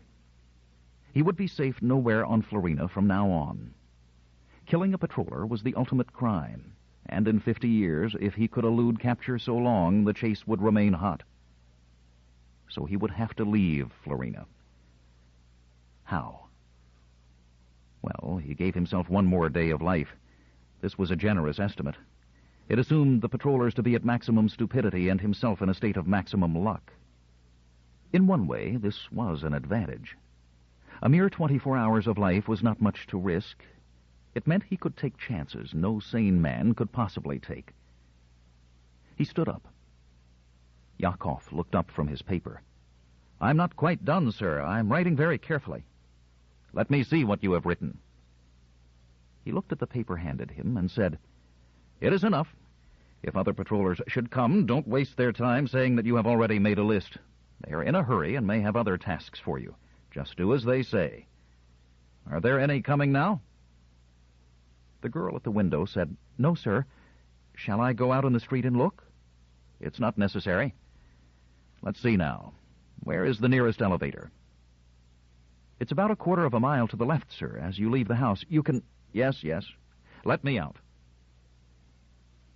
A squad of patrollers turned into the street just as the door of the elevator ground into place behind the townman. He could feel his heart pound. The systematic search was probably starting, and they were at his heels. A minute later, heartbeat still drumming, he stepped out of the elevator into Upper City. There would be no cover here, no pillars, no cement alloy hiding him from above. He felt like a moving black dot among the glare of the garish buildings. He felt visible for 2 miles on every side and for 5 miles up in the sky. There seemed to be large arrows pointing to him. There were no patrollers in view. The squires who passed looked through him. If a patroller was an object of fear to a Florinian, he was an object of nothing at all to a squire. If anything would save him, that would. He had a vague notion of the geography of Upper City. Somewhere in this section was City Park. The most logical step would have been to ask directions. The next most logical to enter any moderately tall building and look out from several of the upper-story terraces. The first alternative was impossible. No patroller could possibly need directions. The second was too risky. Inside a building, a patroller would be more conspicuous. Too conspicuous. He simply struck out in the direction indicated by his memory of the maps of Upper City he had seen on occasion. It served well enough. It was unmistakably City Park that he came across in 5 minutes' time. City Park was an artificial patch of greenery, about 100 acres in area. On Sark itself, City Park had an exaggerated reputation for many things from bucolic peace to nightly orgies. On Florina, those who had vaguely heard of it imagined it 10 to 100 times its actual size, and 100 to 1,000 times its actual luxuriance. The reality was pleasant enough. In Florina's mild climate, it was green all year round. It had its patches of lawn, wooded areas, and stony grottos. It had a little pool with decorative fish in it, and a larger pool for children to paddle in. At night, it was aflame with colored illumination till the light rain started. It was between twilight and the rain that it was most alive. There was dancing, trimensional shows, and couples losing themselves along the winding walks. Terrence had never actually been inside it. He found its artificiality repellent when he entered the park. He knew that the soil and rocks he stepped on, the water and trees around him, all rested on a dead flat cement alloy bottom, and it annoyed him. He thought of the Kirt fields, long and level, and the mountain ranges of the south. He despised the aliens who had to build toys for themselves in the midst of magnificence. For half an hour, Terrence tramped the walks aimlessly. What he had to do would have to be done in City Park. Even here it might be impossible. Elsewhere it was impossible. No one saw him. No one was conscious of him. He was sure of that. Let them ask the squires and squirettes who passed him, "Did you see a patroller in the park yesterday?" They could only stare. They might as well be asked whether they had seen a tree midge skitter across the path. The park was too tame. He felt panic begin to grow. He made his way up a staircase between boulders and began descending into the cup-like hollow, circled by small caves, designed to shelter couples caught in the nightly rainfall. More were caught than could be accounted for by chance alone. And then he saw what he was looking for. A man, a squire, rather, stepping back and forth quickly, smoking the stub of a cigarette with sharp drags, cramming it into an ash recess, where it lay quietly for a moment, then vanished with a quick flash, consulting a pendant watch. There was no one else in the hollow. It was a place made for the evening and night. The squire was waiting for someone. So much was obvious. Terrence looked about him. No one was following him up the stairs. There might be other stairs. There were sure to be. No matter. He could not let the chance go. He stepped down toward the squire. The squire did not see him, of course, until Terrence said, "If you'll pardon me." It was respectful enough, but a squire is not accustomed to having a patroller touch the crook of his elbow, in however respectful a fashion. "What the hell?" he said. Terrence abandoned neither the respect nor the urgency in his tone. Keep him talking. Keep his eyes on yours for just half a minute. He said, This way, sir. It is in connection with the city-wide search for the native murderer. What are you talking about? It will take just a moment. Unobtrusively, Terence had drawn his neuronic whip. The squire never saw it. It buzzed a little, and the squire strained into rigor and toppled. The townman had never raised a hand against a squire before. He was surprised at how sick and guilty he felt. There was still no one in sight. He dragged the wooden body with its glazed and staring eyes into the nearest cave. He dragged it to the cave's shallow end. He stripped the squire, yanking clothing off the stiffened arms and legs with difficulty. He stepped out of his own dusty, sweat-stained patroller uniform and climbed into the squire's underclothing. For the first time, he felt kirt fabric, with some part of himself beside his fingers. Then the rest of the clothing, and the squire's skull cap. The last was necessary. Skull caps were not entirely fashionable among the younger set, but some wore them, this squire luckily among them. To Terence it was a necessity, as otherwise his light hair would make the masquerade impossible. He pulled the cap down tightly, covering his ears. Then he did what had to be done. The killing of a patroller was, he suddenly realized, not the ultimate crime after all. He adjusted his blaster to maximum dispersion and turned it on the unconscious squire. In 10 seconds, only a charred mass was left. It would delay identification, confuse the pursuers. He reduced the patroller's uniform to a powdery white ash with the blaster, and clawed out of the heap blackened silver buttons and buckles. That, too, would make the chase harder. Perhaps he was buying only an additional hour, but that, too, was worth it. And now he would have to leave without delay. He paused a moment just outside the mouth of the cave to sniff. The blaster worked cleanly. There was only the slightest odor of burned flesh, and the light breeze would clear it in a few moments. He was walking down the steps when a young girl passed him on the way up. For a moment he dropped his eyes out of habit. She was a lady. He lifted them in time to see that she was young and quite good-looking, and in a hurry. His jaws set. She wouldn't find him, of course, but she was late, or he wouldn't have been staring at his watch so. She might think he had grown tired of waiting and had left. He walked a trifle faster. He didn't want her returning, pursuing him breathlessly, asking if he had seen a young man. He left the park, walking aimlessly. Another half-hour passed. What now? He was no longer a patroller. He was a squire. But what now? He stopped at a small square in which a fountain was centered in a plot of lawn. To the water, a small quantity of detergent had been added so that it frothed and foamed in gaudy iridescence. He leaned against the railing, back to the western sun, and bit by bit, slowly, he dropped blackened silver into the fountain. He thought of the girl who had passed him on the steps as he did so. She had been very young. Then he thought of Lower City, and the momentary spasm of remorse left him.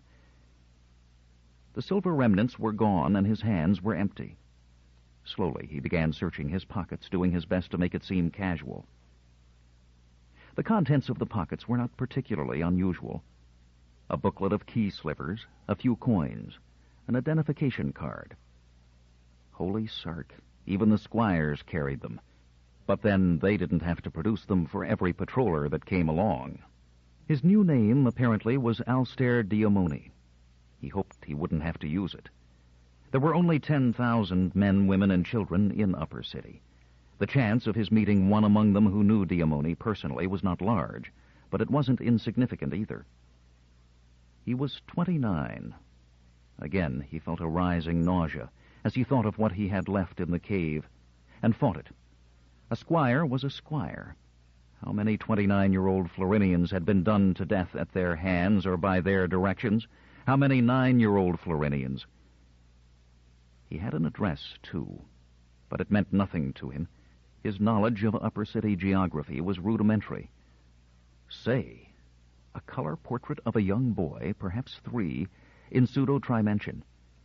The colors flashed as he drew it out of its container, faded progressively as he returned it. A young son, A nephew? There had been the girl in the park, so it couldn't be a son, could it? Or was he married? Was the meeting one of those they called clandestine? Would such a meeting take place in daylight? Why not, under certain circumstances? Terence hoped so. If the girl were meeting a married man, she would not quickly report his absence. She would assume he had not been able to evade his wife. That would give him time. No, it wouldn't. Instant depression seized him.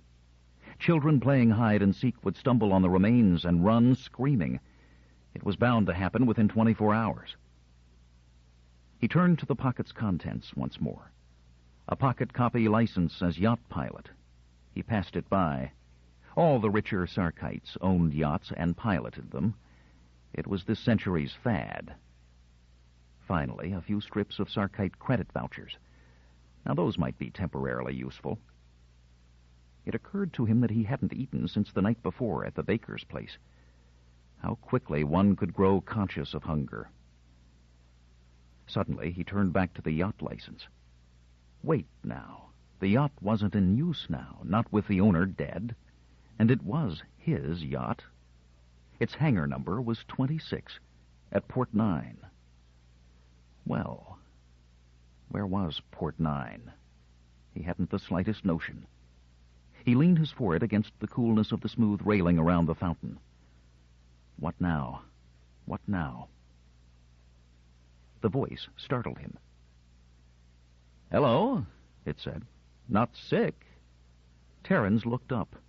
It was an older squire. He was smoking a long cigarette containing some aromatic leaf, while a green stone of some sort hung suspended from a gold wristband. His expression was one of kindly interest that astonished Terence into a moment of speechlessness, until he remembered. He was one of the clan himself now. Among themselves, squires might well be decent human beings. The townman said, "Just resting. Decided to take a walk and lost track of time. I'm afraid I'm late for an appointment now." He waved his hand in a wry gesture. He could imitate the Sarkite accent fairly well from long association, but he didn't make the mistake of trying to exaggerate it. Exaggeration was easier to detect than insufficiency. The other said, "Stuck without a skeeter, eh?" He was the older man, amused by the folly of youth. "No skeeter," admitted Terence. "Use mine," came the instant offer. "It's parked right outside. You can set the controls and send it back here when you're through. I won't be needing it for the next hour or so." To Terence, that was almost ideal. The skeeters were fast and skittery as chain lightning, could outspeed and outmaneuver any patrol or ground car. It fell short of ideal only in that Terence could no more drive the skeeter than he could fly without it. "From here to Sark," he said. He knew that piece of squire slang for thanks, and threw it in.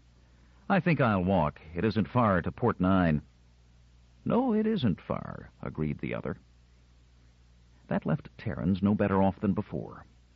He tried again. "Of course, I wish I were closer. The walk to Kirt Highway is healthy enough by itself." "Kirt Highway? What's that got to do with it?" Was he looking queerly at Terence? It occurred to the townman suddenly that his clothing probably lacked the proper fitting. He said quickly, "Wait, I'm twisted at that. I've got myself crossed up walking. Let's see now." He looked about vaguely. "Look, you're on Wreckett Road. All you have to do is go down to Triffis and turn left, then follow it into the port." He had pointed automatically. Terence smiled. "You're right. I'm going to have to stop dreaming and start thinking. From here to Sark, sir." "You can still use my skeeter." "Kind of you, but—" Terence was walking away, a bit too quickly, waving his hand. The squire stared after him. Perhaps tomorrow, when they found the corpse in the rocks and began searching, the squire might think of this interview again. He would probably say, "There was something queer about him, if you know what I mean. He had an odd turn of phrase and didn't seem to know where he was. I'll swear he'd never heard of Triffis Avenue." But that would be tomorrow. He walked in the direction that the squire had pointed out. He came to the glittering sign, Trithis Avenue, almost drab against the iridescent orange structure that was its background. He turned left. Port 9 was alive with youth in yachting costume, which seemed to feature high-peaked hats and hip-bellying breeches. Terence felt conspicuous, but no one paid attention to him. The air was full of conversation, spiced with terms he did not understand. He found booth 26, but waited for minutes before approaching it. He wanted no squire remaining persistently in its vicinity, no squire who happened to own a yacht in a nearby booth who would know the real Alstair Diamoni by sight and would wonder what a stranger was doing about his ship. Finally, with the booth's neighborhood apparently safe, he walked over. The yacht's snout peered out from its hangar into the open field about which the booths were placed. He craned his neck to stare at it. Now what? He had killed 3 men in the last 12 hours. He had risen from Florinian townman to patroller, from patroller to squire. He had come from lower city to upper city, and from upper city to a spaceport. To all intents and purposes, he owned a yacht, a vessel sufficiently spaceworthy to take him to safety on any inhabited world in this sector of the galaxy. There was only one catch. He could not pilot a yacht.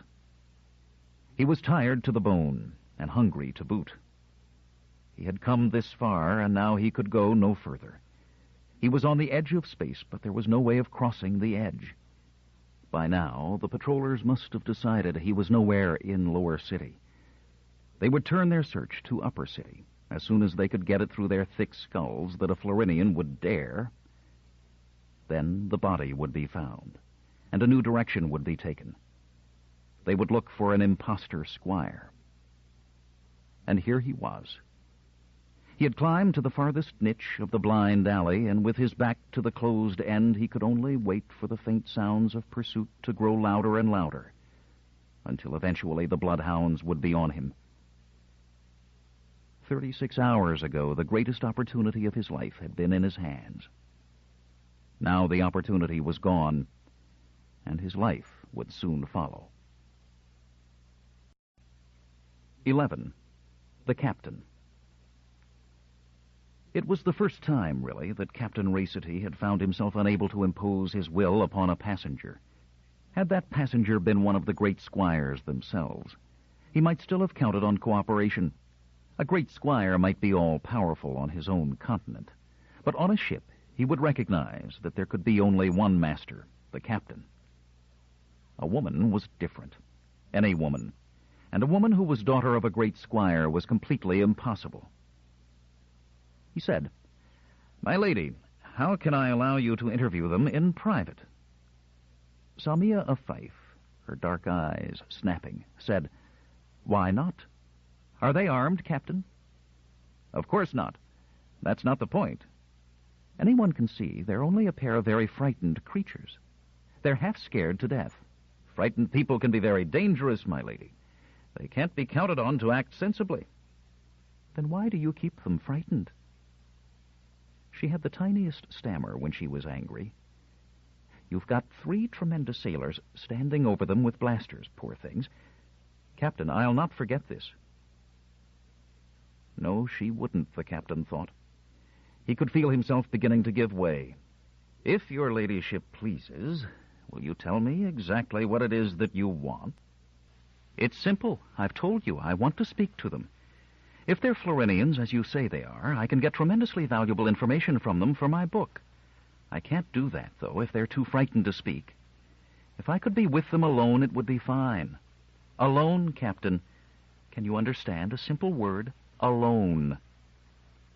"And what would I say to your father, my lady, if he discovers that I allowed you to remain unguarded in the presence of 2 desperate criminals?" "Desperate criminals? Oh, great space, 2 poor fools that tried to escape their planet and had no more sense than to board a ship going to Sark. Besides, how would my father know?" "If they hurt you, he would know." "Why should they hurt me?" Her small fist lifted and vibrated while she put every atom of force she could find into her voice. "I demand it, Captain." Captain Racity said, "How about this, then, my lady? I will be present. I shall not be 3 sailors with blasters. I shall be 1 man with no blaster in view. Otherwise," and in his turn he put all his resolution into his voice, "I must refuse your demand." "Very well, then." She was breathless. "Very well, but if I can't get them to speak because of you, I will personally see to it that you captain no more ships." Florina put her hand hastily over Rick's eyes as Samia entered the brig. "What's the matter, girl?" asked Samia sharply, before she could remember that she was going to speak to them comfortingly. Florina spoke with difficulty. She said, "He is not bright, lady. He wouldn't know you were a lady. He might have looked at you. I mean without intending any harm, lady." "Oh, goodness," said Samia. "Let him look." She went on. "Must they stay here, Captain?" "Would you prefer a stateroom, my lady?" Samia said, "Surely you could manage a cell not quite so grim." "It is grim to you, my lady. To them, I am sure this is luxury. There is running water here. Ask them if there was any in their hut on Florina." "Well, tell those men to leave." The captain motioned to them. They turned, stepping out nimbly. The captain set down the light aluminum folding chair he had brought with him. Samia took it. He said brusquely to Rick and Florina, "Stand up." Samia broke in instantly. "No, let them sit. You're not to interfere, Captain." She turned to them. "So you are a Florinian girl?" Florina shook her head. "We're from Wotex. You needn't be frightened. It doesn't matter that you're from Florina. No one will hurt you." "We're from Wotex." "But don't you see that you've practically admitted you're from Florina, girl? Why did you cover the boy's eyes?" "He's not allowed to look at a lady."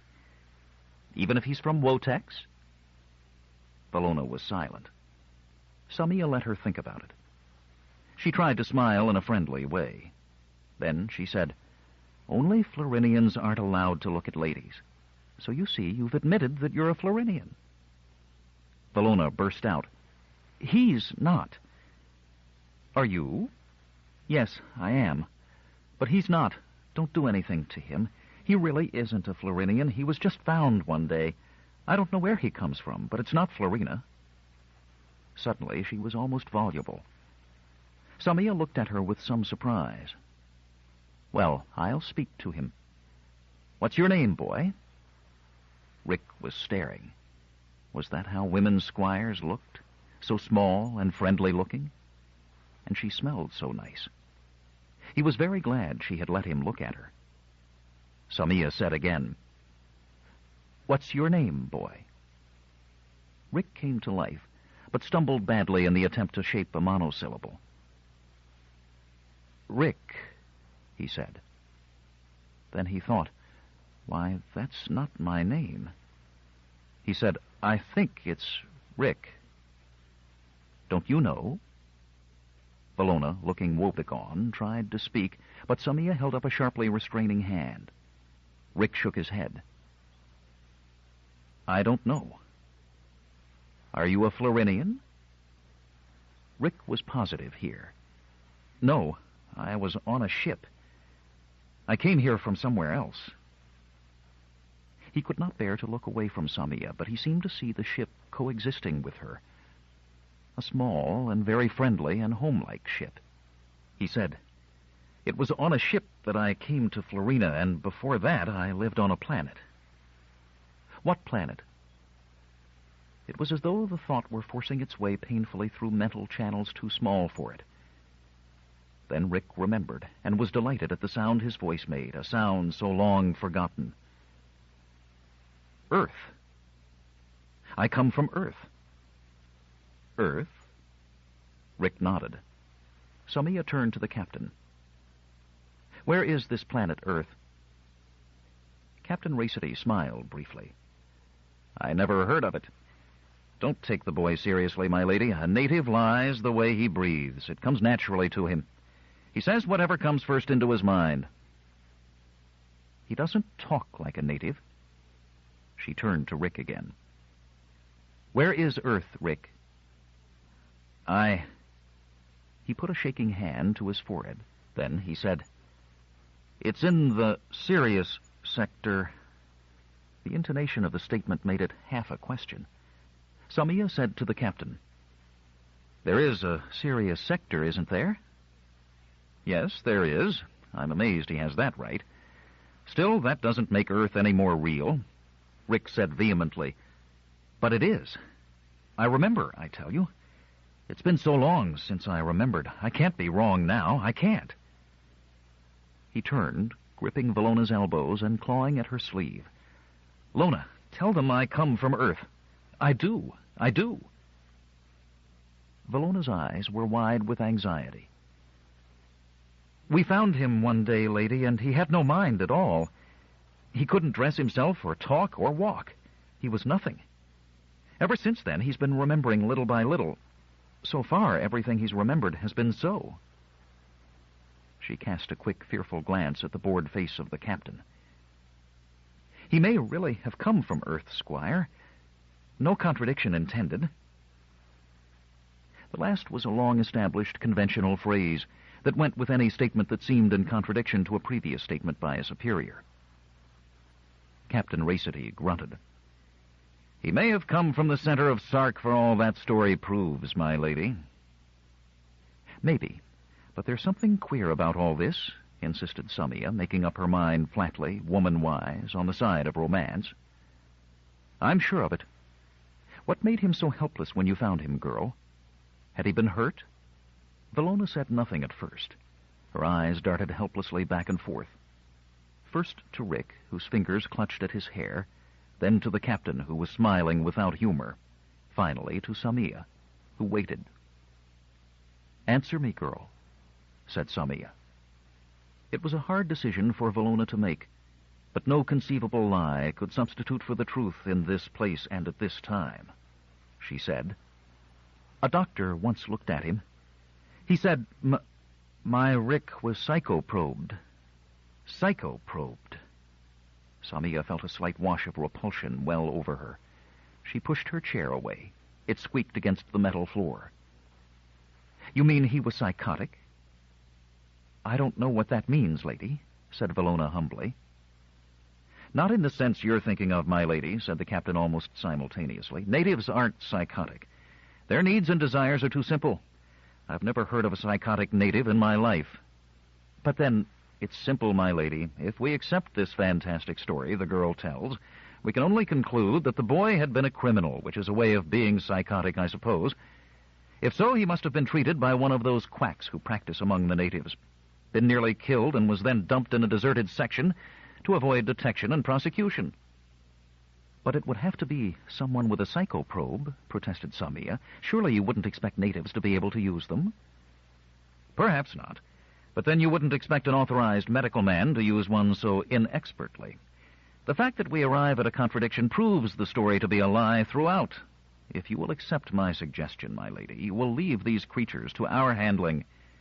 You see that it's useless to expect anything out of them." Samia hesitated. "Perhaps you're right." She rose and looked uncertainly at Rick. The captain stepped behind her, lifted the little chair, and folded it with a snap. Rick jumped to his feet. "Wait!" "If you please, my lady," said the captain, holding the door open for her. "My men will quiet him." Samia stopped at the threshold. "They won't hurt him?" "I doubt if he'll make us go to extremes. He will be easy handling." Lady, Rick called, "I can prove it. I'm from Earth." Samia stood irresolute for a moment. "Let's hear what he has to say." The captain said coldly, "As you wish, my lady." She returned, but not very far. She remained a step from the door. Rick was flushed. With the effort of remembering, his lips drew back into the caricature of a smile. He said, "I remember Earth. It was radioactive. I remember the forbidden areas and the blue horizon at night. The soil glowed and nothing would grow in it. There were just a few spots men could live on. That's why I was a spatioanalyst. That's why I didn't mind staying in space. My world was a dead world. Samia shrugged. Come along, Captain. He's simply raving. But this time it was Captain Racity who stood there, open-mouthed. He muttered, "A radioactive world." She said, "You mean there is such a thing?" "Yes." He turned wondering eyes on her. Now, where could he have picked that up? How could a world be radioactive and inhabited? But there is one, and it is in the Sirius sector. I don't remember its name. It might even be Earth. It is Earth, said Rick proudly and with confidence. It is the oldest planet of the galaxy. It is the planet on which the whole human race originated. The captain said softly, "That's so." Samia said, mind whirling, "You mean the human race originated on this Earth?" No, said the captain abstractedly. "That's superstition. It's just that that's how I came to hear about the radioactive planet. It claims to be man's home planet. I didn't know we were supposed to have a home planet." "I suppose we started somewhere, my lady, but I doubt that anyone can possibly know on what planet it happened." With sudden decision, he walked toward Rick. "What else do you remember?" He almost added boy, but held it back. "The ship, mostly," said Rick. "And spatioanalysis." Samia joined the captain. They stood there, directly before Rick, and Samia felt the excitement returning. Then it's all true? But then how did he come to be psychoprobed? "Psychoprobed," said Captain Racity thoughtfully. "Suppose we ask him. Here, you, native or outworlder or whatever you are, how did you come to be psychoprobed?" Rick looked doubtful. "You all say that, even Lona, but I don't know what the word means." "When did you stop remembering, then?" "I'm not sure." He began again desperately. "I was on a ship. We know that. Go on." Samia said, "It's no use barking, Captain. You'll drive out what few wits are left him." Rick was entirely absorbed in wrenching at the dimness within his mind. The effort left no room for any emotion. It was to his own astonishment that he said, "I'm not afraid of him, lady. I'm trying to remember. There was danger. I'm sure of that. Great danger to Florina. But I can't remember the details about it." "Danger to the whole planet?" Samia cast a swift glance at the captain. "Yes. It was in the currents." "What currents?" asked the captain. "The currents of space." The captain spread his hands and let them drop. "This is madness." No, let him go on." The tide of belief had shifted to Samia again. Her lips were parted, her dark eyes gleamed, and little dimples between cheek and chin made their appearance as she smiled. "What are the currents of space?" "The different elements," said Rick vaguely. He had explained that before. He didn't want to go through that again. He went on rapidly, nearly incoherently, speaking as the thoughts came to him, driven by them. "I sent a message to the local office on Sark. I remember that very clearly. I had to be careful. It was a danger that went beyond Florina. Yes, beyond Florina. It was as wide as the Milky Way. It had to be handled carefully." He seemed to have lost all real contact with those who listened to him, to be living in a world of the past before which a curtain was tearing away in places. Valona placed a soothing hand upon his shoulder and said, "Don't." But he was unresponsive even to that. "Somehow," he went on breathlessly, "my message was intercepted by some official on Sark. It was a mistake. I don't know how it happened." He frowned. "I'm sure I sent it to the local office on the Bureau's own wavelength. Do you suppose the sub-ether could have been tapped?" He did not even wonder that the word sub-ether came so easily to him. He might have been waiting for an answer, but his eyes were still unseeing. "Anyway, when I landed on Sark, they were waiting for me." Again a pause, this time long and meditative. The captain did nothing to break it. He seemed to be meditating himself. Samia, however, said, "Who was waiting for you? Who?" Rick said, I don't know. I can't remember. It wasn't the office. It was someone of Sark. I remember speaking to him. He knew about the danger. He spoke of it. I'm sure he spoke of it. We sat at a table together. I remember the table. He sat opposite me. It's as clear as space. We spoke for quite a while. It seems to me I wasn't anxious to give details. I'm sure of that. I would have had to speak to the office first. And then he... Yes, prompted Samia. He did something. No, nothing more will come. Nothing will come. He screamed the words, and then there was silence. A silence that was anticlimactically broken by the prosaic buzz of the captain's wrist communal. He said, "What is it?" The answering voice was reedy and precisely respectful. "A message to the captain from Sark. It is requested that he accept it personally." "Very well. I will be at the subetherics presently." He turned to Samia. "My lady, may I suggest that it is in any case dinner time?" He saw that the girl was about to protest her lack of appetite, to urge him to leave and not to bother about her.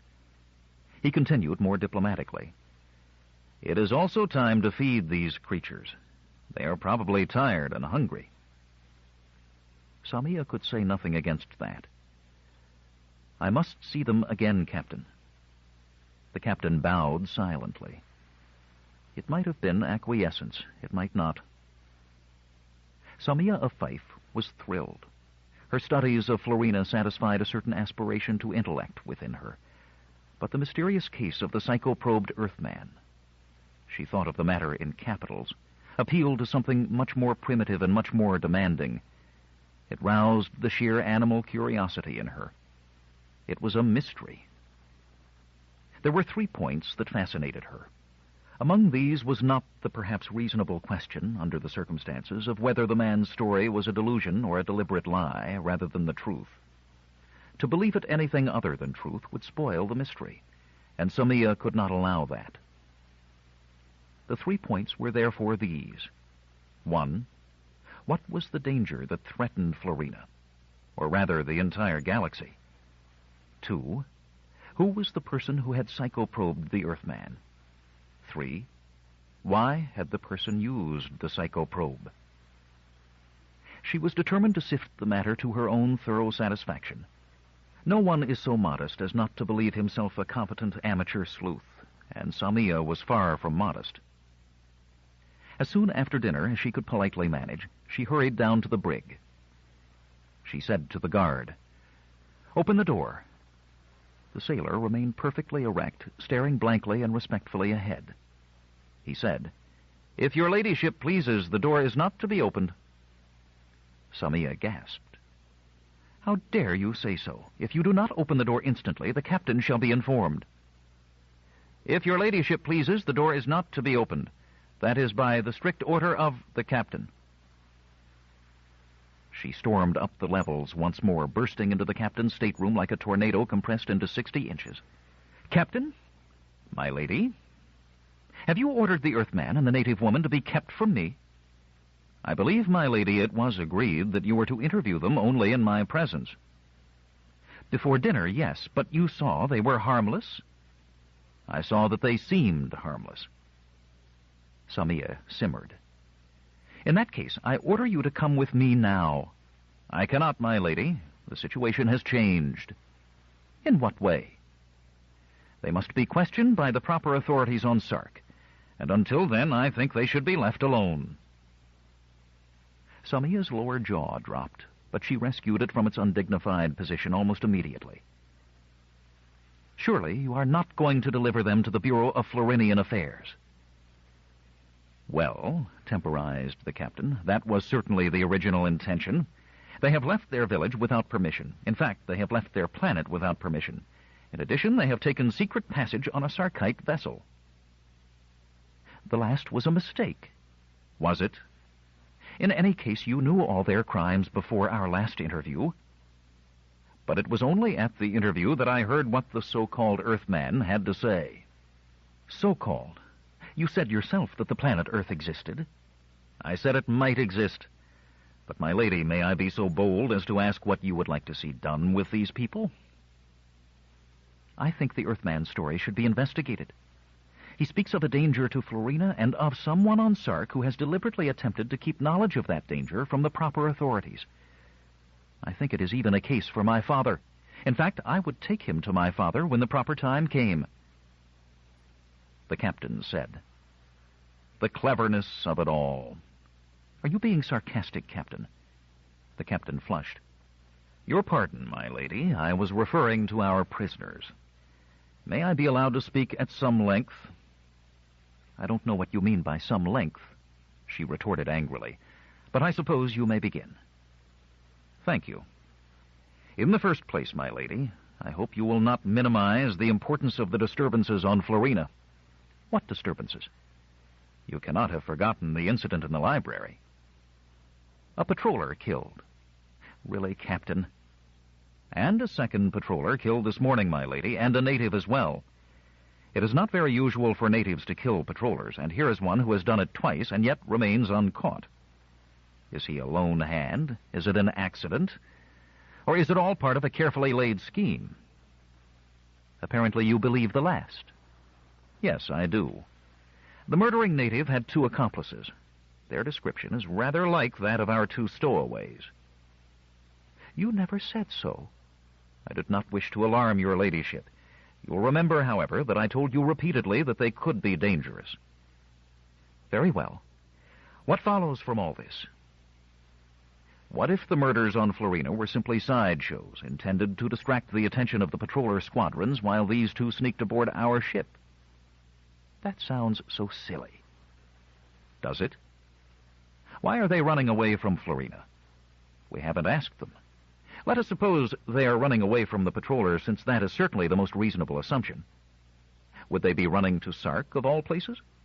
And on a ship that carries your ladyship? And then he claims to be a spatio-analyst. Samia frowned. What of that? A year ago, a spatio-analyst was reported missing. The story was never given wide publicity. I knew, of course, because my ship was one of those that searched near space for signs of his ship. Whoever is backing these Florinian disorders has undoubtedly seized on that fact, and just knowing that the matter of the missing spatio-analyst is known to them shows what a tight and unexpectedly efficient organization they have. It might be that the Earthman and the missing spatio-analyst have no connection. No real connection, my lady, undoubtedly, but to expect no connection at all is to expect too much of coincidence. It is an impostor we are dealing with. That is why he claims to have been psychoprobed. Oh? How can we prove he isn't a spatio-analyst? He knows no details of the planet Earth beyond the bare fact that it is radioactive. He cannot pilot a ship, he knows nothing of spatio-analysis, and he covers up by insisting he was psychoprobed. Do you see, my lady? Samia could make no direct answer. But to what purpose? She demanded. So that you might do exactly what you said you intended to do, my lady. Investigate the mystery? No, my lady. Take the man to your father. I still see no point. There are several possibilities. At the best, he could be a spy upon your father, either for Florina or possibly for Trantor. I imagine old Abel of Trantor would certainly come forward to identify him as an Earthman, if for no other reason than to embarrass Sark by demanding the truth concerning this fictitious psychoprobing. At the worst, he will be your father's assassin. Captain. My lady? This is ridiculous. Perhaps, my lady, but if so, the Department of Security is also ridiculous. You will recall that just before dinner I was called away to receive a message from Sark. Yes? This is it. Samia received the thin translucent foil with its red lettering. It said, 2 Florinians are reported to have taken secret illegal passage on your ship. Secure them immediately. One of them may claim to be a spatio-analyst and not a Florinian native. You are to take no action in this matter. You will be held strictly responsible for the safety of these people. They are to be held for delivery to DepSec. Extreme secrecy. Extreme urgency. Samia felt stunned. DepSec, she said. The Department of Security. Extreme secrecy, said the captain. I stretch a point to tell you this, but you have left me no choice, my lady. She said, What will they do to him? I cannot say for certain, said the captain. Certainly a suspected spy and assassin cannot expect gentle treatment. Probably his pretense will become partly a reality, and he will learn what a psychoprobe is really like. 12. The Detective. The four great squires regarded the squire of Fife each in his own way. Bort was angry. Roon was amused. Bale was annoyed. And Steen was frightened. Roon spoke first. He said, High treason? Are you trying to frighten us with a phrase? What does it mean? Treason against you, against Bort, against myself? By whom and how? And for Sark's sake, Fife, these conferences interfere with my normal sleeping hours. The results, said Fife, may interfere with many sets of sleeping hours. I don't refer to treason against any of us, Roon. I mean treason against Sark. Bort said, Sark? What's that, anyway, if not us? Call it a myth. Call it something ordinary Sarkites believe in. I don't understand, moaned Steen. You men always seem so interested in talking each other down. Really? I wish you'd get all this over with. Bale said, I agree with Steen. Steen looked gratified.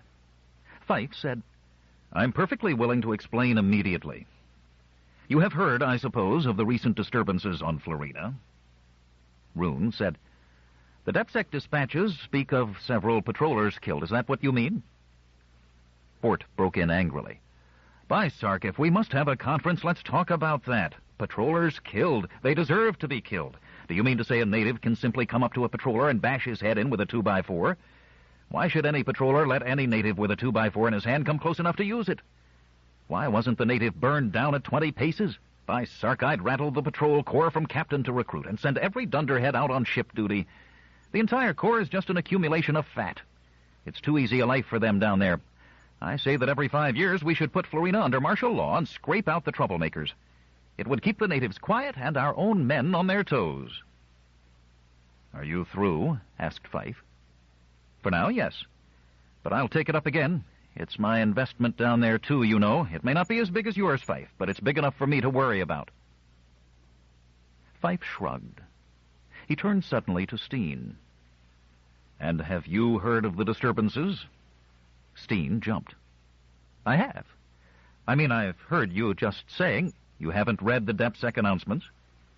Well, really. Steen became intensely interested in his long, pointed fingernails with their exquisitely applied coppery coating. I don't always have time to read all the announcements. I didn't know it was required of me. In fact, and he gathered his courage in both hands and looked full at Fife, I didn't know you were making rules for me. Really. I haven't, said Fife. Just the same, since you, at least, know none of the details, let me summarize it for you. The rest may find it interesting as well. It was surprising into how few words the events of 48 hours could be put and how flat they could sound. First, there had been an unexpected reference to spatio-analysis texts. Then a blow on the head of a superannuated patroller who died of a fractured skull 2 hours later. Then a pursuit that ended with untouchability in the lair of a Trantorian agent. Then a second patroller dead at dawn with the murderer tricked out in the patroller's uniform, and the Trantorian agent dead in his turn some hours later. If you wish the very latest nugget of news, Fife concluded, you might add this to this catalogue of apparent trivia. Some hours ago, a body, or rather the bony remnants of one, was found in City Park on Florina. Whose body? Asked Roon. Just a moment, please. Lying next to it was a pile of ash that seemed to be the charred remnants of clothing. Anything of metal had been carefully removed from it, but the ash analysis proved it to be what was left of a patroller uniform. Our impostoring friend? Asked Bale. Not likely, said Fife. Who would kill him in secret? Suicide, said Bort viciously. "How long did the bloody bastard expect to keep out of our hands? I imagine he had a better death this way. Personally, I'd find out who in the Corps were responsible for letting him reach the suicide stage and put a one-charge blaster in their hands." "Not likely," said Fife again. "If the man committed suicide, he either killed himself first, then took off his uniform, blasted it to ash, removed the buckles and braid, and then got rid of them. Or else he first removed his uniform, ashed it, removed the buckles and braid, left the cave naked, or perhaps in his underwear, discarded them, came back, and killed himself." "The body was in a cave?" asked Bort. "In one of the ornamental caves of the park, yes." "Then he had plenty of time and plenty of privacy," said Bort belligerently. He hated to give up the theory. "He could have taken off the buckles and braid first, then—" "Ever try to remove braid from a patroller uniform that hasn't been ashed first?" asked Fife sarcastically. "And can you suggest a motive, if the body were that of the imposter after suicide? Besides, I have a report from the medical examiners who studied the bone structure. The skeleton is that of neither a patroller nor a Florinian. It is of a Sarkite." Steen cried, "Really?" Bali's old eyes opened wide. Rune's metal teeth, which by catching a gleam of light now and then added a bit of life to the cube of dusk in which he sat, vanished as he closed his mouth. Even Bort was dumbfounded. "Do you follow?" asked Fife. "Now you see why the metal was removed from the uniform. Whoever killed the Sarkite wanted the ash to be taken for that of the Sarkite's own clothing, removed and ashed before the killing, which we might then take for suicide, or for the result of a private feud in no way connected with our patroller imposter friend. What he did not know was that ash analysis could distinguish between the kirt of Sarkite clothing and the cellulite of a patroller uniform, even with the buckles and braid removed. Now, given a dead Sarkite and the ash of a patroller uniform, we can only assume that somewhere in Upper City there is a live townman in Sarkite clothing. Our Florinian, having posed as a patroller long enough and finding the danger too great and growing greater, decided to become a squire. And he did that in the only way he could." "Has he been caught?" inquired Bort thickly. "No, he hasn't." "Why not? By Sark, why not?" "He will be caught," said Fife indifferently. "At the moment we have more important things to wonder about. This last atrocity is a trifle in comparison." "Get to the point," demanded Rune instantly. "Patience. First, let me ask you if you remember the missing spatioanalyst of last year." Steen giggled. Bort said with infinite contempt, "That again?" Steen asked, "Is there a connection, or are we just going to talk about that horrible affair of last year all over again? I'm tired." Fife was unmoved. He said, "This explosion of yesterday and day before yesterday began with a request at the Florinian Library for reference books on spatioanalysis. That is connection enough for me. Let's see if I can't make it connection for the rest of you as well. I will begin by describing the three people involved in the library incident, and please, let me have no interruptions for a few moments. First, there is a townman. He is the dangerous one of the three. On Sark, he had an excellent record as an intelligent and faithful piece of material. Unfortunately, he has now turned his abilities against us. He is undoubtedly the one responsible for 4 killings now. Quite a record for anyone. Considering that the 4 include 2 patrollers and a Sarkite, it is unbelievably remarkable for a native. And he is still uncaught. The second person involved is a native woman. She is uneducated and completely insignificant. However, the last couple of days have seen an extensive search into every facet of this affair, and we know her history. Her parents were members of the Soul of Kirt, if any of you remember that rather ridiculous peasant conspiracy that was wiped out without trouble some 20 years ago.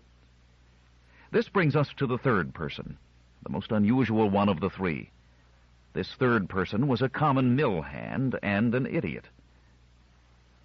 There was an expulsion of breath from Bort, and another high-pitched giggle from Steen. Bali's eyes remained closed, and Rune was motionless in the dark. Fife said, "The word idiot is not used figuratively. Depsec has driven itself mercilessly, but his history could not be traced back more than 10.5 months. At that time, he was found in a village just outside Florina's main metropolis, in a state of complete mindlessness. He could neither walk nor talk. He could not even feed himself. Now note that he made this first appearance some few weeks after the disappearance of the spatio-analyst. Note, in addition, that in a matter of months, he learned how to talk and even how to fill a job at a Kirt mill. What kind of an idiot could learn so quickly? Steen began almost eagerly. Oh, really, if he were psychoprobed properly, it could be arranged so... His voice trailed off. Fife said sardonically, I can think of no greater authority on the subject, even without Steen's expert opinion. However, the same thought occurred to me. It was the only possible explanation.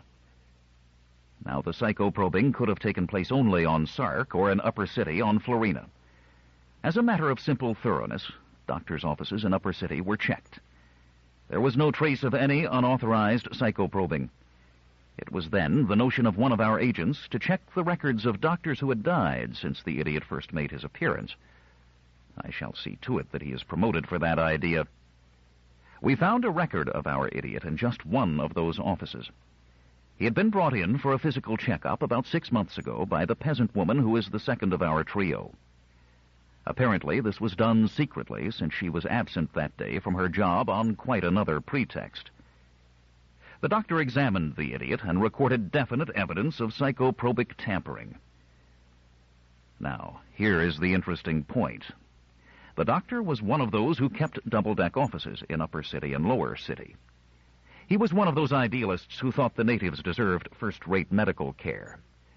He was a methodical man and kept duplicate records in full in both his offices to avoid unnecessary elevator travel. Also, it pleased his idealism, I imagine, to practice no segregation between Sarkite and Florinian in his files.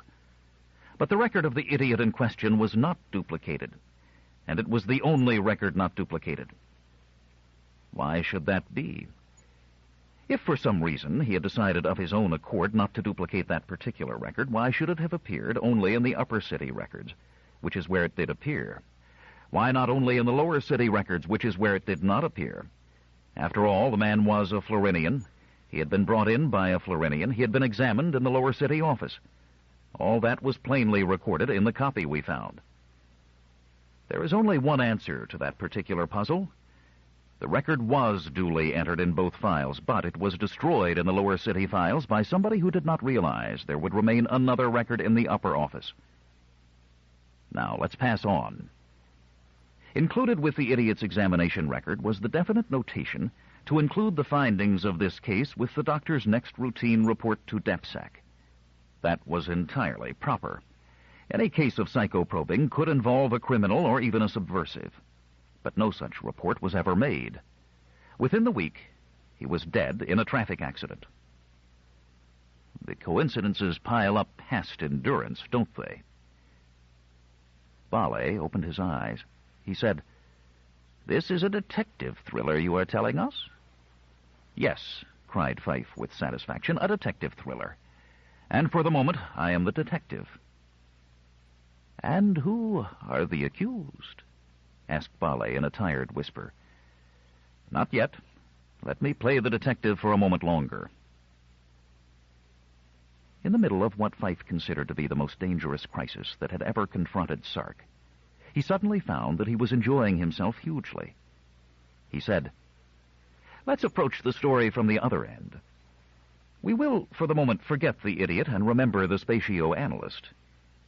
The first we hear of him is the notification to the Bureau of Transportation that his ship will soon land. A message received from him earlier accompanies the notification. The spatio-analyst never arrives. He is located nowhere in near space. Furthermore, the message sent by the spatio-analyst, which had been forwarded to Butrans, disappeared. The ISB claimed that we were deliberately concealing the message. DEPSAC believed that they were inventing a fictitious message for propaganda purposes. It now occurs to me that we were both wrong. The message had been delivered, but it had not been concealed by the government of Sark. Let us invent someone, and for the moment call him X. X has access to the records of Butrans. He learns of this spatio-analyst and his message, and has the brains and ability to act quickly. He arranges that a secret sub-ethergram be sent out to the spatio-analyst's ship, directing the man's landing on some small private field. The spatio-analyst does so, and X meets him there. X has taken the spatio-analyst's message of doom with him. There may be two reasons for that. First, it would confuse possible attempts at detection by eliminating a piece of evidence. Second, it would serve, perhaps, to win the confidence of the mad spatio-analyst. If the spatio-analyst felt he could talk only to his own superiors, and he might feel that, X might persuade him to grow confidential by proving that he was already in possession of the essentials of the story. Undoubtedly, the spatio-analyst talked. However incoherent, mad, and generally impossible that talk might have been, X recognized it as an excellent handle for propaganda. He sent out his blackmailing letter to the great squires, to us. His procedure, as then planned, was probably precisely that which I attributed to Trantor at the time. If we didn't come to terms with him, he intended to disrupt Florinian production by rumors of destruction until he forced surrender. But then came his first miscalculation. Something frightened him. We'll consider exactly what that was later. In any case, he decided he would have to wait before continuing. Waiting, however, involved one complication. X didn't believe the spatio-analyst's story, but there is no question that the spatio-analyst himself was madly sincere. X would have to arrange affairs so that the spatio-analyst would be willing to allow his doom to wait. The spatio-analyst could not do that unless his warped mind was put out of action. X might have killed him, but I am of the opinion that the spatio-analyst was necessary to him as a source of further information. After all, he knew nothing of spatio-analysis himself, and he couldn't conduct successful blackmail on total bluff. And perhaps as ransom in case of ultimate failure. In any case, he used a psychoprobe. After treatment, he had on his hands not a spatio-analyst, but a mindless idiot, who would, for a time, cause him no trouble. And after a time, his senses would be recovered. The next step? That was to make certain that during the year's wait, the spatio-analyst would not be located, that no one of importance would see him, even in his role as idiot. So he proceeded with a masterly simplicity. He carried his man to Florina, and for nearly a year the spatio-analyst was simply a half-wit native, working in the Kiertnils. I imagine that during that year he, or some trusted subordinate, visited the town where he had planted the creature, to see that he was safe and in reasonable health. On one of these visits, he learned, somehow, that the creature had been taken to a doctor, who knew a psychoprobing when he saw one. The doctor died, and his report disappeared, at least from his lower city office. That was X's first miscalculation. He never thought a duplicate might be in the office above. And then came his second miscalculation. The idiot began regaining his senses a little too quickly, and the village townman had brains enough to see that there was something more to it than simple raving. Perhaps the girl who took care of the idiot told the townman about the psychoprobing. That's a guess. There you have the story. Fife clasped his strong hands and waited for the reaction. Rune supplied it first. The light had turned on in his cubicle some moments earlier, and he sat there, blinking and smiling. He said, "And a moderately dull story it was, Fife. Another moment in the dark, and I would have been asleep." "As nearly as I can see," said Ballet slowly, "you have created a structure as insubstantial as the one of last year. It is 9/10 guesswork." "Hogwash," said Bort. "Who is X anyway?" asked Steen. "If you don't know who X is, it just doesn't make any sense." And he yawned delicately, covering his small white teeth with a bent forefinger. Fife said, "At least one of you sees the essential point. The identity of X is the nub of the affair. Consider the characteristics that X must possess if my analysis is accurate. In the first place, X is a man with contacts in the civil service. He is a man who can order a psychoprobing. He is a man who thinks he can arrange a powerful blackmailing campaign. He is a man who can take the spatio-analyst from Sark to Florina without trouble. He is a man who can arrange the death of a doctor on Florina. He isn't a nobody, certainly. In fact, he is a very definite somebody. He must be a great squire. Wouldn't you say so? Bort rose from his seat. His head disappeared, and he sat down again. Steen burst into high, hysterical laughter. Rune's eyes, half buried in the pulpy fat that surrounded them, glittered feverishly. Bale slowly shook his head.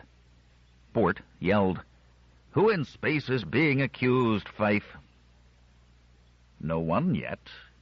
Fife remained even-tempered. "No one specifically. Look at it this way. There are 5 of us. Not another man on Sark could have done what X did. Only we 5. That can be taken as settled. Now, which of the 5 is it? To begin with, it isn't myself." "We can take your word for it, can we?" sneered Rune. "You don't have to take my word for it," retorted Fife. "I'm the only one without a motive. X's motive is to gain control of the Kirt industry. I have control of it. I own 1/3 of Florina's land outright. My mills, machine plants, and shipping fleets are sufficiently predominant to force any or all of you out of business if I wish. I wouldn't have to resort to complicated blackmail." He was shouting over their united voices. "Listen to me. The rest of you have every motive. Rune has the smallest continent and the smallest holdings. I know he doesn't like that. He can't pretend he likes it. Bale has the oldest lineage. There was a time when his family ruled all of Sark. He probably hasn't forgotten that. Bort resents the fact that he is always outvoted in council and cannot therefore conduct business in his territories in quite the whip and blaster fashion he would like. Steen has expensive tastes, and his finances are in a bad way. The necessity of recouping is a hard driving one. We have it there, all the possible motives. Envy, greed for power, greed for money, questions of prestige. Now, which of you is it?" There was a gleam of sudden malice in Bale's old eyes. "You don't know?" "It doesn't matter. Now hear this. I said that something frightened X. Let's still call him X. After his first letters to us. Do you know what it was? It was our first conference when I preached the necessity of united action. X was here. X was and is one of us. He knew united action meant failure. He had counted on winning over us because he knew that our rigid ideal of continental autonomy would keep us at odds to the last moment and beyond. He saw that he was wrong, and he decided to wait until the sense of urgency vanished and he could proceed again. But he is still wrong. We will still take united action, and there is only one way we can do it safely, considering that X is one of us. Continental autonomy is at an end. It is a luxury we can no longer afford, for X's schemes will end only with the economic defeat of the rest of us or the intervention of Trantor. I, myself, am the only one I can trust. So from now on, I head a united Sark. Are you with me?" They were out of their seats, shouting. Bort was waving his fist. There was a light froth at the corner of his lips. Physically, there was nothing they could do. Fife smiled. Each was a continent away. He could sit behind his desk and watch them foam. He said, "You have no choice. In the year since our first conference, I, too, have made my preparations. While you 4 have been quietly in conference listening to me, officers loyal to myself have taken charge of the Navy." "Treason!" they howled. "Treason to continental autonomy," retorted Fife. "Loyalty to Sark." Steen's fingers intertwined nervously, their ruddy copper tips the only splash of color upon his skin. "But it's X. Even if X is one of us, there are 3 innocent. I'm not X." He cast a poisonous glance about him. "It's one of the others." "Those of you who are innocent will form part of my government if they wish. They have nothing to lose." "But you won't say who is innocent," bawled Bort.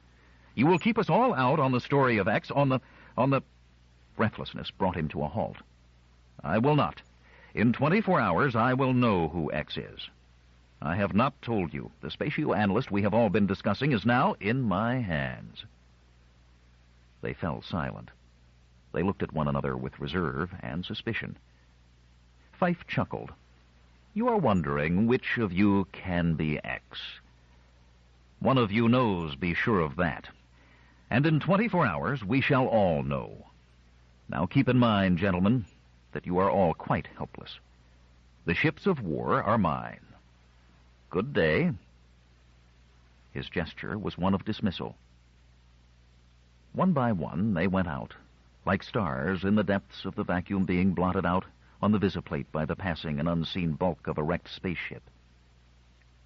Steen was the last to leave. Fife, he said tremulously. Fife looked up. Yes? You wish to confess now that we two are alone? You are X? Steen's face twisted in wild alarm. No. Really, I just wanted to ask if you're really serious. I mean, continental autonomy and all that. Really? Fife stared at the old chronometer in the wall. Good day. Steen whimpered. His hand went up to the contact switch, and he, too, disappeared.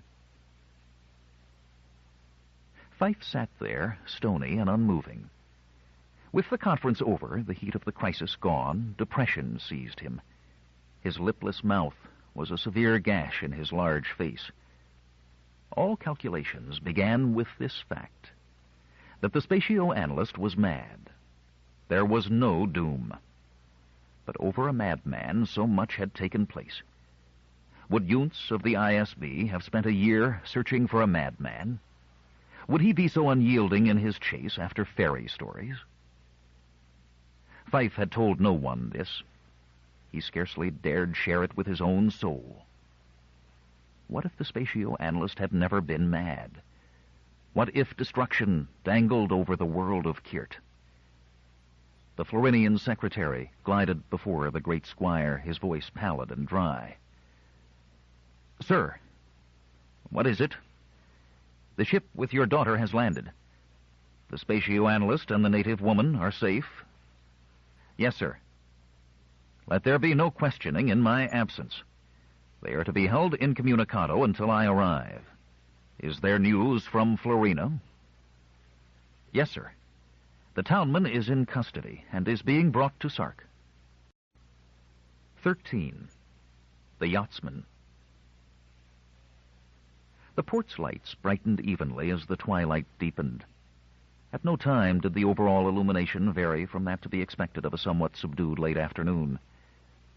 At Port 9, as at the other yacht ports of Upper City, it was daylight throughout Florina's rotation. The brightness might grow unusually pronounced under the midday sun, but that was the only deviation. Marcus Genro could tell that the day proper had passed only because, in passing into the port, he had left the colored night lights of the city behind him. Those were bright against the blackening sky, but they made no pretense of substituting for day.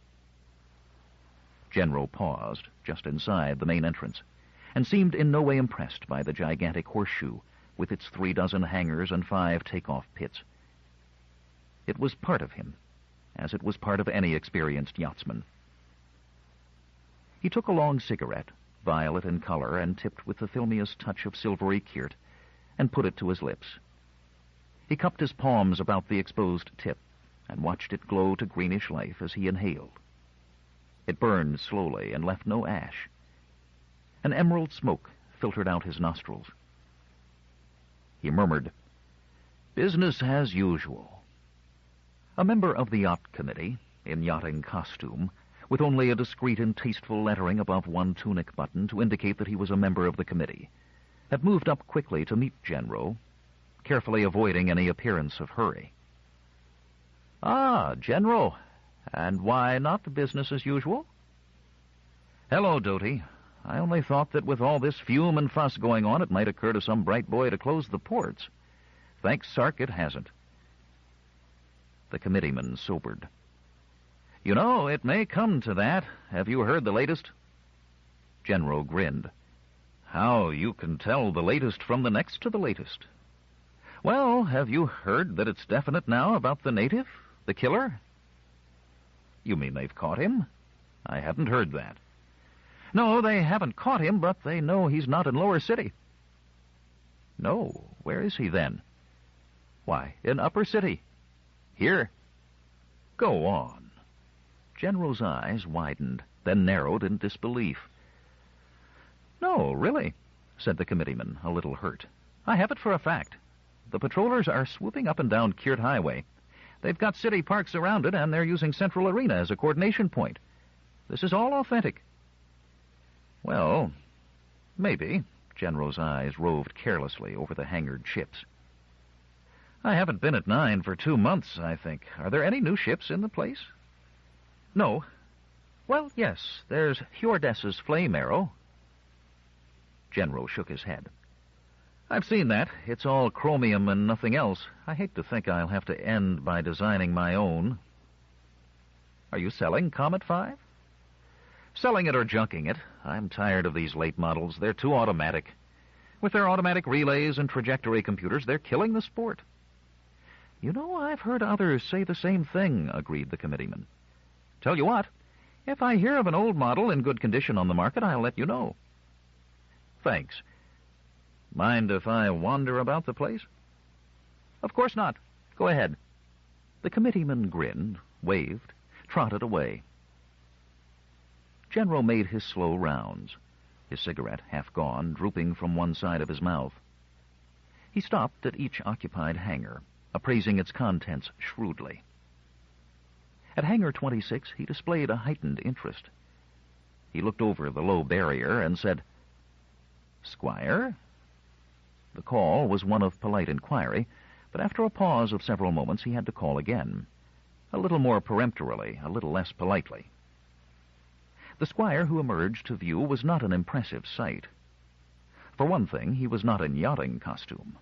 Secondly, he needed a shave, and his rather repellent-looking skull cap was yanked down in a most unfashionable manner. It seemed to cover half his face. Lastly, his attitude was one of peculiarly suspicious over-caution. General said, I'm Marcus Genro. Is this your craft, sir? Yes, it is. The words were slow and tense. Genro disregarded that. He tilted his head back and looked over the yacht's lines carefully. He removed what was left of his cigarette from between his lips and flicked it high in the air. It had not yet reached the high point of its arc when, with a little flash, it vanished. Genro said, I wonder if you'd mind my coming in. The other hesitated, then stepped aside. Genro entered. He said, What kind of motor does the craft carry, sir? Why do you ask? Genro was tall. Skin and eyes were dark, hair crisp and cut short. He topped the other by half a head, and his smile showed white, evenly spaced teeth. He said, To be very frank, I'm in the market for a new ship. You mean you're interested in this one? I don't know. Something like it, maybe, if the price is right. But anyway, I wonder if you'd mind my looking at the controls and engines? The squire stood there silently. General's voice grew a trifle colder. As you please, of course. He turned away. The squire said, I might sell. He fumbled in his pocket. Here's the license. General looked at each side with a quick, experienced glance. He handed it back. You're Diamone? The squire nodded. You can come in if you wish. General looked briefly at the large port chronometer, the luminescent hands sparking brightly even in the daylight illumination, indicating the beginning of the second hour after sunset. Thank you. Won't you lead the way? The squire rummaged his pockets again and held out a booklet of key slivers. After you, sir. Genro took the booklet. He leafed through the slivers, looking at the small code marks for the ship's stamp. The other man made no attempt to help him. Finally, he said, This one, I suppose? He walked up the short ramp to the airlock balcony and considered the fine seam at the right of the lock carefully. "I don't see... Oh, here it is." And he stepped to the other side of the lock. Slowly, noiselessly, the lock yawned, and General moved into the blackness. The red airlock went on automatically as the door closed behind them. The inner door opened, and as they stepped into the ship proper, white lights flickered on over all the length of the ship. Merlin Terrans had no choice. He no longer remembered the time, long since, when such a thing as choice had existed. For 3 long, wretched hours now, he had remained near Diomoni's ship, waiting and helpless to do anything else. It had led to nothing till now. He did not see that it could lead to anything but capture. And then this fellow had come with an eye to the ship. To deal with him at all was madness. He could not possibly maintain his imposture at such close quarters, but then he could not possibly remain where he was either. At least within the ship there might be food. Strange that that had not occurred to him before. There was. Terrans said, "It's close to dinner time. Would you like to have something?" The other had scarcely looked over his shoulder. "Why, later, perhaps. Thank you." Terrans did not urge him. He let him roam the ship and applied himself thankfully to the potted meat and cellulite-wrapped fruit. He drank thirstily. There was a shower across the corridor from the kitchen.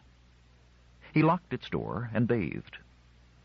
It was a pleasure to be able to remove the tight skull cap, at least temporarily. He even found a shallow closet from which he could choose a change of clothing. He was far more master of himself when General returned.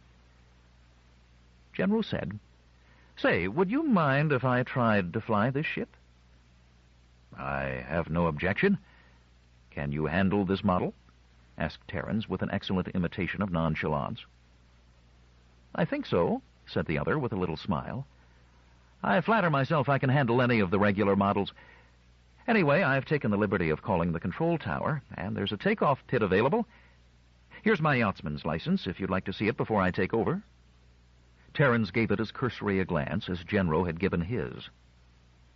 "The controls are yours," he said. The ship rolled out of the hangar like an airborne whale, moving slowly, its diamagnetized hull clearing the smooth-packed clay of the field by 3 inches. Terrans watched General handling the controls with fingertip precision. The ship was a live thing under his touch. The small replica of the field that was upon the visiplate shifted and changed with each tiny motion of every contact. The ship came to a halt, pinpointed at the tip of a takeoff pit. The diamagnetic field strengthened progressively towards the ship's prow, and it began tipping upward. Terrans was mercifully unaware of this, as the pilot room turned on its universal gimbals to meet the shifting gravity. Majestically, the ship's rear flanges fitted into the appropriate grooves of the pit. It stood upright, pointing to the sky. The Duralite cover of the takeoff pit slipped into its recess, revealing the neutralized lining, 100 yards deep, that received the first energy thrusts of the hyperatomic motors. General kept up a cryptic exchange of information with the control tower. Finally, 10 seconds to takeoff, he said. A rising red thread in a quartz tube marked off the disappearing seconds. It made contact, and the first surge of power tore backward. Terrans grew heavier, felt himself pressing against the seat. Panic tore at him. He grunted, "How does it handle?" General seemed impervious to acceleration. His voice had almost its natural timbre as he said, "Moderately well." Terrans leaned back in his chair, trying to relax with the pressure, watching the stars in the visiplate turn hard and bright as the atmosphere vanished from between himself and them. The kirt next to his skin felt cold and damp. They were out in space now. General was putting the ship through its paces. Terrans had no way of telling that firsthand, but he could see the stars march steadily across the visiplate as the yachtsman's long, slim fingers played with the controls as though they were the keys of a musical instrument. Finally, a bulky orange segment of a globe filled the visiplate's clear surface. "Not bad," said General. "You keep your craft in good condition, Diamone. It's small, but it has its points." Terrans said carefully, "I suppose you'd like to test its speed and its jumping capacity. You may, if you like. I have no objection." General nodded. "Very well. Where do you suggest we take ourselves?" "What about—" He hesitated, then went on. "Well, why not to Sark?" Terrans breathed a little more quickly. He had expected that. He was on the point of believing himself to be living in a world of magic. How things forced his moves, even without his connivance. It would not have been difficult to convince him that it was not things, but design that prompted the moves. His childhood had been steeped in the superstitions that the squires fostered among the natives, and such things are hard to outgrow. On Sark was Rick with his returning memories. The game was not over. He said wildly, "Why not, General?" General said, "Sark it is, then." With gathering speed, the globe of Florina slanted out beyond the visiplate's view, and the stars returned. "What's your best time on the Sark-Florina run?" asked General. "Nothing record-breaking," said Terrans. "About average." "Then you've done it in better than 6 hours, I suppose?" "On occasion, yes." "Do you object to my trying to shave 5? "Not at all," said Terrans. It took hours to reach a point far enough from star mass distortion of the space fabric to make a jump possible. Terrans found wakefulness a torture. This was his 3rd night with little or no sleep, and the tension of the days had exaggerated that lack. General looked at him askance. "Why don't you turn in?" Terrans forced an expression of liveliness onto his sagging facial muscles. He said, "It's nothing. Nothing." He yawned prodigiously and smiled an apology. The yachtsman turned back to his instruments, and Terrans's eyes glazed over once again. Seats in a space yacht are comfortable by very necessity. They must cushion the person against accelerations. A man not particularly tired can easily and sweetly fall asleep upon them. Terrans, who could at the moment have slept on broken glass, never knew when he passed the borderline. He slept for hours. He slept as deeply and as dreamlessly as ever in his life. He did not stir. He showed no single sign of life other than his even breathing, when the skull cap was removed from his head. Terrans woke blearily, slowly. For long minutes he had not the slightest notion of his whereabouts. He thought he was back in his townman's cottage. The true state of affairs seeped back in stages. Eventually he could smile at General, who was still at the controls, and say, "I guess I fell asleep." "I guess you did. There's Sark." General nodded toward the large white crescent in the visiplate. "When do we land?" "About an hour." Terrans was awake enough now to sense a subtle change in the other's attitude. It was an icy shock to him that the steel-gray object in General's hand turned out to be the graceful barrel of a needle gun. "What in space?" began Terrans, rising to his feet. "Sit down," said General carefully. There was a skull cap in his other hand. Terrans raised a hand to his head, and his fingers found themselves clutching sandy hair. "Yes," said General, "it's quite obvious. You're a native." Terrans stared and said nothing. General said, "I knew you were a native before I ever got on poor Diamone's ship." Terrans's mouth was cotton dry, and his eyes burned. He watched the tiny, deadly muzzle of the gun and waited for a sudden, noiseless flash. He had carried it so far, and had lost the gamble after all. General seemed in no hurry. He held the needle gun steady, and his words were even and slow. "Your basic mistake, Townman, was the thought that you could really outwit an organized police force indefinitely. Even so, you would have done better if you hadn't made the unfortunate choice of Diamone as your victim. I didn't choose him, croaked Terrans. Then call it luck. Alstair Diamone, some 12 hours ago, was standing in City Park waiting for his wife. There was no reason other than sentiment for him to meet her there, of all places. They had met in that very spot originally, and they met there again on every anniversary of that meeting. There's nothing particularly original about that sort of ceremony between young husbands and wives, but it seems important to them. Of course, Diamone did not realize that the comparative isolation of the spot made him an appropriate victim for a murderer. Who would have thought that in Upper City? In the ordinary course of events, the murder might not have been discovered for days. Diamone's wife, however, was on the scene within half an hour of the crime. The fact that her husband was not there astonished her. He was not the type, she explained, to leave in a fury because she herself was a trifle late. She was often late. He would more or less have expected that. It occurred to her that her husband might be waiting for her inside their cave. Diamone had been waiting outside their cave, naturally. It was the nearest one to the scene of the assault, consequently, and the one into which he was dragged. His wife entered that cave and found, well, you know what she found. She managed to relay the news to the patrol corps through our own DepSec offices, although she was almost incoherent with shock and hysteria. How does it feel, Townman, to kill a man in cold blood, leaving him to be found by his wife at the one spot most steeped with happy memories for them both? Terrans was choking. He gasped out through a red mist of anger and frustration. You Sarkites have killed millions of Florinians, women, children. You've grown rich out of us. This yacht. It was all he could manage. Diamone wasn't responsible for the state of affairs he found at birth, said General. If you had been born a Sarkite, what would you have done? Resigned your estates, if any, and gone to work in the Kirt fields? Well then, shoot, cried Terrans, writhing. What are you waiting for? There's no hurry.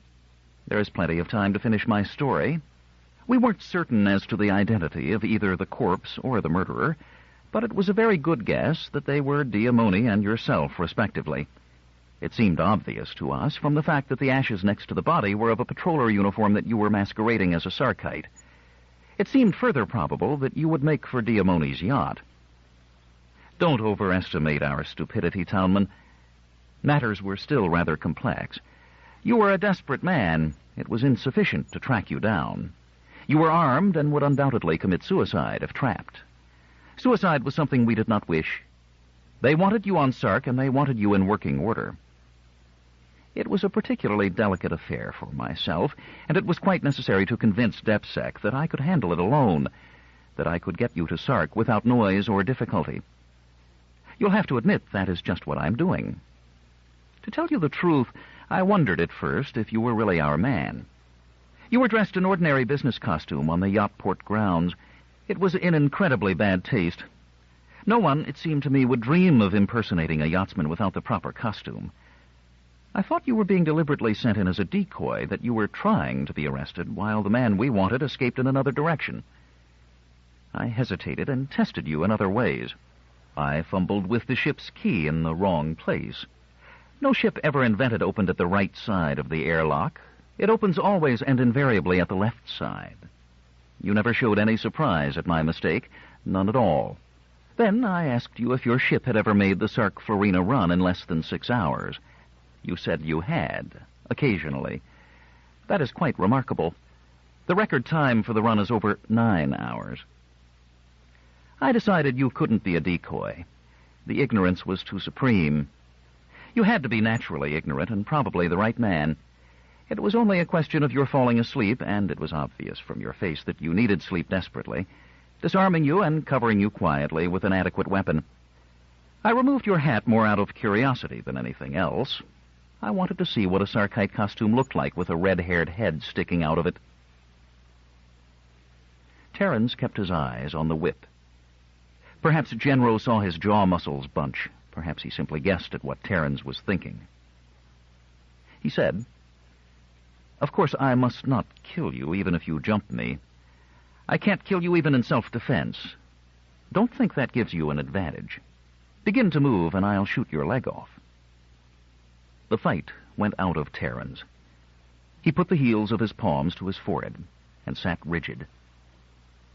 Genro said softly, "Do you know why I tell you all this?"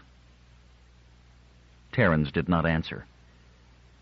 "First," said Genro, "I rather enjoy seeing you suffer. I don't like murderers, and I particularly don't like natives who kill Sarkites. I've been ordered to deliver you alive, but nothing in my orders says I have to make the trip pleasant for you.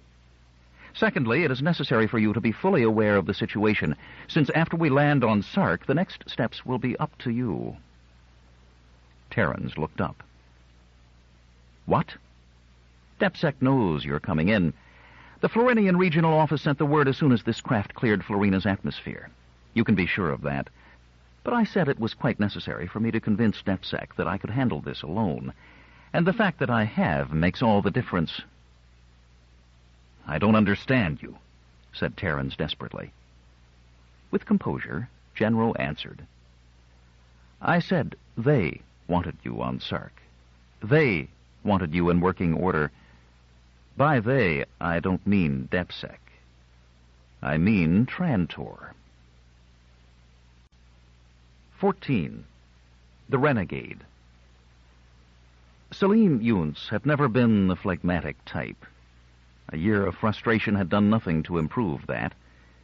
He could not sip wine carefully while his mental orientation sat upon suddenly trembling foundations. In short, he was not Ludigan able. And when Younes had done with his angry shouting that on no account was Sark to be allowed freedom to kidnap and imprison a member of the ISB, regardless of the condition of Trantor's espionage network, Abel merely said, "I think you had better spend the night here, Doctor." Younes said freezingly, "I have better things to do." Abel said, "No doubt, man, no doubt. Just the same, if my men are being blasted to death, Sark must be bold indeed. There is a great possibility that some accident may happen to you before the night is over. Let us wait a night, then, and see what comes of a new day." Younes's protests against inaction came to nothing. Abel, without ever losing his cool, almost negligent air of indifference, was suddenly hard of hearing. Younes was escorted with firm courtesy to a chamber. In bed, he stared at the faintly luminous, frescoed ceiling, on which glowed a moderately skillful copy of Len Hayden's Battle of the Arcturian Moons, and knew he would not sleep. Then he caught one whiff, a faint one, of the gas somnon, and was asleep before he could catch another. 5 minutes later, when a forced draught swept the room clean of the anesthetic, enough had been administered to assure a healthful 8 hours. He was awakened in the cold half-light of dawn.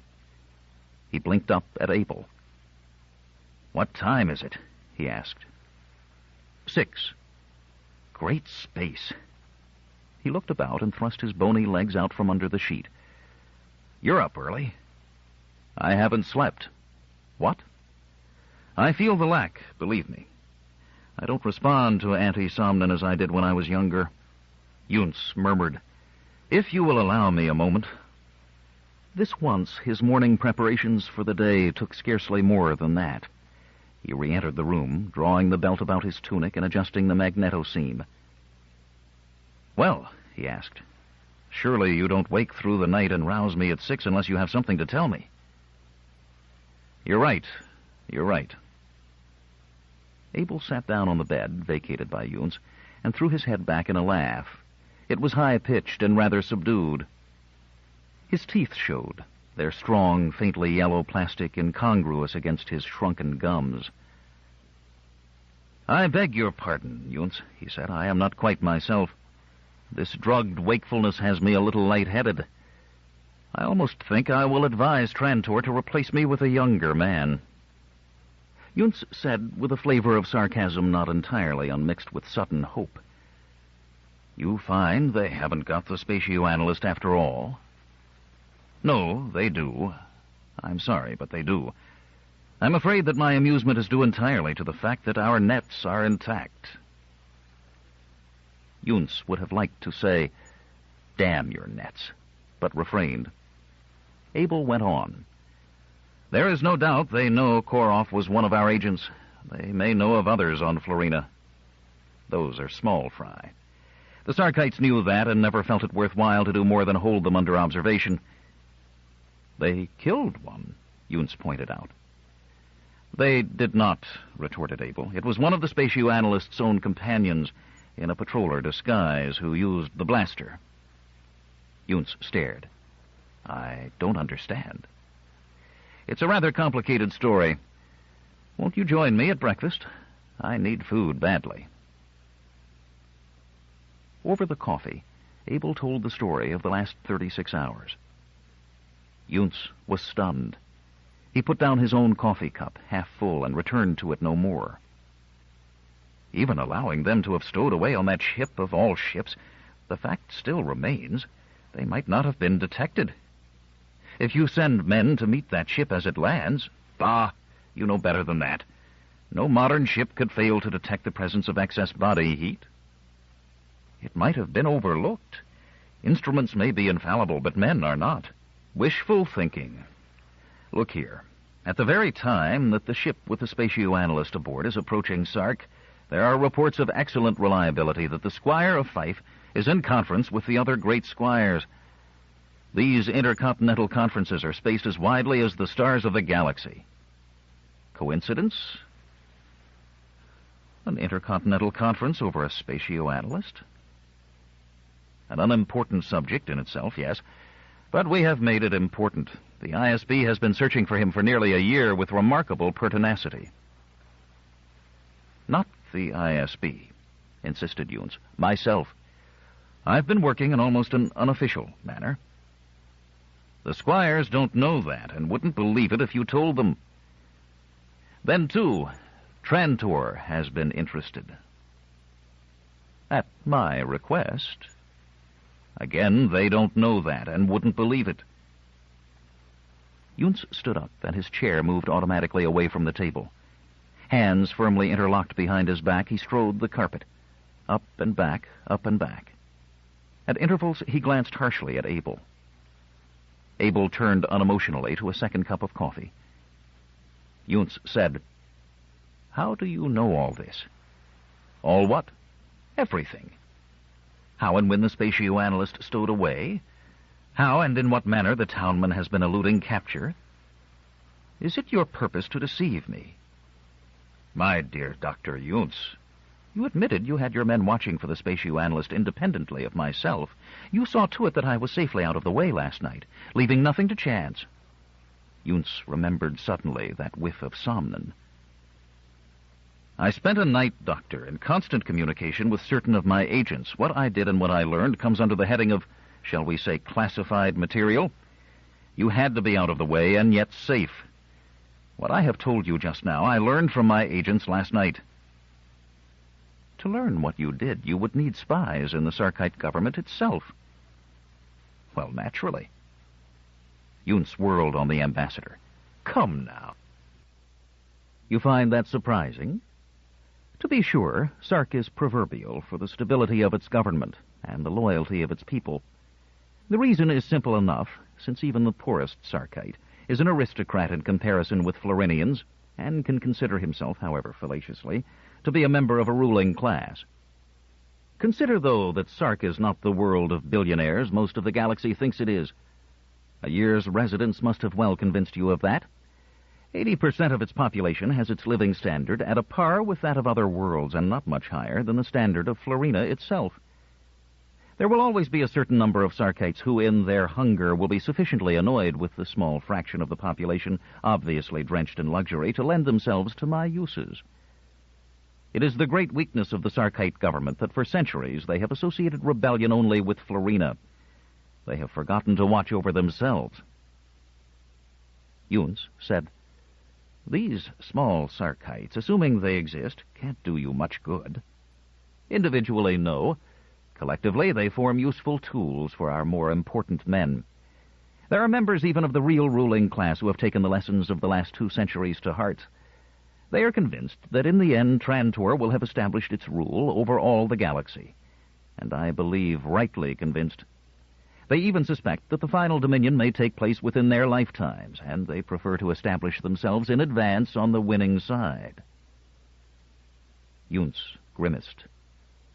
You make interstellar politics sound a very dirty game. It is. But disapproving of dirt doesn't remove it. Nor are all its facets unrelieved dirt. Consider the idealist. Consider the few men in Sark's government who serve Trantor neither for money nor for promises of power, but only because they honestly believe that a unified galactic government is best for humanity, and that only Trantor can bring such a government about. I have one such man, my best one, in Sark's Department of Security, and at this moment he is bringing in the townman. Yunts said, "You said he had been captured." "By DepSec, yes, but my man is DepSec, and my man." For a moment Abel frowned and turned pettish. "His usefulness will be sharply reduced after this.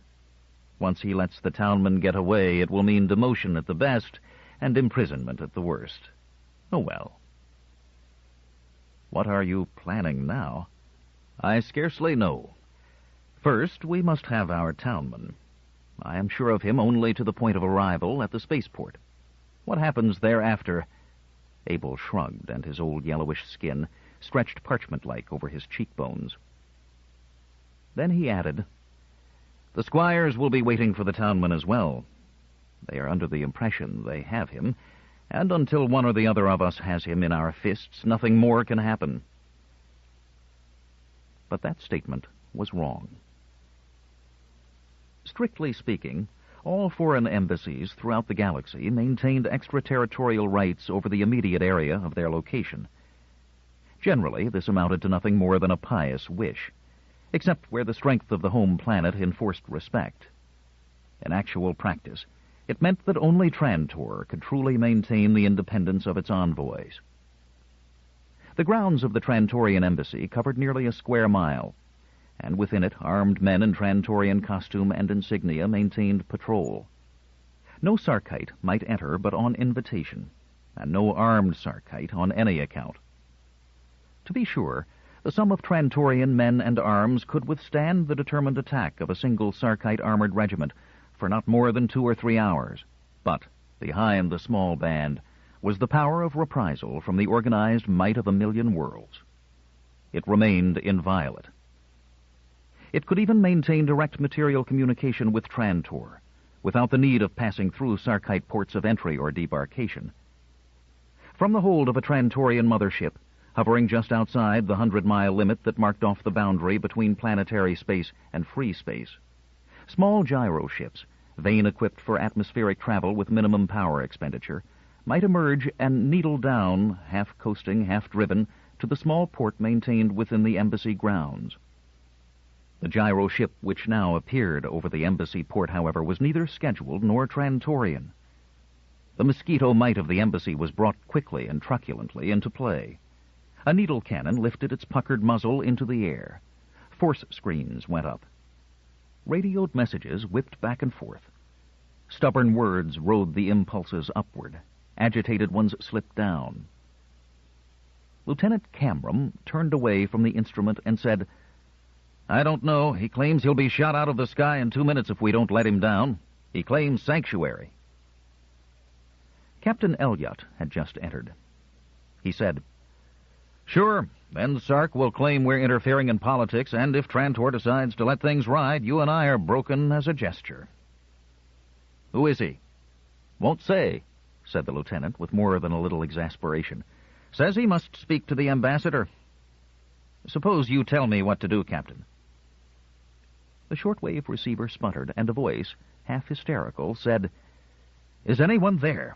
I'm just coming down, that's all. Really, I can't wait another moment, I tell you." It ended in a squeak. The captain said, "Great space, I know that voice. Let him down. My responsibility." The orders went out. The gyro ship sank vertically, more quickly than it should have, the result of a hand at the controls that was both inexperienced and panicky. The needle cannon maintained focus. The captain established a through line to Abel, and the embassy was thrown into full emergency. The flight of Sarkite ships that hovered overhead not 10 minutes after the first vessel had landed maintained a threatening vigil for 2 hours, then departed. They sat at dinner, Abel, Yunts, and the newcomer. With admirable aplomb, considering the circumstances, Abel had acted the unconcerned host. For hours he had refrained from asking why a great squire needed sanctuary. Yunts was far less patient. He hissed at Abel, "Space! What are you going to do with him?" And Abel smiled back. "Nothing. At least until I find out whether I have my townman or not. I like to know what my hand is before tossing chips onto the table. And since he's come to me, waiting will rattle him more than it will us." He was right. Twice the squire launched into rapid monologue, and twice Abel said, "My dear squire, surely serious conversation is unpleasant on an empty stomach." He smiled gently and ordered dinner. Over the wine, the squire tried again. He said, "You'll want to know why I have left Steen Continent." "I cannot conceive of any reason," admitted Abel, "for the squire of Steen ever to have run from Sarkite vessels." Steen watched them carefully. His slight figure and thin, pale face were tense with calculation. His long hair was bound into carefully arranged tufts, held by tiny clips that rubbed against one another with a rustling sound whenever he moved his head, as though to call attention to his disregard for the current Sarkite clipped hair fashion. A faint fragrance came from his skin and clothing. Abel, who did not miss the slight tightening of Yunts's lips, and the quick way in which the spatio-analyst patted his own short woolly hair, thought how amusing Yunts's reaction might have been if Steen had appeared more typically, with rouged cheeks and coppered fingernails. Steen said, "There was an intercontinental conference today." "Really?" said Abel. Abel listened to the tale of the conference without a quiver of countenance. "And we have 24 hours, Steen said indignantly. "It's 16 hours now. Really?" "And your ex," cried Yunts, who had been growing increasingly restless during the recitation. "Your ex. You've come here because he's caught you. Well, now, that's fine. Abel, here's our proof as to the identity of the spatio-analyst. We can use him to force a surrender of the man."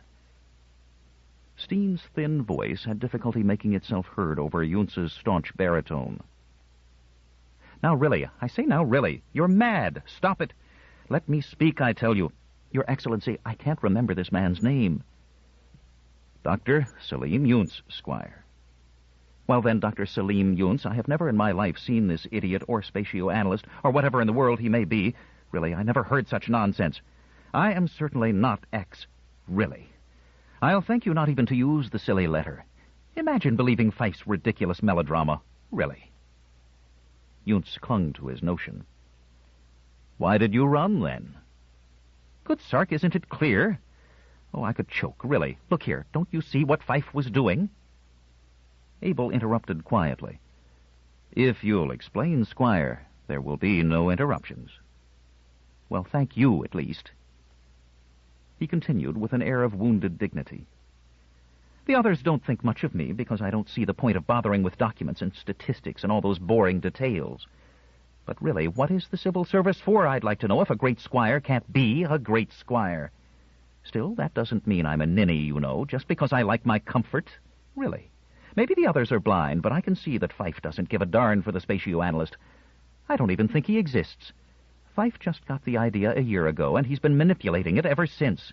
He's been playing us for fools and idiots. Really. And so the others are. Disgusting fools. He's arranged all this perfectly awful nonsense about idiots and spatio-analysis. I wouldn't be surprised if the native who's supposed to be killing patrollers by the dozen isn't just one of Fife's spies in a red wig. Or if he's a real native, I suppose Fife has hired him. I wouldn't put it past Fife. Really, he would use natives against his own kind. That's how low he is. Anyway, it's obvious that he's using it just as an excuse to ruin the rest of us and to make himself dictator of Sark. Isn't it obvious to you?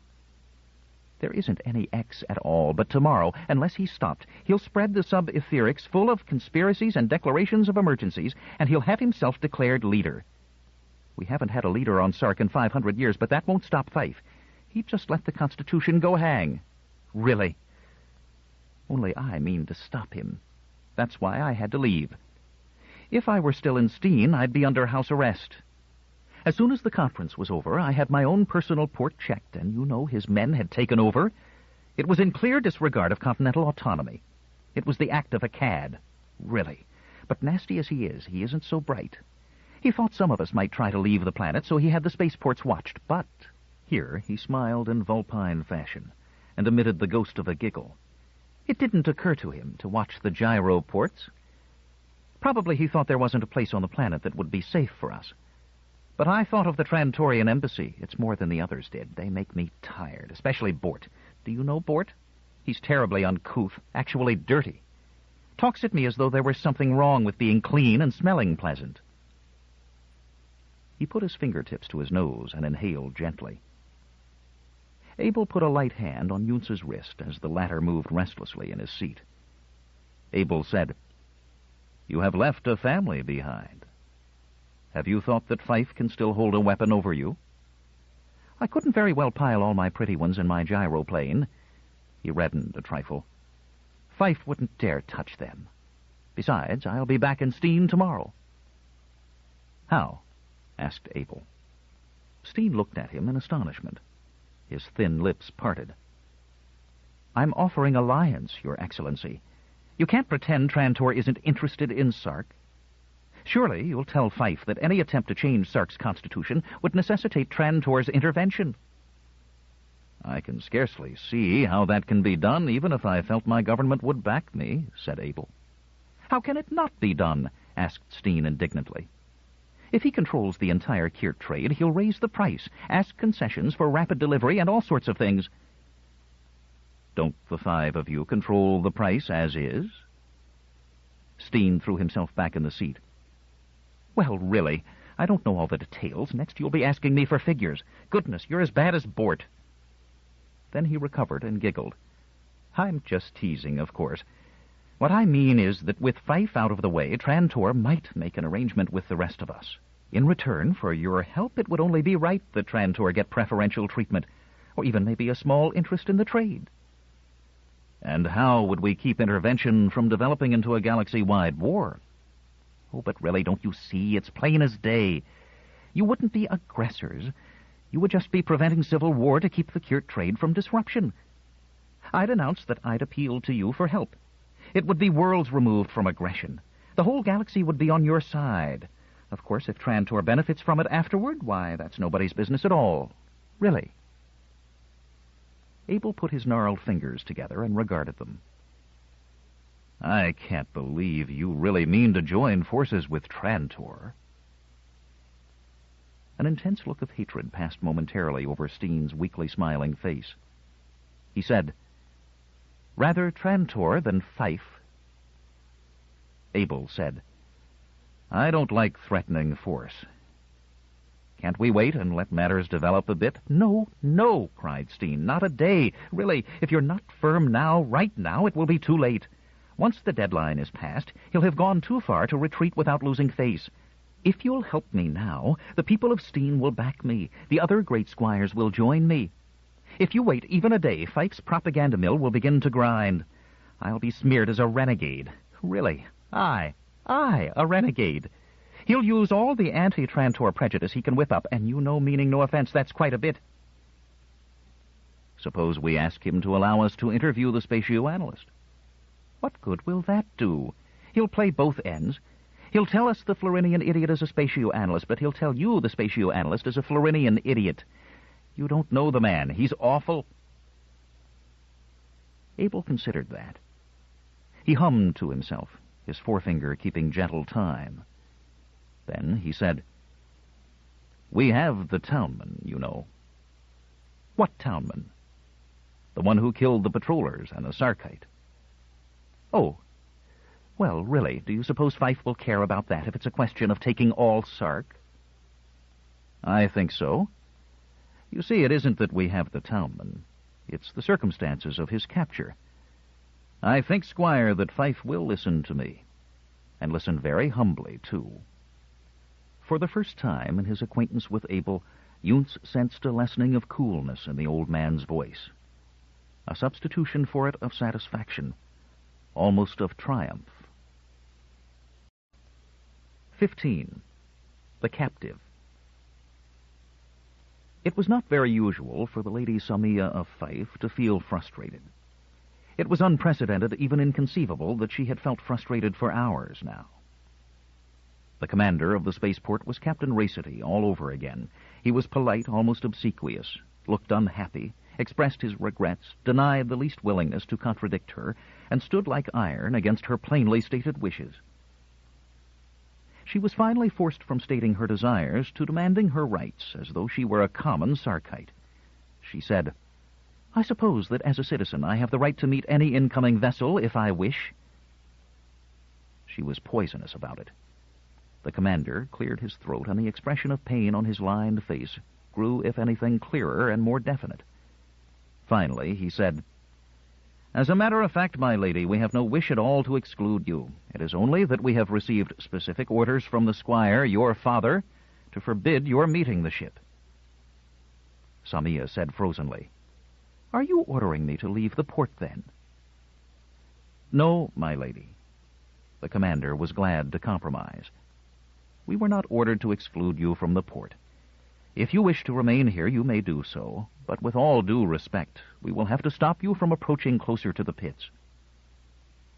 He was gone, and Samia sat in the futile luxury of her private ground car, 100 feet inside the outermost entrance of the port. They had been waiting and watching for her. They would probably keep on watching her. If she as much as rolled a wheel onward, she thought indignantly, they would probably cut her power drive. She gritted her teeth. It was unfair of her father to do this. It was all of a piece. They always treated her as though she understood nothing.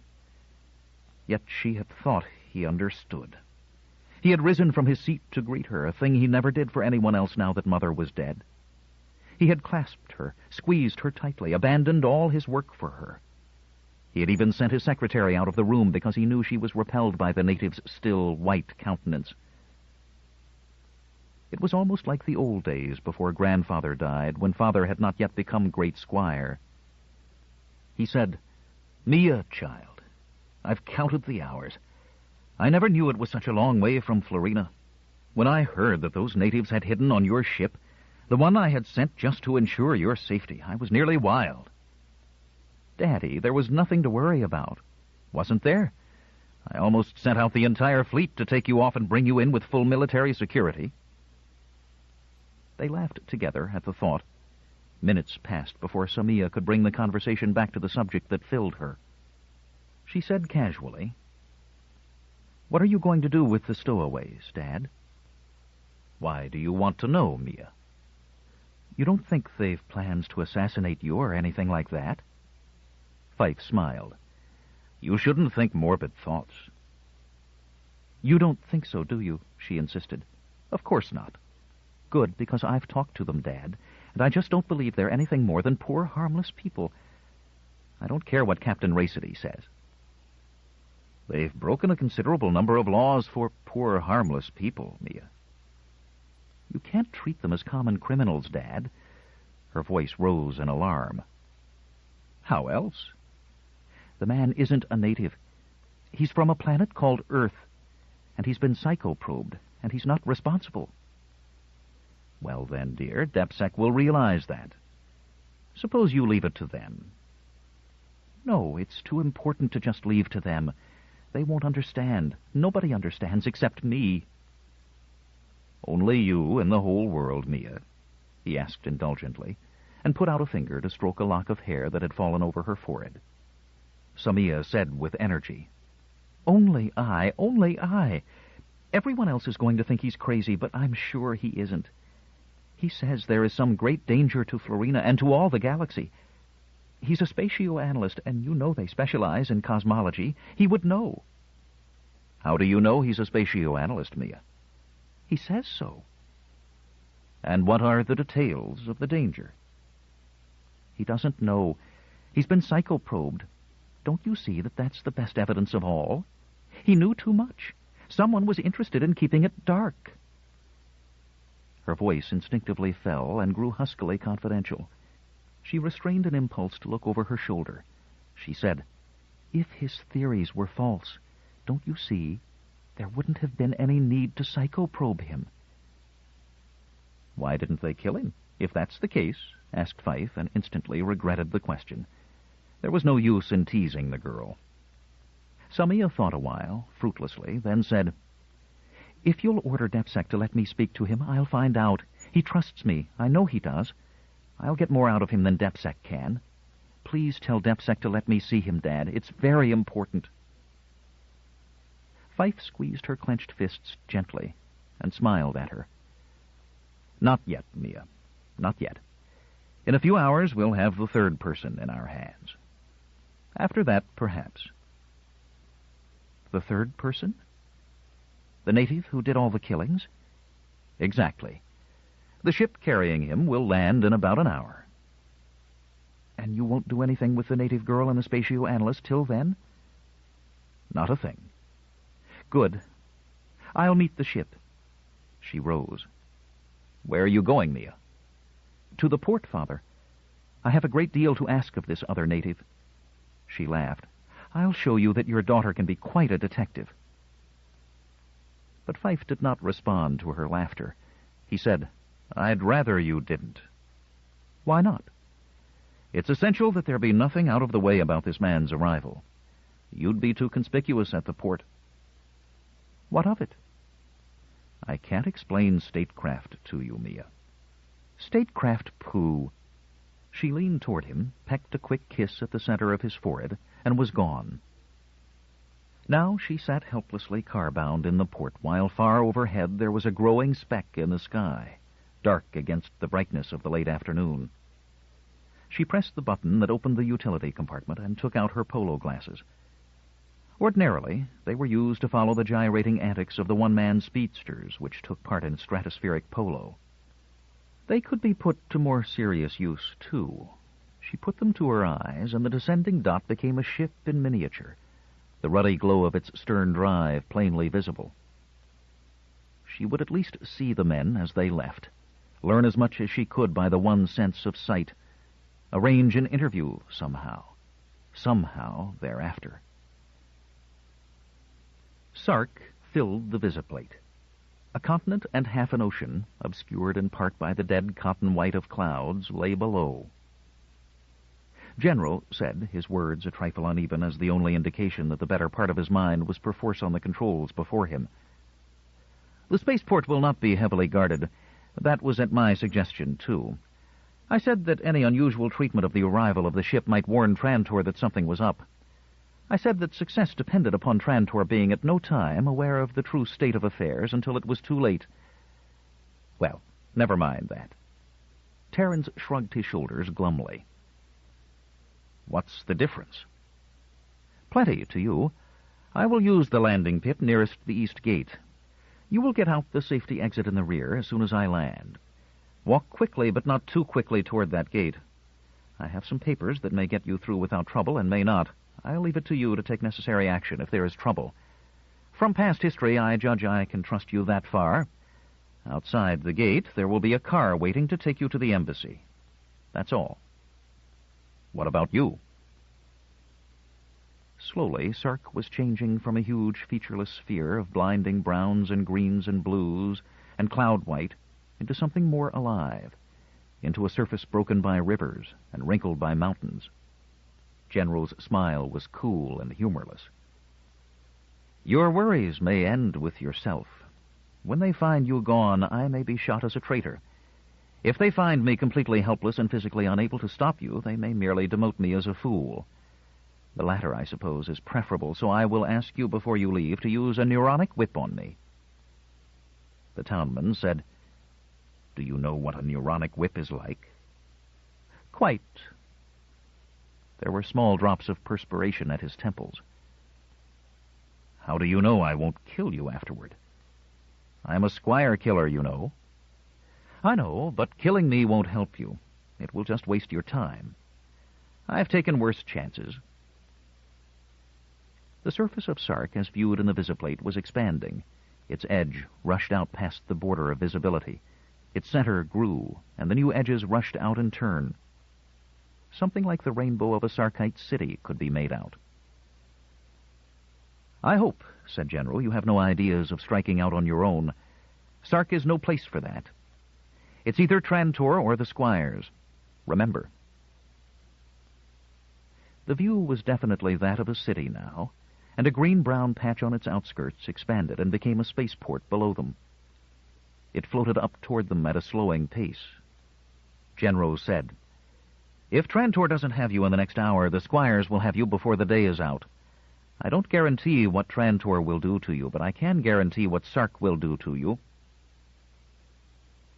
Terrans had been in the civil service. He knew what Sark would do with a Squire killer. The port held steady in the visiplate, but Genro no longer regarded it. He was switching to instruments, riding the pulse beam downward. The ship turned slowly in air, a mile high, and settled tail down. 100 yards above the pit, the engines thundered high. Over the hydraulic springs, Terrans could feel their shuddering. He grew giddy in his seat. Genro said, "Take the whip, quickly now. Every second is important. The emergency lock will close behind you. It will take them 5 minutes to wonder why I don't open the main lock. Another 5 minutes to break in, another 5 minutes to find you. You have 15 minutes to get out of the port and into the car." The shuddering ceased, and in the thick silence, Terrans knew they had made contact with Sark. The shifting diamagnetic fields took over. The yacht tipped majestically and slowly moved down upon its side. Genro said, "Now!" His uniform was wet with perspiration. Terrans, with swimming head and eyes that all but refused to focus, raised his neuronic whip. Terrans felt the nip of a Sarkite autumn. He had spent years in its harsh seasons until he had almost forgotten the soft eternal June of Florina. Now his days in civil service rushed back upon him as though he had never left this world of Squires. Except that now he was a fugitive, and branded upon him was the ultimate crime, the murder of a Squire. He was walking in time to the pounding of his heart. Behind him was the ship, and in it was Genro, frozen in the agony of the whip.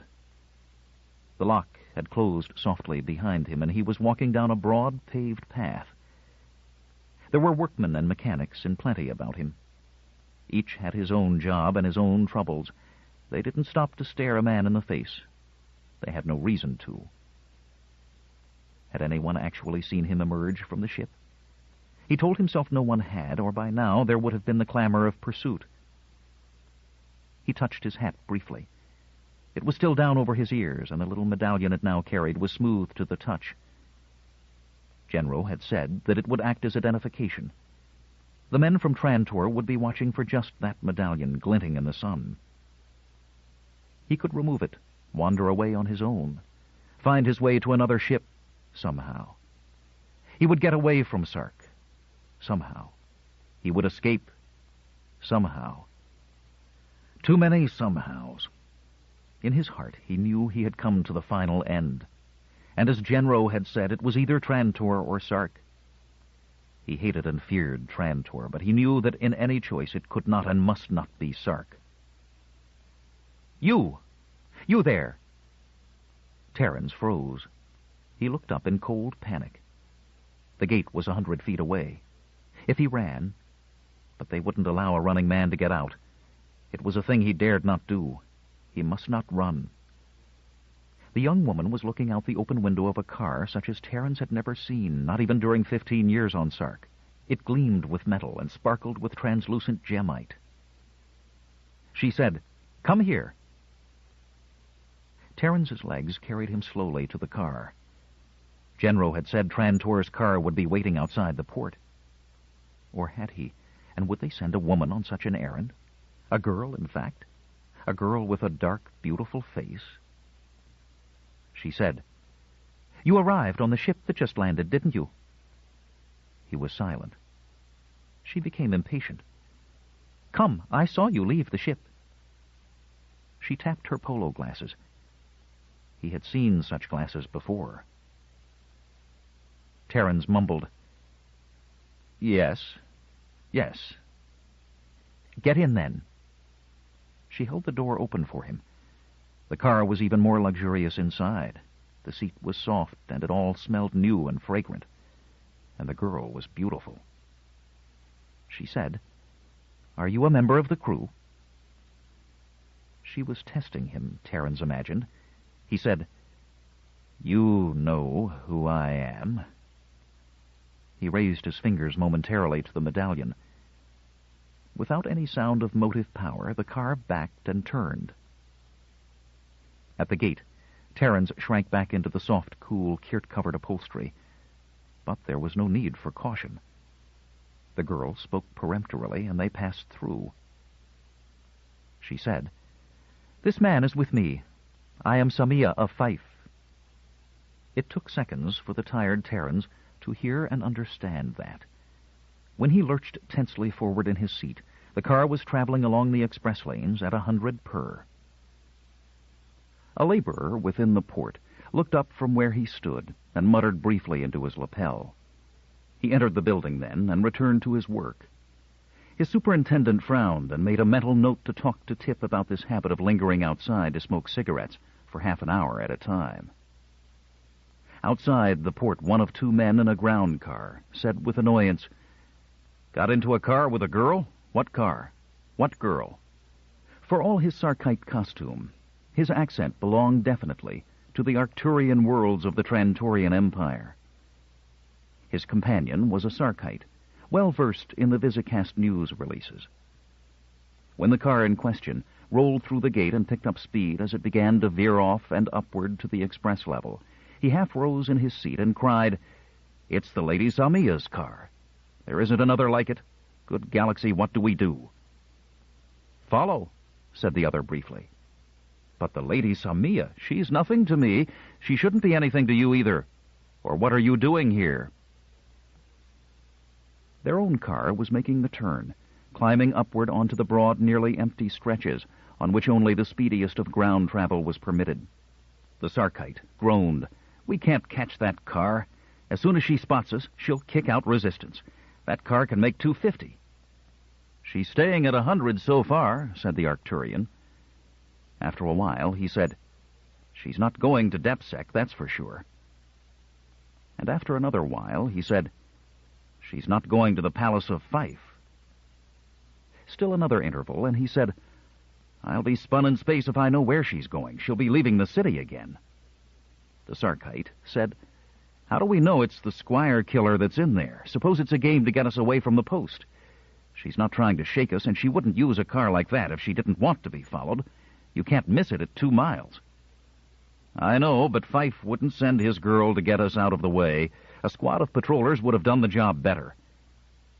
"Maybe it isn't really the lady in it." "We're going to find out, man. She's slowing. Flash past and stop around a curve." "I want to speak to you," said the girl.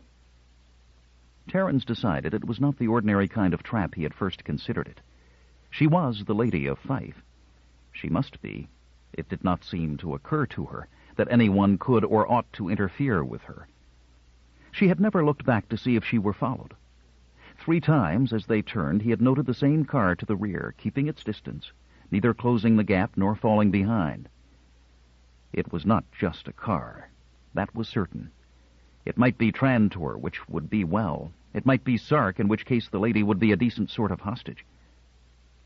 He said, "I'm ready to speak." She said, "You were on the ship that brought the native from Florina, the one wanted for all those killings?" I said I was. "Very well. Now, I've brought you out here so that there'll be no interference. Was the native questioned during the trip to Sark?"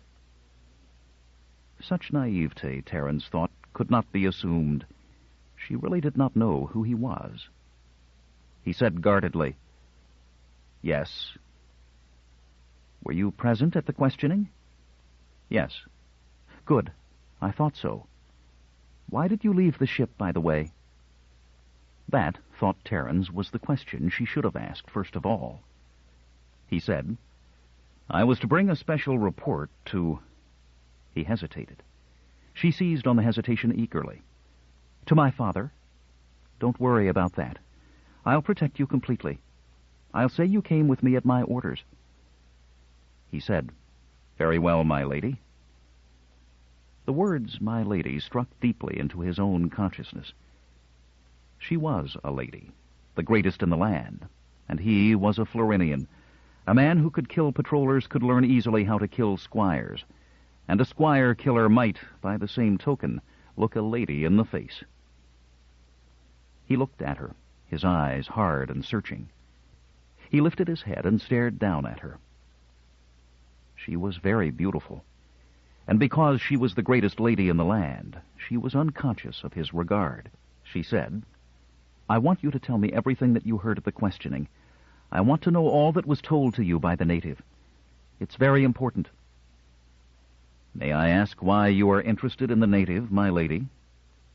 "You may not," she said flatly. "As you wish, my lady." He didn't know what he was going to say. With half his consciousness, he was waiting for the pursuing car to catch up. With the other half, he was growing more aware of the face and body of the beautiful girl sitting near him. Florinians in the civil service and those acting as townmen were theoretically celibates. In actual practice, most evaded that restriction when they could. Terence had done what he dared and what was expedient in that direction. At best, his experiences had never been satisfactory. So it was all the more important that he had never been so near a beautiful girl in a car of such luxuriance, under conditions of such isolation. She was waiting for him to speak. Dark eyes, such dark eyes, aflame with interest, full red lips parted in anticipation. A figure more beautiful for being set off in Kirt. She was completely unaware that anyone could possibly dare harbor dangerous thought with regard to the Lady of Fife. The half of his consciousness that waited for the pursuers faded out. He suddenly knew that the killing of a squire was not the ultimate crime after all. He wasn't quite aware that he moved. He knew only that her small body was in his arms, that it stiffened, that for an instant she cried out. And then he smothered the cry with his lips. There were hands on his shoulder, and the drift of cool air on his back through the open door of the car. His fingers groped for his weapon, too late.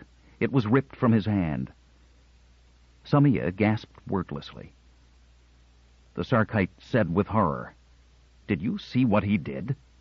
The Arcturian said, "Never mind." He put a small black object into his pocket and smoothed the seam shut. "Get him," he said. The Sarkite dragged Terence out of the car with the energy of fury. "And she let him," he muttered. "She let him." "Who are you?" cried Samia with sudden energy. "Did my father send you?" The Arcturian said, "No questions, please." "You're a foreigner," said Samia angrily. The Sarkite said, "By Sark, I ought to bust his head in." He cocked his fist. "Stop it," said the Arcturian. He seized the Sarkite's wrist and forced it back. The Sarkite growled sullenly. "There are limits. I can take the squire killing. I'd like to kill a few myself, but standing by and watching a native do what he did is just about too much for me." Samia said in an unnaturally high-pitched voice, "Native?" The Sarkite leaned forward, snatched viciously at Terence's cap. The townman paled but did not move. He kept his gaze steadily upon the girl, and his sandy hair moved slightly in the breeze. Samia moved helplessly back along the car seat as far as she could, and then with a quick movement she covered her face with both hands, her skin turning white under the pressure of her fingers. The Sarkite said, "What are we going to do with her?" "Nothing. She saw us.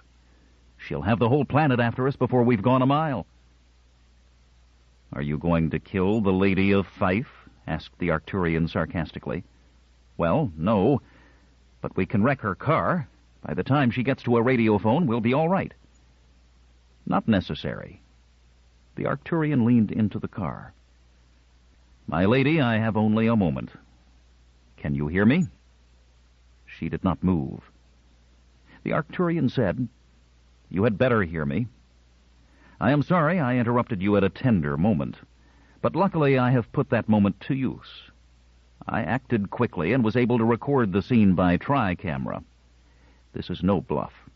I will transmit the negative to a safe place minutes after I leave you, and thereafter any interference on your part will force me to be rather nasty. I'm sure you understand me."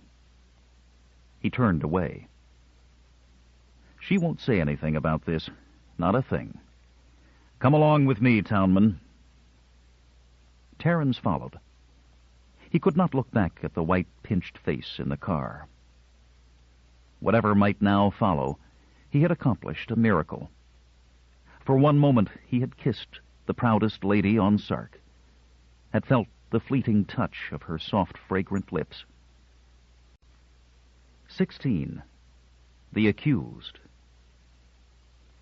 Diplomacy has a language and a set of attitudes all its own. Relationships between the representatives of sovereign states, if conducted strictly according to protocol, are stylized and stultifying.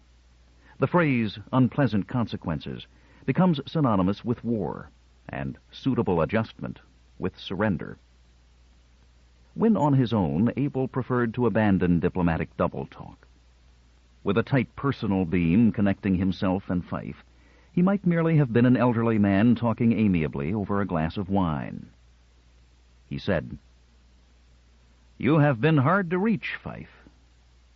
Fife smiled. He seemed at ease and undisturbed. "A busy day, Abel."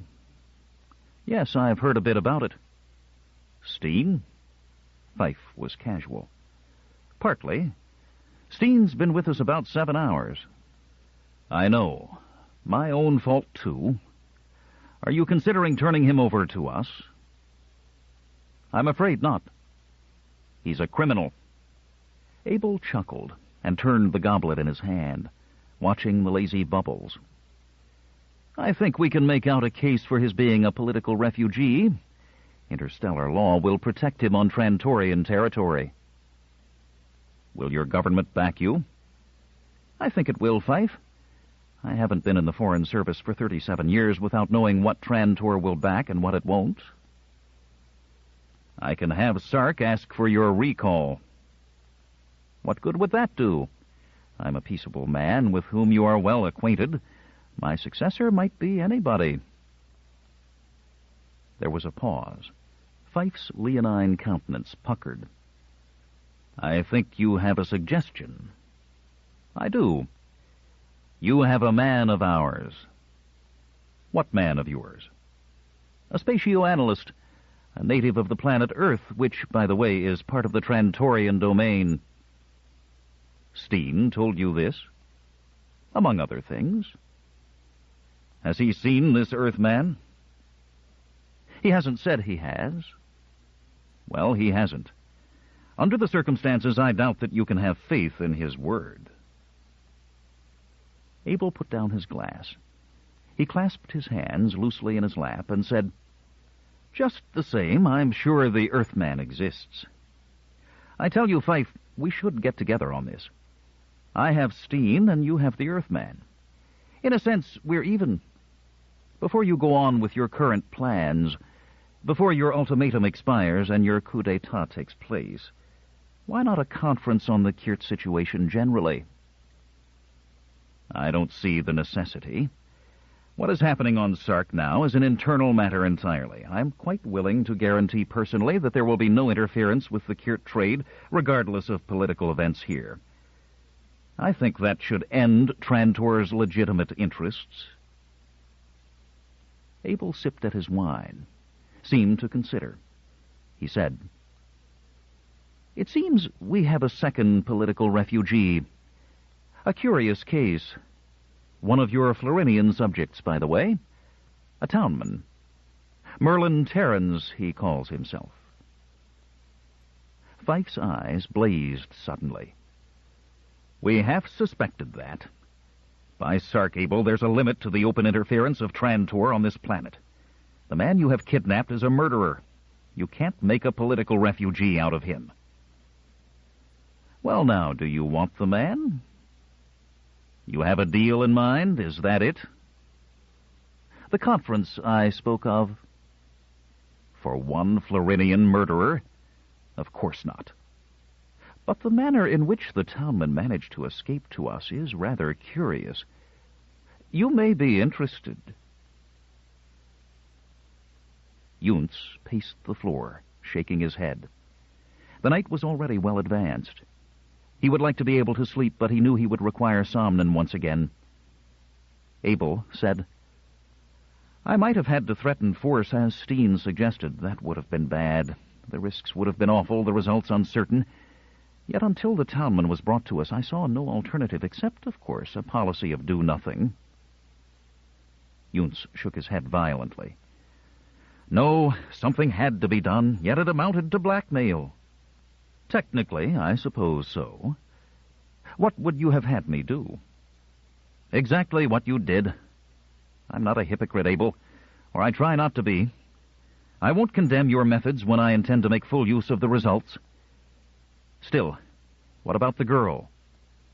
She won't be hurt as long as Fife keeps his bargain. I'm sorry for her. I've grown to dislike the Sarkite aristocrats for what they've done to Florina, but I can't help feeling sorry for her.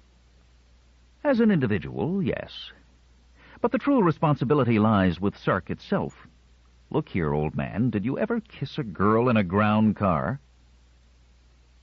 The tip of a smile quivered at the corners of Yunts's mouth. Yes.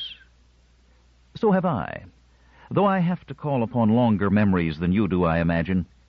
My eldest granddaughter is probably engaged in the practice at this moment, I shouldn't wonder.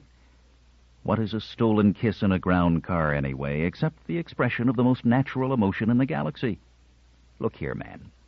We have a girl, admittedly of high social standing, who, through mistake, finds herself in the same car with, let us say, a criminal. He seizes the opportunity to kiss her. It's on impulse and without her consent. How ought she to feel? How ought her father to feel? Chagrined? Perhaps. Annoyed? Certainly. Angry? Offended? Insulted? All that, yes. But disgraced? No. Disgraced enough to be willing to endanger important affairs of state to avoid exposure? Nonsense. But that's exactly the situation, and it could happen only on Sark. The Lady Samia is guilty of nothing but willfulness and a certain naivete. She has, I am sure, been kissed before. If she kissed again, if she kissed innumerable times, anyone but a Florinian, nothing would be said. But she did kiss a Florinian. It doesn't matter that she did not know he was a Florinian. It doesn't matter that he forced the kiss upon her. To make public the photograph we have of the Lady Samia in the arms of the Florinian would make life unbearable for her and for her father. I saw Fife's face when he stared at the reproduction. There was no way of telling for certain that the townman was a Florinian. He was in Sarkite costume, with a cap that covered his hair well. He was light-skinned, but that was inconclusive. Still, Fife knew that the rumor would be gladly believed by many who were interested in scandal and sensation, and that the picture would be considered incontrovertible proof. And he knew that his political enemies would make the greatest possible capital out of it. You may call it blackmail, Yunts, and maybe it is. But it's a blackmail that would not work on any other planet in the galaxy. Their own sick social system gave us this weapon, and I have no compunction about using it. Yunts sighed. What's the final arrangement? We'll meet at noon tomorrow. His ultimatum has been postponed then. Indefinitely. I will be at his office in person. Is that a necessary risk? It's not much of one. There will be witnesses, and I am anxious to be in the material presence of this spatio-analyst you have been searching for so long. I'll attend? Asked Yunts anxiously. Oh, yes. The townman as well. We'll need him to identify the spatio-analyst, and Steen, of course. All of you will be present by trimensic personification. Thank you. The Trantorian ambassador smothered a yawn and blinked at Yunts through watering eyes. Now, if you don't mind, I've been awake for 2 days and a night, and I'm afraid my old body can take no more anti-somnon. I must sleep. With trimensic personification perfected, important conferences were rarely held face-to-face. Fife felt strongly, an element of actual indecency in the material presence of the old ambassador. His olive complexion could not be said to have darkened, but its lines were set in silent anger. He had to be silent. He could say nothing. He could only stare sullenly at the man who faced him. Abel, an old dotard in shabby clothes with a million worlds behind him. Yunz, a dark-skinned, woolly-haired interferer, whose perseverance had precipitated the crisis. Steen, the traitor, afraid to meet his eyes. The townman. To look at him was most difficult of all. He was the native who had dishonored his daughter with his touch, yet who could remain safe and untouchable behind the walls of the Trantorian embassy. He would have been glad to grind his teeth and pound his desk if he had been alone. As it was, not a muscle of his face must move, though it tore beneath the strain. If Samnia had not... He dropped that. His own negligence had cultivated her willfulness, and he could not blame her for it now. She had not tried to excuse herself or soften her own guilt. She had told him all the truth of her private attempts to play the interstellar spy, and how horribly it had ended. She had relied completely, in her shame and bitterness, on his understanding, and she would have that much. She would have that much if it meant the ruin of the structure he had been building. He said, "This conference has been forced upon me. I see no point in saying anything. I'm here to listen." Abel said, "I believe Steen would like to have his say first." Fyfe's eyes filled with contempt that stung Steen. Steen yelled his answer. "You made me turn to Trantor, Fyfe. You violated the principle of autonomy. You couldn't expect me to stand for that, really."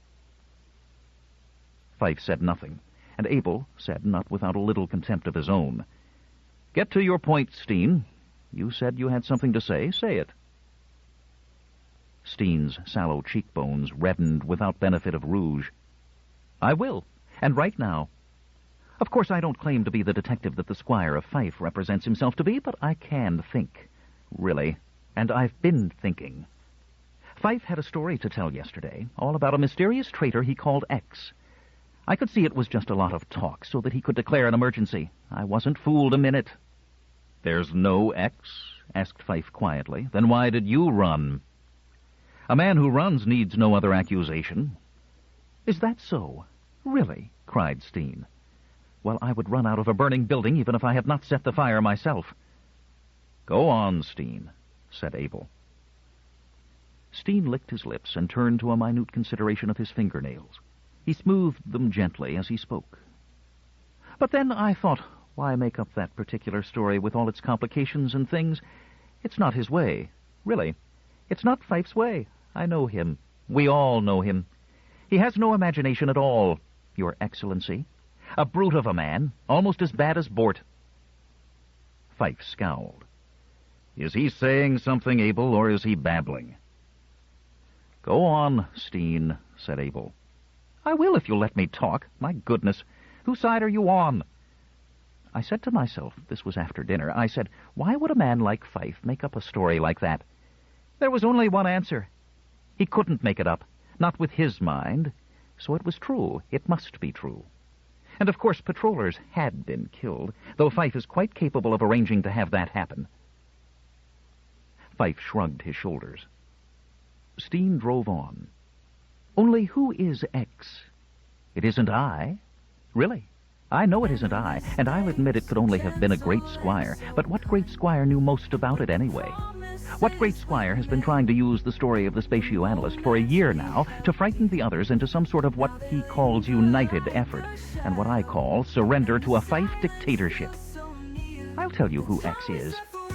Steen stood up, the top of his head brushing the edge of the receptor cube and flattening as the uppermost inch sliced off into nothingness. He pointed a trembling finger. "He's X, the Squire of Fyfe. He found this spatioanalyst.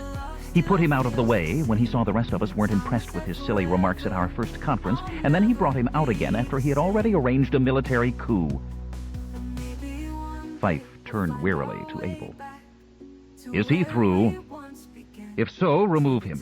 He is an unbearable offense to any decent man. Abel said, Have you any comment to make on what he says? Of course not. It isn't worth comment. The man is desperate. He'll say anything. You can't just brush it off, Fife, called Steen. He looked about at the rest. His eyes narrowed, and the skin at his nostrils was white with tension. He remained standing. Listen. He said his investigators found records in a doctor's office. He said the doctor had died by accident after diagnosing the spatioanalyst as the victim of psychoprobing. He said it was murder by X to keep the identity of the spatioanalyst secret.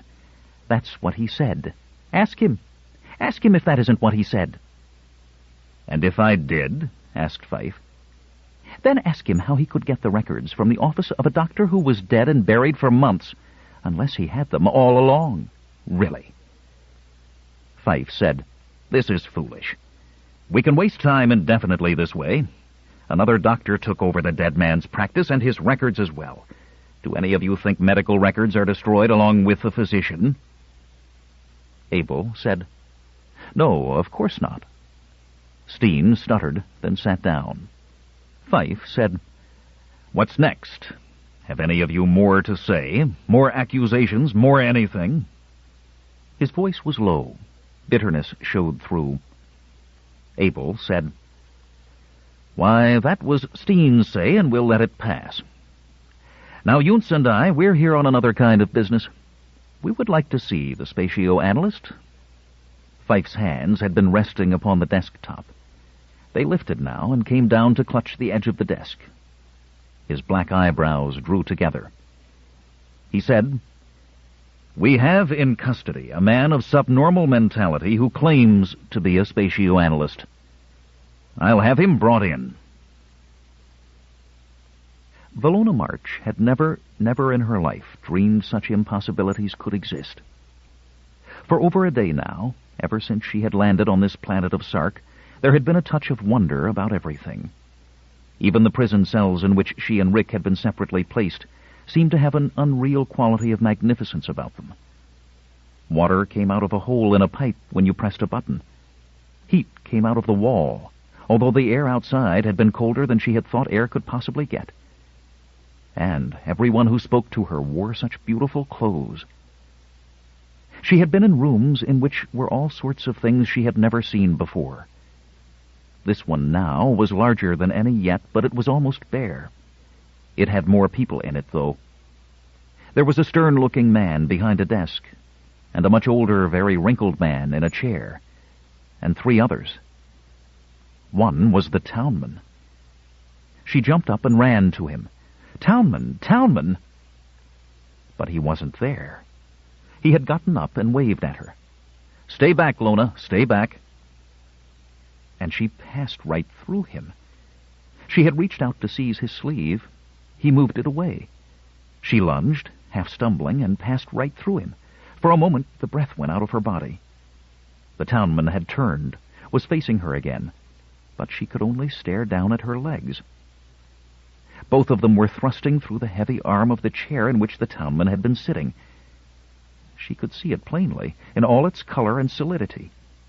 It encircled her legs, but she did not feel it.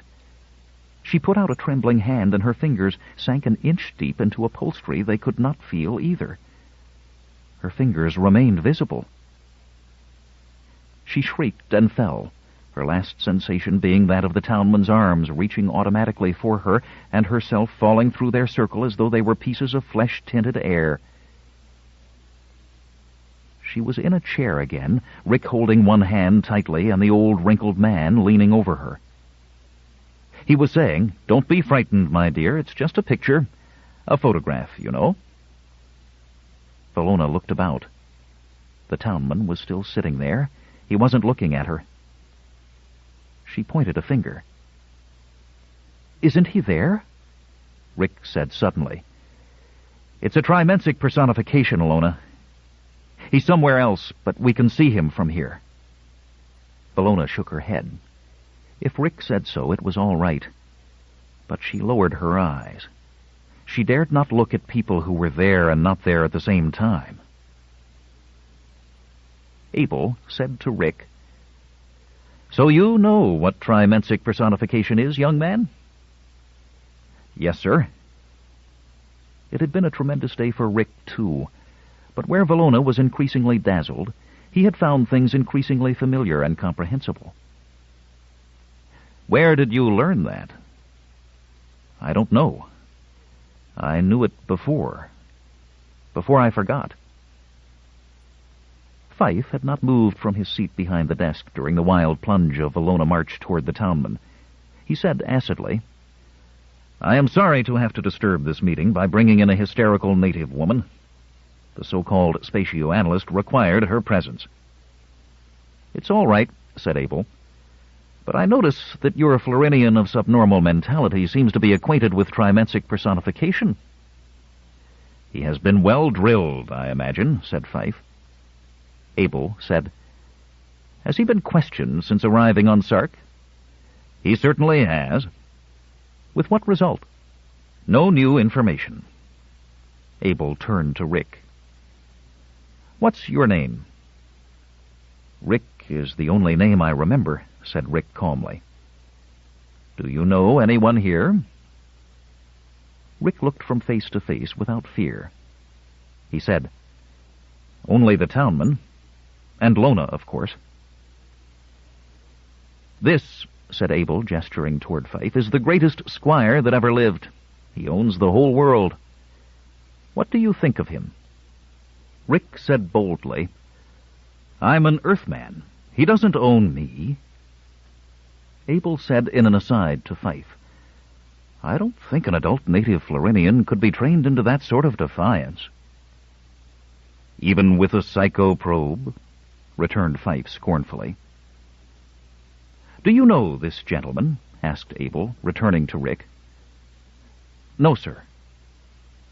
"This is Dr. Selim Yuntz. He's an important official at the Interstellar Spatio-Analytic Bureau." Rick looked at him intently. "Then he'd be one of my chiefs, but," with disappointment, "I don't know him. Or maybe I just don't remember." Yuntz shook his head gloomily. "I have never seen him, Abel." "That's something for the record," muttered Fife. "Now listen, Rick," said Abel. "I'm going to tell you a story. I want you to listen with all your mind and think. Think and think. Do you understand me?" Rick nodded. Abel talked slowly. His voice was the only sound in the room for long minutes. As he went on, Rick's eyelids closed and screwed themselves tight shut. His lips drew back, his fists moved up to his chest, and his head bent forward. He had the look of a man in agony. Abel talked on, passing back and forth across the reconstruction of events as they had originally been presented by the Squire of Fife. He talked of the original message of disaster, of its interception, of the meeting between Rick and X, of the psycho-probing, of how Rick had been found and brought up on Florina, of the doctor who diagnosed him and then died, of his returning memory. He said, "That's the whole story, Rick. I've told you all of it. Does anything sound familiar to you?" Slowly, painfully, Rick said, "I remember the last parts. You know, the last few days. I remember something further back, too. Maybe it was the doctor, when I first started talking. It's very dim, but that's all." Abel said, "But you do remember further back. You remember danger to Florina." Yes. That was the first thing I remembered." "Then can't you remember after that?" "You landed on Sark and met a man." Rick moaned. I can't remember." Try. Rick looked up. His white face was wet with perspiration. "I remember a word." "What word, Rick?" "It doesn't make sense." "Tell us anyway." "It goes along with a table. Long, long ago. Very dim. I was sitting. I think maybe someone else was sitting. Then he was standing, looking down at me. And there's a word. Abel was patient. What word? Rick clenched his fists and whispered, Fife. Every man but Fife rose to his feet. Steen shrieked, I told you, and burst into a high-pitched, bubbling cackle. 17. The Accuser. Fife said with tightly controlled passion, Let us end this farce. He had waited before speaking, his eyes hard and his face expressionless, until in sheer anticlimax the rest were forced to take their seats again.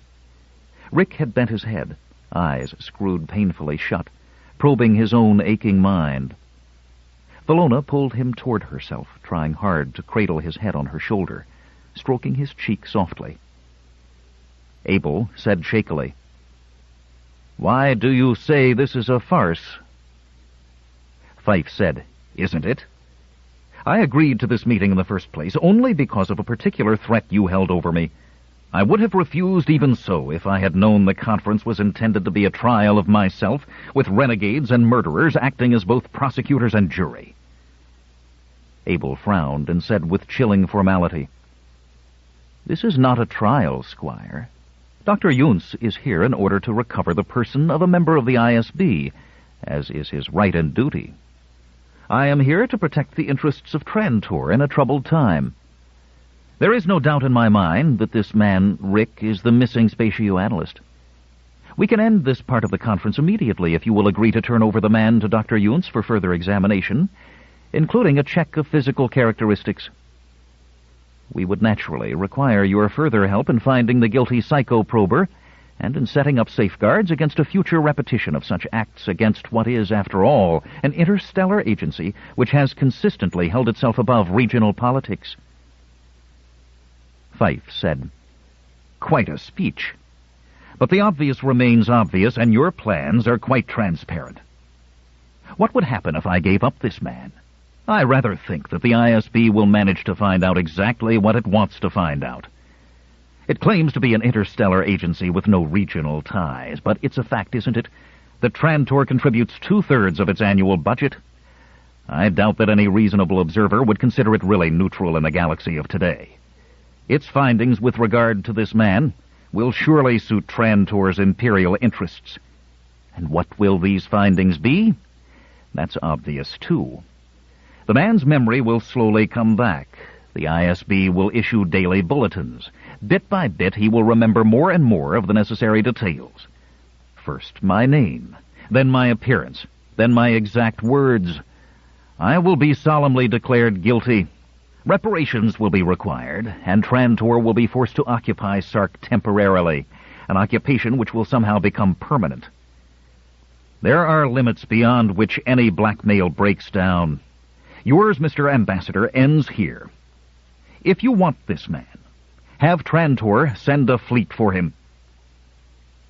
There is no question of force, said Abel. Yet I notice that you have carefully avoided denying the implication in what the spatio-analyst has last said.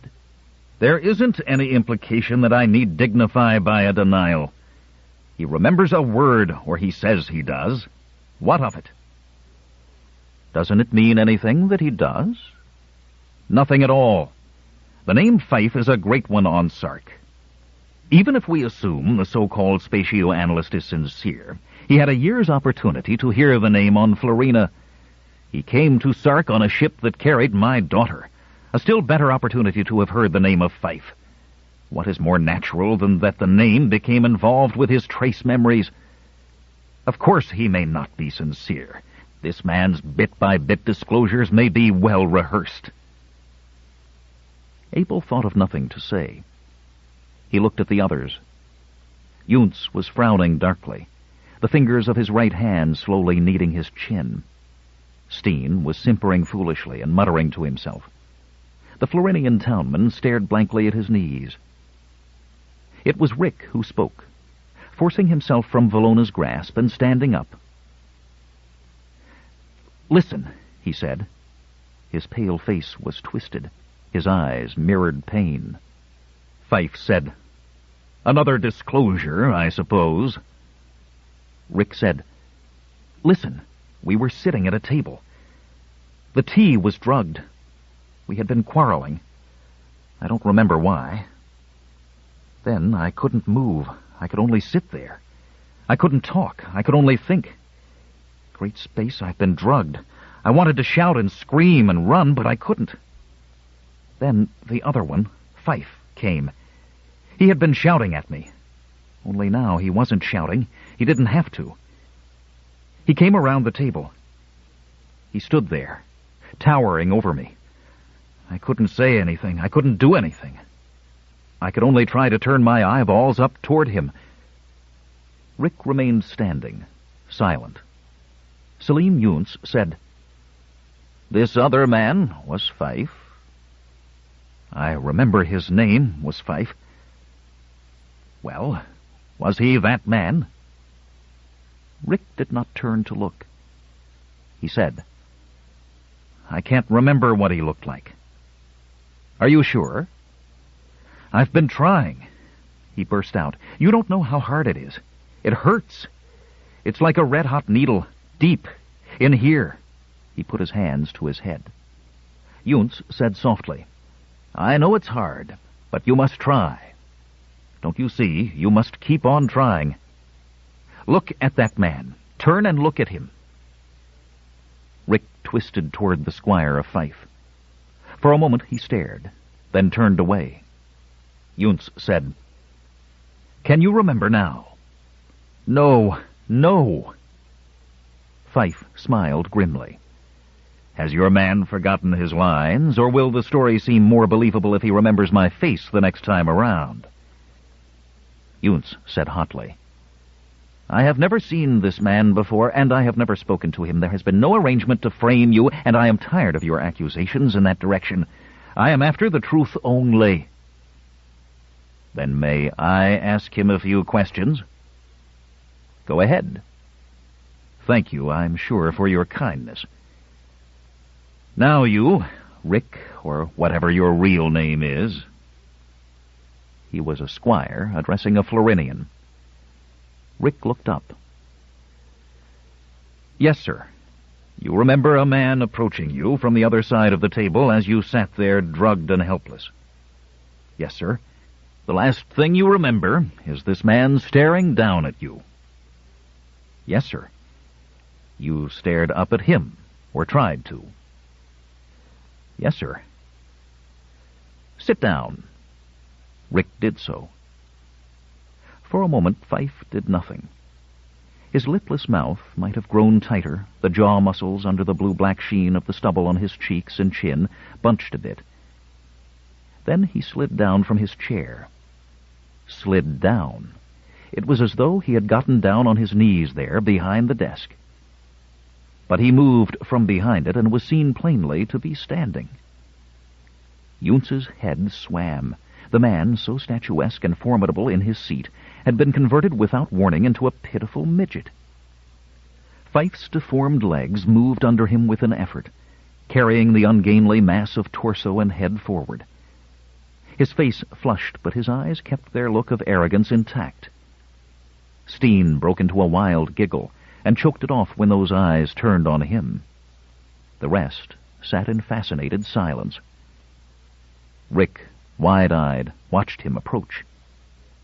Fife said, "Was I the man who approached you around the table?" "I can't remember his face, sir." "I don't ask you to remember his face. Can you have forgotten this?" His two arms went wide, framing his body. "Can you have forgotten my appearance, my walk?" Rick said miserably, "It seems I shouldn't, sir, but I don't know." "But you were sitting, he was standing, and you were looking up at him." "Yes, sir." "He was looking down at you, towering over you, in fact." "Yes, sir." "You remember that at least? You're certain of that?" "Yes, sir." The two were now face to face. "Am I looking down at you?" Rick said, "No, sir." "Are you looking up at me?" Rick, sitting, and Fife, standing, stared levelly at one another, eye to eye. "No, sir." "Could I have been that man?" "No, sir." "Are you certain?" "Yes, sir." "You still say the name you remember is Fife?" "I remember that name," insisted Rick stubbornly. "Whoever it was, then, used my name as a disguise?" He must have." Fife turned and with slow dignity struggled back to his desk and climbed into his seat. He said, "I have never allowed any man to see me standing before this in all my adult life. Is there any reason why this conference should continue?" Abel was at once embarrassed and annoyed. So far, the conference had backfired badly. At every step, Fife had managed to put himself in the right, the others in the wrong. Fife had successfully presented himself as a martyr. He had been forced into conference by Trantorian blackmail and made the subject of false accusations that had broken down at once. Fife would see to it that his version of the conference flooded the galaxy, and he would not have to depart very far from the truth to make it excellent anti-Trantorian propaganda. Abel would have liked to cut his losses. The psychoprobed spatio-analyst would be of no use to Trantor now. Any memory he might have thereafter would be laughed down, made ridiculous, however true it might be. He would be accepted as an instrument of Trantorian imperialism, and a broken instrument at that. But he hesitated, and it was Yunts who spoke. Yunts said, "It seems to me there's a very good reason for not ending the conference just yet. We have not yet determined exactly who is responsible for the psychoprobing. You have accused the Squire of Steen, and Steen has accused you. Granting that both of you are mistaken and that both are innocent, it still remains true that you each believe one of the great squires is guilty. Which one, then?" "Does it matter?" asked Fife. "As far as you're concerned, I'm sure it doesn't. That matter would have been solved by now, except for the interference of Trantor and the ISB. Eventually, I will find the traitor. Remember that the psychoprober, whoever he is, had the original intention of forcing a monopoly of the Kyrt trade into his own hands. So I am not likely to let him escape. Once the psychoprober is identified and dealt with, your man here will be returned unharmed to you. That is the only offer I can make, and it is a very reasonable one." "What will you do with the psychoprober?" "That is a purely internal matter that does not concern you." "But it does," Yunts said energetically. "This is not just a question of the spatio-analyst. There's something of greater importance involved, and I'm surprised that it hasn't been mentioned yet. This man, Rick, wasn't psychoprobed just because he was a spatio-analyst." Abel was not sure what Yunts's intentions were, but he threw his weight into the scales. He said blandly, "Dr. Yunts is referring, of course, to the spatio-analyst's original message of danger." Fife shrugged. "As far as I know, no one has yet attached any importance to that, including Dr. Yunts over the past year. However, your man is here, Doctor. Ask him what it's all about." "Naturally he won't remember," Yunts retorted angrily. "The psychoprobe is most effective upon the more intellectual chains of reasoning stored in the mind. The man may never recover the quantitative aspects of his life work." "Then it's gone," said Fife. "What can be done about that?" "Something very definite. That's the point. There's someone else who knows, and that's the psychoprober. He may not have been a spatio-analyst himself. He may not know the precise details. However, he spoke to the man in a state of untouched mind. He will have learned enough to put us far on the right track. Without having learned enough, he would not have dared to destroy the source of his information. Still, for the record, do you remember, Rick?" Only that there was danger, and that it involved the currents of space, muttered Rick. Fife said, "Even if you find out, what will you have? How reliable are any of the startling theories that sick spatial analysts are forever coming up with? Many of them think they know the secrets of the universe when they're so sick they can barely read their instruments." "It may be that you are right. Are you afraid to let me find out?" "I am against starting any morbid rumors that might, whether true or false, affect the Kirt trade. Don't you agree with me, Abel?" Abel squirmed inwardly. Fife was maneuvering himself into the position where any break in Kirt deliveries resulting from his own coup could be blamed on Trantorian maneuvers. But Abel was a good gambler. He raised the stakes calmly and unemotionally. He said, I suggest you listen to Dr. Yuntz." "Thanks," said Yuntz. "Now, you have said, Squire Fife, that whoever the psychoprober was, he must have killed the doctor who examined this man Rick. That implies that the psychoprober had kept some sort of watch over Rick during his stay on Florina." "Well?" "There must be traces of that kind of watching." "You mean you think these natives would know who was watching them?" "Why not?" Fife said, "You are not a Sarkite, and so you make mistakes. I assure you that natives keep their places.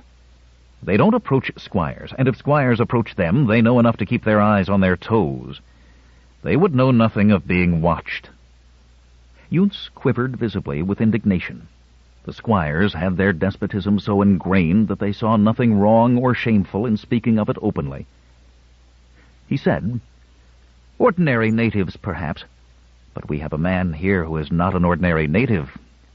I think he has shown us rather thoroughly that he is not a properly respectful Florinian. So far he has contributed nothing to the discussion, and it is time to ask him a few questions." Fife said, "That native's evidence is worthless. In fact, I take the opportunity once more to demand that Trantor surrender him to proper trial by the courts of Sark." "Let me speak to him first." Abel put in mildly, "I think it will do no harm to ask him a few questions, Fife. If he proves uncooperative or unreliable, we may consider your request for extradition." Terrans, who till now had stolidly concentrated on the fingers of his clasped hands, looked up briefly. Yuntz turned to Terrans. He said, "Rick has been in your town since he was first found on Florina, hasn't he?" "Yes." "And you were in town all that time? I mean, you weren't on any extended business trips, were you?" "Townmen don't make business trips. Their business is in their town." "All right. Now relax and don't get touchy. It would be part of your business to know about any squire that might come to town, I imagine." "Sure, when they come." "Did they come?" Terrans shrugged. "Once or twice. Pure routine, I assure you. Squires don't dirty their hands with Kirt. Unprocessed Kirt, that is." "Be respectful," roared Fife. Terrans looked at him and said, "Can you make me?" Abel interrupted smoothly, "Let's keep this between the man and Dr. Yuntz, Fife. You and I are spectators." Yuntz felt a glow of pleasure at the townman's insolence, but he said, "Answer my questions without side comments, please, townman. Now, who exactly were the squires who visited your town this past year?" Terrans said fiercely, "How can I know? I can't answer that question. Squires are squires, and natives are natives. I may be a townman, but I'm still a native to them. I don't greet them at the town gates and ask their names. I get a message, that's all. It's addressed townman. It says there'll be a squire's inspection on such and such a day, and I'm to make the necessary arrangements. I must then see to it that the mill workers have on their best clothes, that the mill is cleaned up and working properly, that the Kirt supply is ample, that everyone looks contented and pleased, that the houses have been cleaned and the streets policed, that some dancers are on hand, in case the squires would care to view some amusing native dance, That maybe a few pretty Never mind that, townman, said Yountz.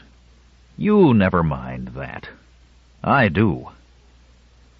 After his experiences with the Florinians of the civil service, Yountz found the townman as refreshing as a drink of cold water. He made up his mind that what influence the ISB could bring to bear would be used to prevent any surrender of the townman to the squires. Terrans went on in calmer tones. Anyway, that's my part. When they come, I line up with the rest. I don't know who they are. I don't speak to them. Was there any such inspection the week before the city doctor was killed? I suppose you know what week that happened. I think I heard about it in the newscasts. I don't think there was any squire's inspection at that time. I can't swear to it. Whom does your land belong to? Terrans pulled the corners of his mouth back. To the Squire of Fife. Steen spoke up, breaking into the give and take with rather surprising suddenness. Oh, look here, really. You're playing into Fife's hands with this kind of questioning, Dr. Yountz. Don't you see you won't get anywhere? Really, do you suppose if Fife was interested in keeping tabs on that creature there, that he would go to all the trouble of making trips to Florina to look at him? What are patrollers for, really? Yountz looked flustered. In a case like this, with the world's economy and maybe its physical safety resting on the contents of one man's mind, it's natural that the psychoprober would not care to leave the guardianship to patrollers. Fife intervened. Even after he had wiped out that mind, to all intents? Abel pushed out his lower lip and frowned. He saw his latest gamble sliding into Fife's hands with all the rest. Yountz tried again, hesitantly. Was there any particular patroller or group of patrollers that was always underfoot? I'd never know. They're just uniforms to me. Yountz turned to Valona with the effect of a sudden pounce. A moment before, she had gone a sickly white, and her eyes had become wide and starey. Yountz had not missed that. He said, "What about you, girl?" But she only shook her head, wordlessly. Abel thought heavily, "There's nothing more to do. It's all over." But Valona was on her feet, trembling. She said in a husky whisper, "I want to say something." Yountz said, "Go ahead, girl. What is it?" Valona talked breathlessly, and with fright obvious in every line of her countenance and every nervous twitch of her fingers. She said, "I'm just a country girl. Please don't be angry with me. It's just that it seems that things can only be one way. Was my Rick so very important? I mean, the way you said?" Yountz said gently, "I think he was very, very important. I think he still is." "Then it must be like you said. Whoever it was who had him put on Florina wouldn't have dared take his eye away for even a minute, hardly. Would he? I mean, suppose Rick was beaten by the mill superintendent, or was stoned by the children, or got sick and died. He wouldn't be left helpless in the fields, would he, where he might die before anyone found him? They wouldn't suppose that it would just be luck that would keep him safe." She was speaking with an intense fluency now. "Go on," said Yountz, watching her. "Because there was one person who did watch Rick from the start. He found him in the fields, fixed it so I would take care of him, kept him out of trouble, and knew about him every day. He even knew all about the doctor, because I told him. It was he. It was he." With her voice at screaming intensity, her finger pointed rigidly at Merlin Terrans, townman. And this time, even Fife's superhuman calm broke, and his arms stiffened on his desk, lifting his massive body a full inch off his seat, as his head swiveled quickly toward the townman.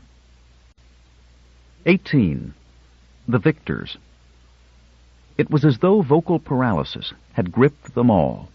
Even Rick, with disbelief in his eyes, could only stare woodenly, first at Valona, then at Terrans. Then came Steen's high-pitched laugh, and the silence was broken.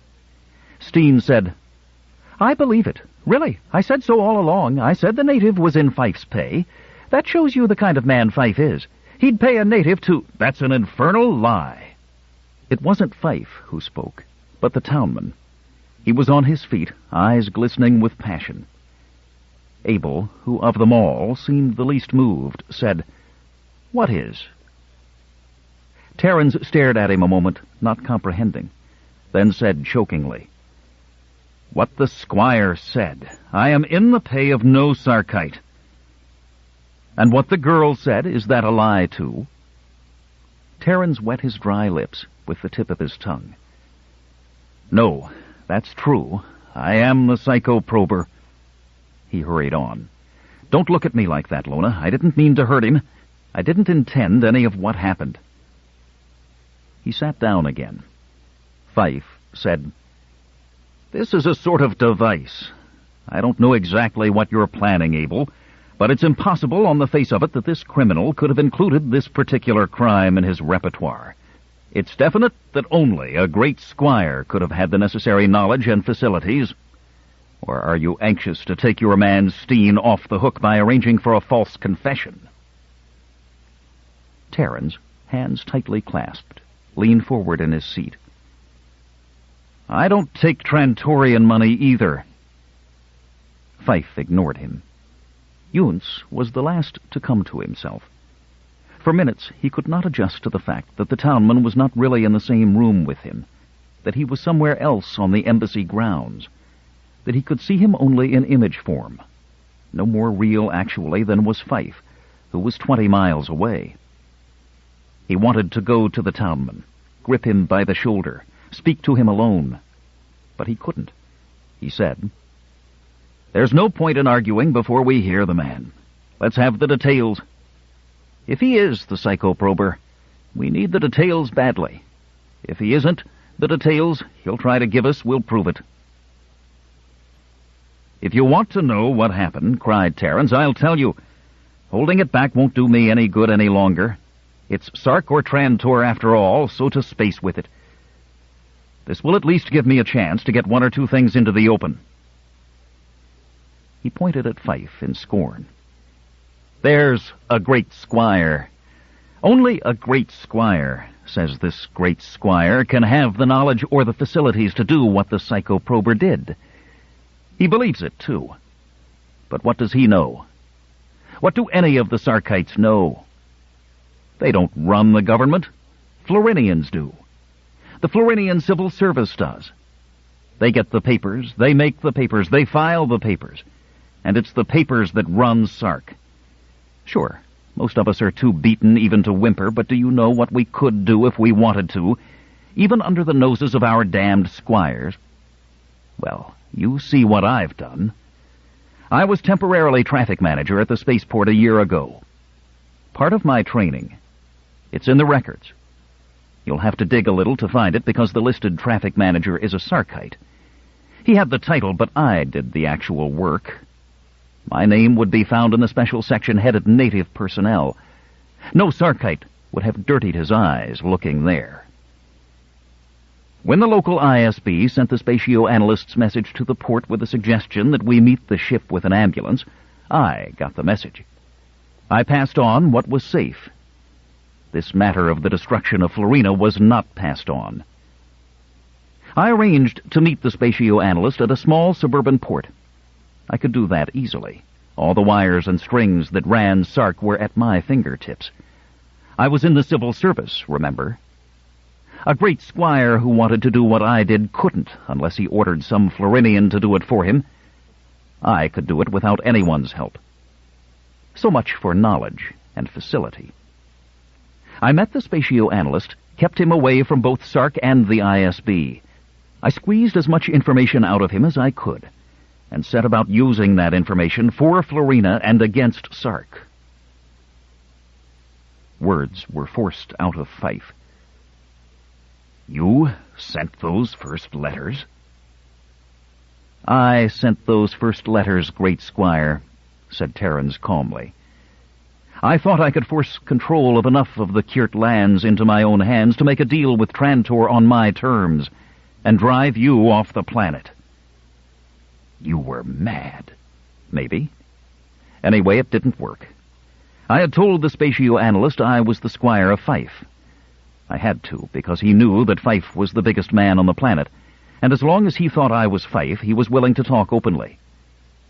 It made me laugh to realize that he thought Fife was anxious to do whatever was best for Florina. Unfortunately, he was more impatient than I was. He insisted that every day lost was a calamity, while I knew that my dealings with Sark needed time more than anything else. I found it difficult to control him, and eventually had to use a psychic probe. I could get one. I had seen it used in hospitals. I knew something about it. Unfortunately, not enough. I set the probe to wipe out the anxiety from the surface layers of his mind. That's a simple operation. I still don't know what happened. I think the anxiety must have run deeper, very deep, and the probe automatically followed it, digging out most of the conscious mind along with it. I was left with a mindless thing on my hands. I'm sorry, Rick. Rick, who had been listening intently, said sadly, You shouldn't have interfered with me, Townman. But I know how you must have felt. Yes, said Terrans. You've lived on the planet. You know about patrollers and squires, and the difference between lower city and upper city. He took up the current of his story again. So there I was, with the spatio-analyst completely helpless. I couldn't let him be found by anyone who might trace his identity. I couldn't kill him. I felt sure his memory would return, and I would still need his knowledge, to say nothing of the fact that killing him would forfeit the goodwill of Trantor and the ISB, which I would eventually need. Besides, in those days, I was incapable of killing. I arranged to be transferred to Florina as townman, and I took the spatio-analyst with me on forged papers. I arranged to have him found. I picked Valona to take care of him. There was no danger thereafter except for that one time with the doctor. Then I had to enter the power plants of Upper City. That was not impossible. The engineers were Sarkites, but the janitors were Florinian. On Sark, I learned enough about power mechanics to know how to short a power line. It took me 3 days to find the proper time for it. After that, I could murder easily. I never knew, though, that the doctor kept duplicate records in both halves of his office. I wish I had. Terrans could see Fife's chronometer from where he sat. Then, 100 hours ago, it seems like 100 years, Rick began remembering again. Now you have the whole story. No, said Yuntz, we have not. What are the details of the spatio-analyst's story of planetary destruction? Do you think I understood the details of what he had to say? It was some sort of, pardon me, Rick, madness. It wasn't, blazed Rick. It couldn't have been. That spatio-analyst had a ship, said Yuntz. Where is it? On the scrap heap long ago, said Terrans. An order scrapping it was sent out. My superior signed it. A Sarkite never reads papers, of course. It was scrapped without question. And Rick's papers? You said he showed you papers. Surrender that man to us, said Fife suddenly, and we'll find out what he knows. No, said Yuntz. His first crime was against the ISB. He kidnapped and damaged the mind of a spatio-analyst. He belongs to us. Abel said, Yuntz is correct. Terran said, Now look here, I don't say a word without safeguards. I know where Rick's papers are. They're where no Sarkite or Trantorian will ever find them. If you want them, you'll have to agree that I'm a political refugee. Whatever I did was out of patriotism, out of a regard for the needs of my planet. A Sarkite or a Trantorian may claim to be patriotic, Why not a Florinian as well? The ambassador, said Yunus, has said you will be given over to the ISB. I assure you that you will not be turned over to Sark.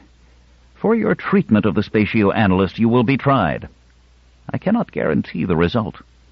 But if you cooperate with us now, it will count in your favor. Terrans looked searchingly at Yunus. Then he said, I'll take my chance with you, Doctor. According to the spatio-analyst, Florina's sun is in the pre-nova stage.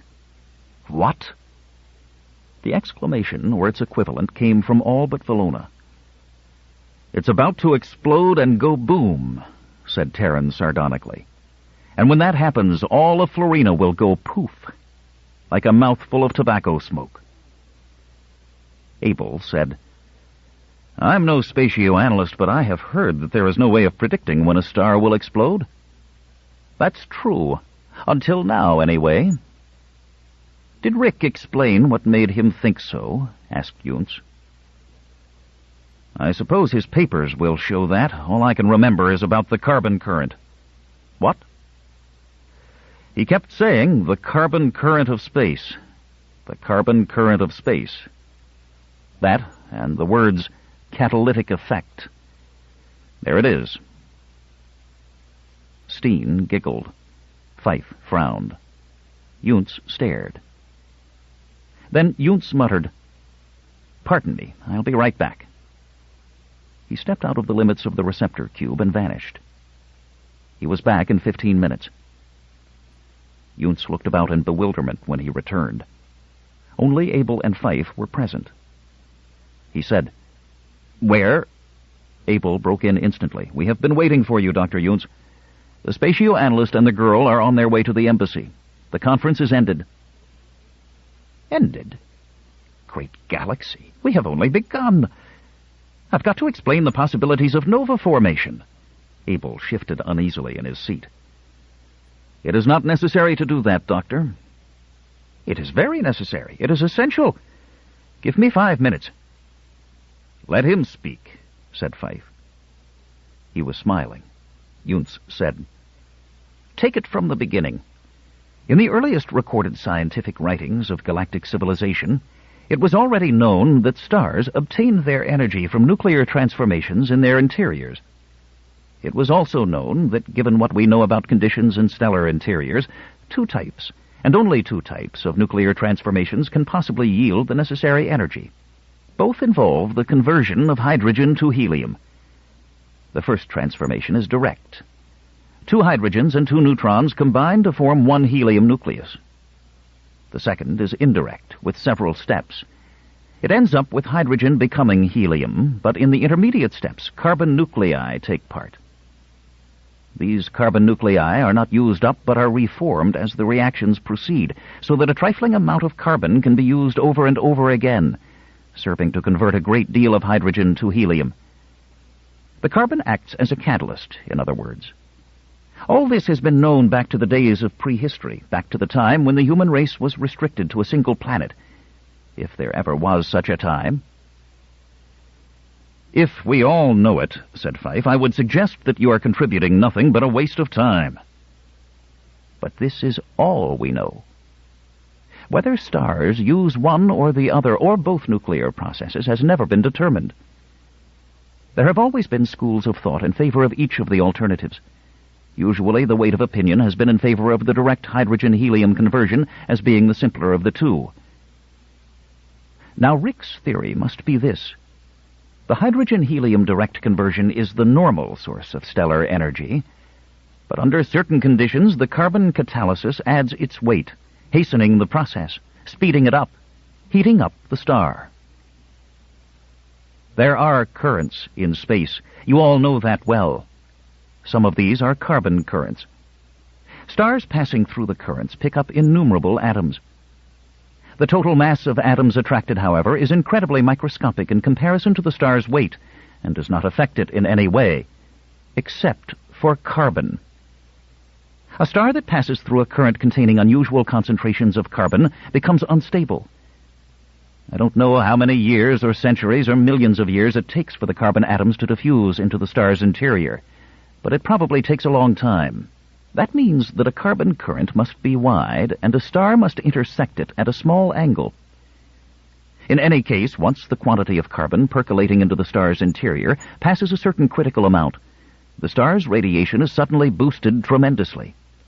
The outer layers give way under an unimaginable explosion, and you have a nova. Do you see? Yunus waited. Fife said, "Have you figured all this out in 2 minutes as a result of some vague phrase the townman remembered the spatio-analyst to have said a year ago?" Yes. There's nothing surprising in that. Spatio-analysis is ready for that theory. If Rick had not come up with it, someone else would have shortly. In fact, similar theories have been advanced before, but they were never taken seriously. They were put forward before the techniques of spatio-analysis were developed, and no one was ever able to account for the sudden acquisition of excess carbon by the star in question. But now we know there are carbon currents. We can plot their courses, find out what stars intersected those courses in the past 10,000 years, check that against our records for nova formation and radiation variations. That's what Rick must have done.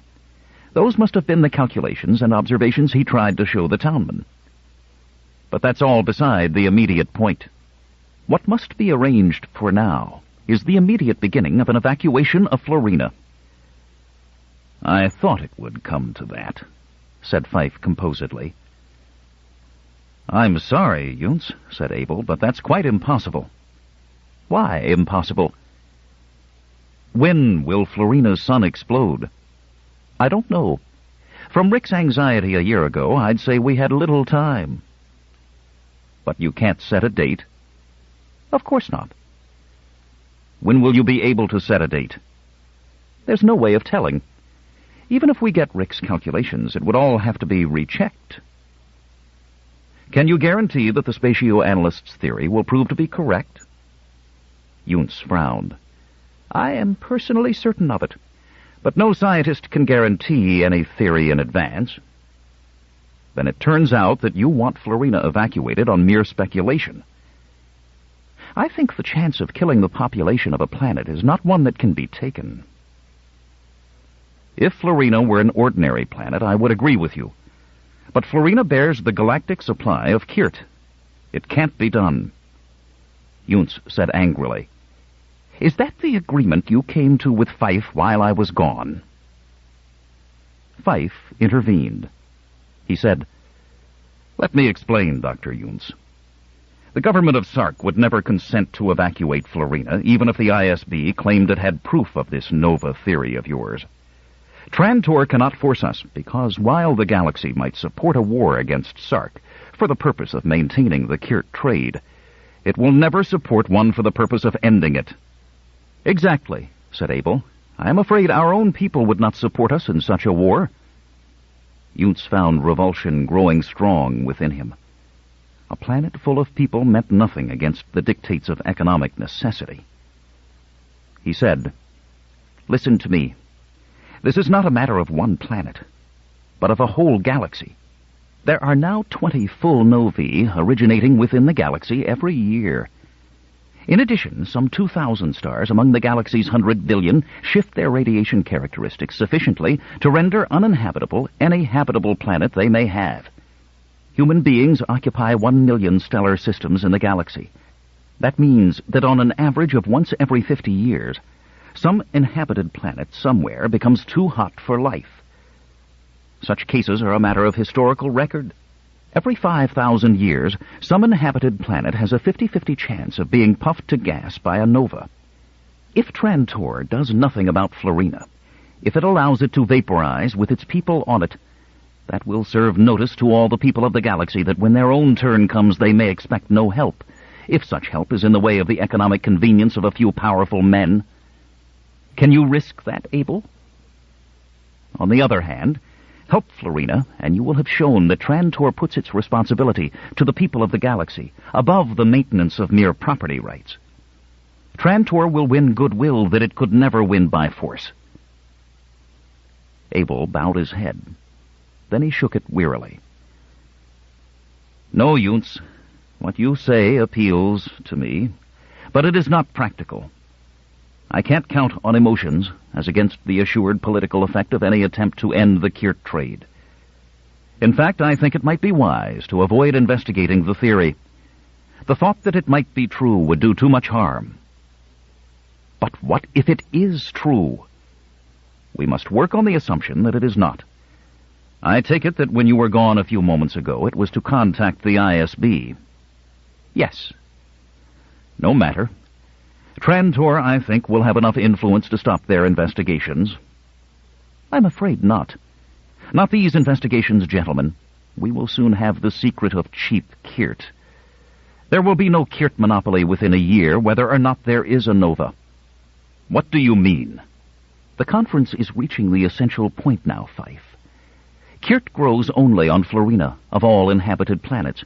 Its seeds produce ordinary cellulose elsewhere. Florina is probably the only inhabited planet on a chance basis that is currently pre-nova. And it has probably been pre-nova since it first entered the carbon current, perhaps thousands of years ago, if the angle of intersection was small. It seems quite probable, then, that Kirt and the pre-nova stage go together. Nonsense, said Fife. Is it? There must be a reason why Kirt is Kirt on Florina and cotton elsewhere. Scientists have tried many ways of artificially producing Kirt elsewhere, but they tried blindly, so they've always failed. Now they will know it is due to factors induced in a pre-nova stellar system. Fife said scornfully, They've tried duplicating the radiation qualities of Fife's sun. With appropriate arc lights, yes, that duplicated the visible and ultraviolet spectrum only. What about radiation in the infrared and beyond? What about magnetic fields? What about electron emissions? What about cosmic ray effects? I'm not a physical biochemist, so there may be factors I know nothing about. But people who are physical biochemists will be looking now, a whole galaxy of them. Within the year, I assure you, the solution will be found.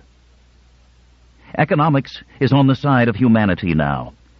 The galaxy wants cheap Kirt, and if they find it, or even if they imagine they will shortly find it, they will want Florina evacuated not only out of humanity, but out of a desire to turn the tables at long last on the Kirt-gouging Sarkites. Bluff, growled Fife. Do you think so, Abel? Demanded Yountz. If you help the squires, Trantor will be looked on not as the saviors of the Kirt trade, but of the Kirt monopoly. Can you chance that? Can Trantor chance a war? Demanded Fife. War? Nonsense. Squire, in 1 year, your holdings on Florina will be worthless, Nova or not. Sell out. Sell out all Florina. Trantor can pay for it. Buy a planet? Said Abel in dismay. Why not? Trantor has the funds, and its gain and goodwill among the people of the universe will pay it back 1,000-fold. If telling them that you are saving hundreds of millions of lives is not enough, tell them that you will bring them cheap Kirt. That will do it. I'll think about it, said Abel. Abel looked at the squire. Fife's eyes fell. After a long pause, he too said, I'll think about it. Yountz laughed harshly. Don't think too long. The Kirt story will break quickly enough. Nothing can stop it. After that, neither one of you will have freedom of action. You can each strike a better bargain now. The townman seemed beaten. It's really true, he kept repeating. Really true. No more Florina. It's true, said Yountz. Terrans spread his arms, let them fall against his side. If you want the papers I got from Rick, they're filed among vital statistic files in my hometown. I picked the dead files, records a century back and more. No one would ever look there for any reason. Look, said Yountz. I'm sure we can make an agreement with the ISB. We'll need a man on Florina, one who knows the Florinian people, who can tell us how to explain the facts to them, how best to organize the evacuation, how to pick the most suitable planets of refuge. Will you help us? And beat the game that way, you mean? Get away with murder? Why not? There were sudden tears in the townman's eyes. But I lose anyway. I will have no world, no home. We all lose. The Florinians lose their world. The Sarkites lose their wealth. The Trantorians their chance to get that wealth. There are no winners at all. Unless, said Yunts gently, you realize that in the new galaxy, a galaxy safe from the threat of stellar instability, a galaxy with Kyrt available to all, and a galaxy in which political unification will be so much closer, there will be winners after all. 1 quadrillion winners. The people of the galaxy, they are the victors. Epilogue. A year after. Rick! Rick! Selim Yunts hurried across the port grounds toward the ship, hands outstretched. And Lona! I'd never have recognized either of you. How are you? How are you? As well as we could wish. Our letters reached you, I see, said Rick. Of course. Tell me, what do you think of it all? They were walking back together toward Yunts's offices. Valona said sadly, We visited our old town this morning. The fields are so empty. Her clothing was now that of a woman of the Empire rather than that of a peasant of Florina. Yes, it must be dreary for a person who has lived here. It grows dreary even for me. But I will stay as long as I can. The radiation recordings of Florina's sun are of tremendous theoretical interest. So much evacuation in less than a year. It speaks for excellent organization. We're doing our best, Rick.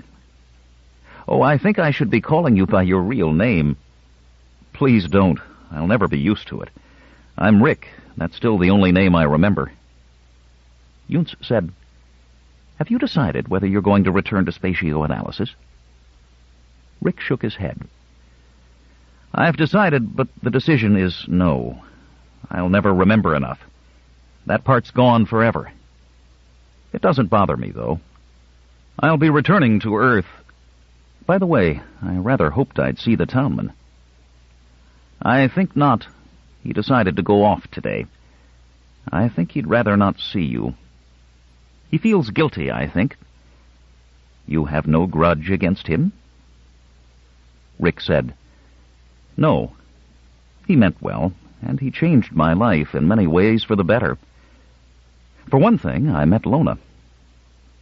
His arm went about her shoulder. Valona looked at him and smiled. Besides, Rick went on, he cured me of something. I found out why I was a spatioanalyst. I know why nearly a third of all spatioanalysts are recruited from the one planet, Earth. Anyone living on a radioactive world is bound to grow up in fear and insecurity. A misstep can mean death, and our planet's own surface is the greatest enemy we have. That makes for a sort of anxiety bred into us, Dr. Yunts. A fear of planets. We're only happy in space. That's the only place we can feel safe. And you don't feel that way any longer, Rick? I certainly don't. I don't even remember feeling that way. That's it, you see. The townman had set his psychic probe to remove feelings of anxiety, and he hadn't bothered to set the intensity controls. He thought he had a recent, superficial trouble to deal with. Instead, there was this deep, ingrained anxiety he knew nothing of. He got rid of all of it. In a sense, it was worth getting rid of it, even though so much else went with it. I don't have to stay in space now. I can go back to Earth. I can work there, and Earth needs men. It always will. You know, Yunts said, why can't we do for Earth what we're doing for Florina? There's no need to bring up Earthmen in such fear and insecurity. The galaxy is big. No, said Rick vehemently. It's a different case. Earth has its past, Dr. Yunts. Many people may not believe it, but we of Earth know that Earth was the original planet of the human race. Well, perhaps. I can't say one way or the other. It was. It's a planet that can't be abandoned. It mustn't be abandoned. Someday we'll change it. Change its surface back to what it once must have been. Till then, we're staying. Florina said softly. And I'm an Earth woman now. Rick was looking out at the horizon. Upper City was as garish as ever, but the people were gone. He said, "How many are left on Florina?" "About 20 million, said Younes. "We work slower as we go along. We have to keep our withdrawals balanced. The people that are left must always maintain themselves as an economic unit in the months that are left. Of course, resettlement is in its earliest stages. Most of the evacuees are still in temporary camps on neighboring worlds. There is unavoidable hardship." "When will the last person leave?" "Never, really." "I don't understand." "The townman has applied unofficially for permission to remain. It's been granted, also unofficially. It won't be a matter of public record." "Remain?" Rick was shocked. "But for the sake of all the galaxy, why?"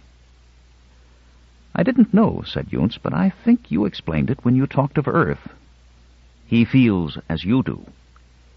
He says he can't bear the thought of leaving Florina to die alone." Afterward. The Currents of Space was written in 1951 and was first published in 1952. At that time, comparatively little was known of the astrophysics of nova formation, and my speculation concerning carbon currents was legitimate. Astronomers know much more now, and it seems quite certain the nature of the currents of space have nothing to do with nova formation, though, as it happens, the analysis of interstellar clouds of dust and gas has become far more interesting now than ever I imagined in 1951. This is too bad, for my speculations concerning the currents of space were so clever, in my opinion, that I feel they should have been true. Still, the universe goes its own way, and won't bend merely to pay homage to my cleverness. So I can only ask you to suspend your disbelief in respect to nova formation, and enjoy the book, assuming you do, on its own terms. Isaac Asimov, November 1982. End of The Currents of Space, a Galactic Empire novel by Isaac Asimov. Narrated by John Polk in the studios of the American Printing House for the Blind, Louisville, Kentucky, for the Library of Congress, December 1992. For special distribution, as authorized by Act of Congress, under Public Law 89-522, with the permission of the copyright holder and the publisher, a Del Rey book, Ballantine Books, a division of Random House Incorporated, New York. If you found any cassette in this book to be defective, please place a rubber band or piece of string around that cassette for identification. Place it in the container on top of the front stack of cassettes.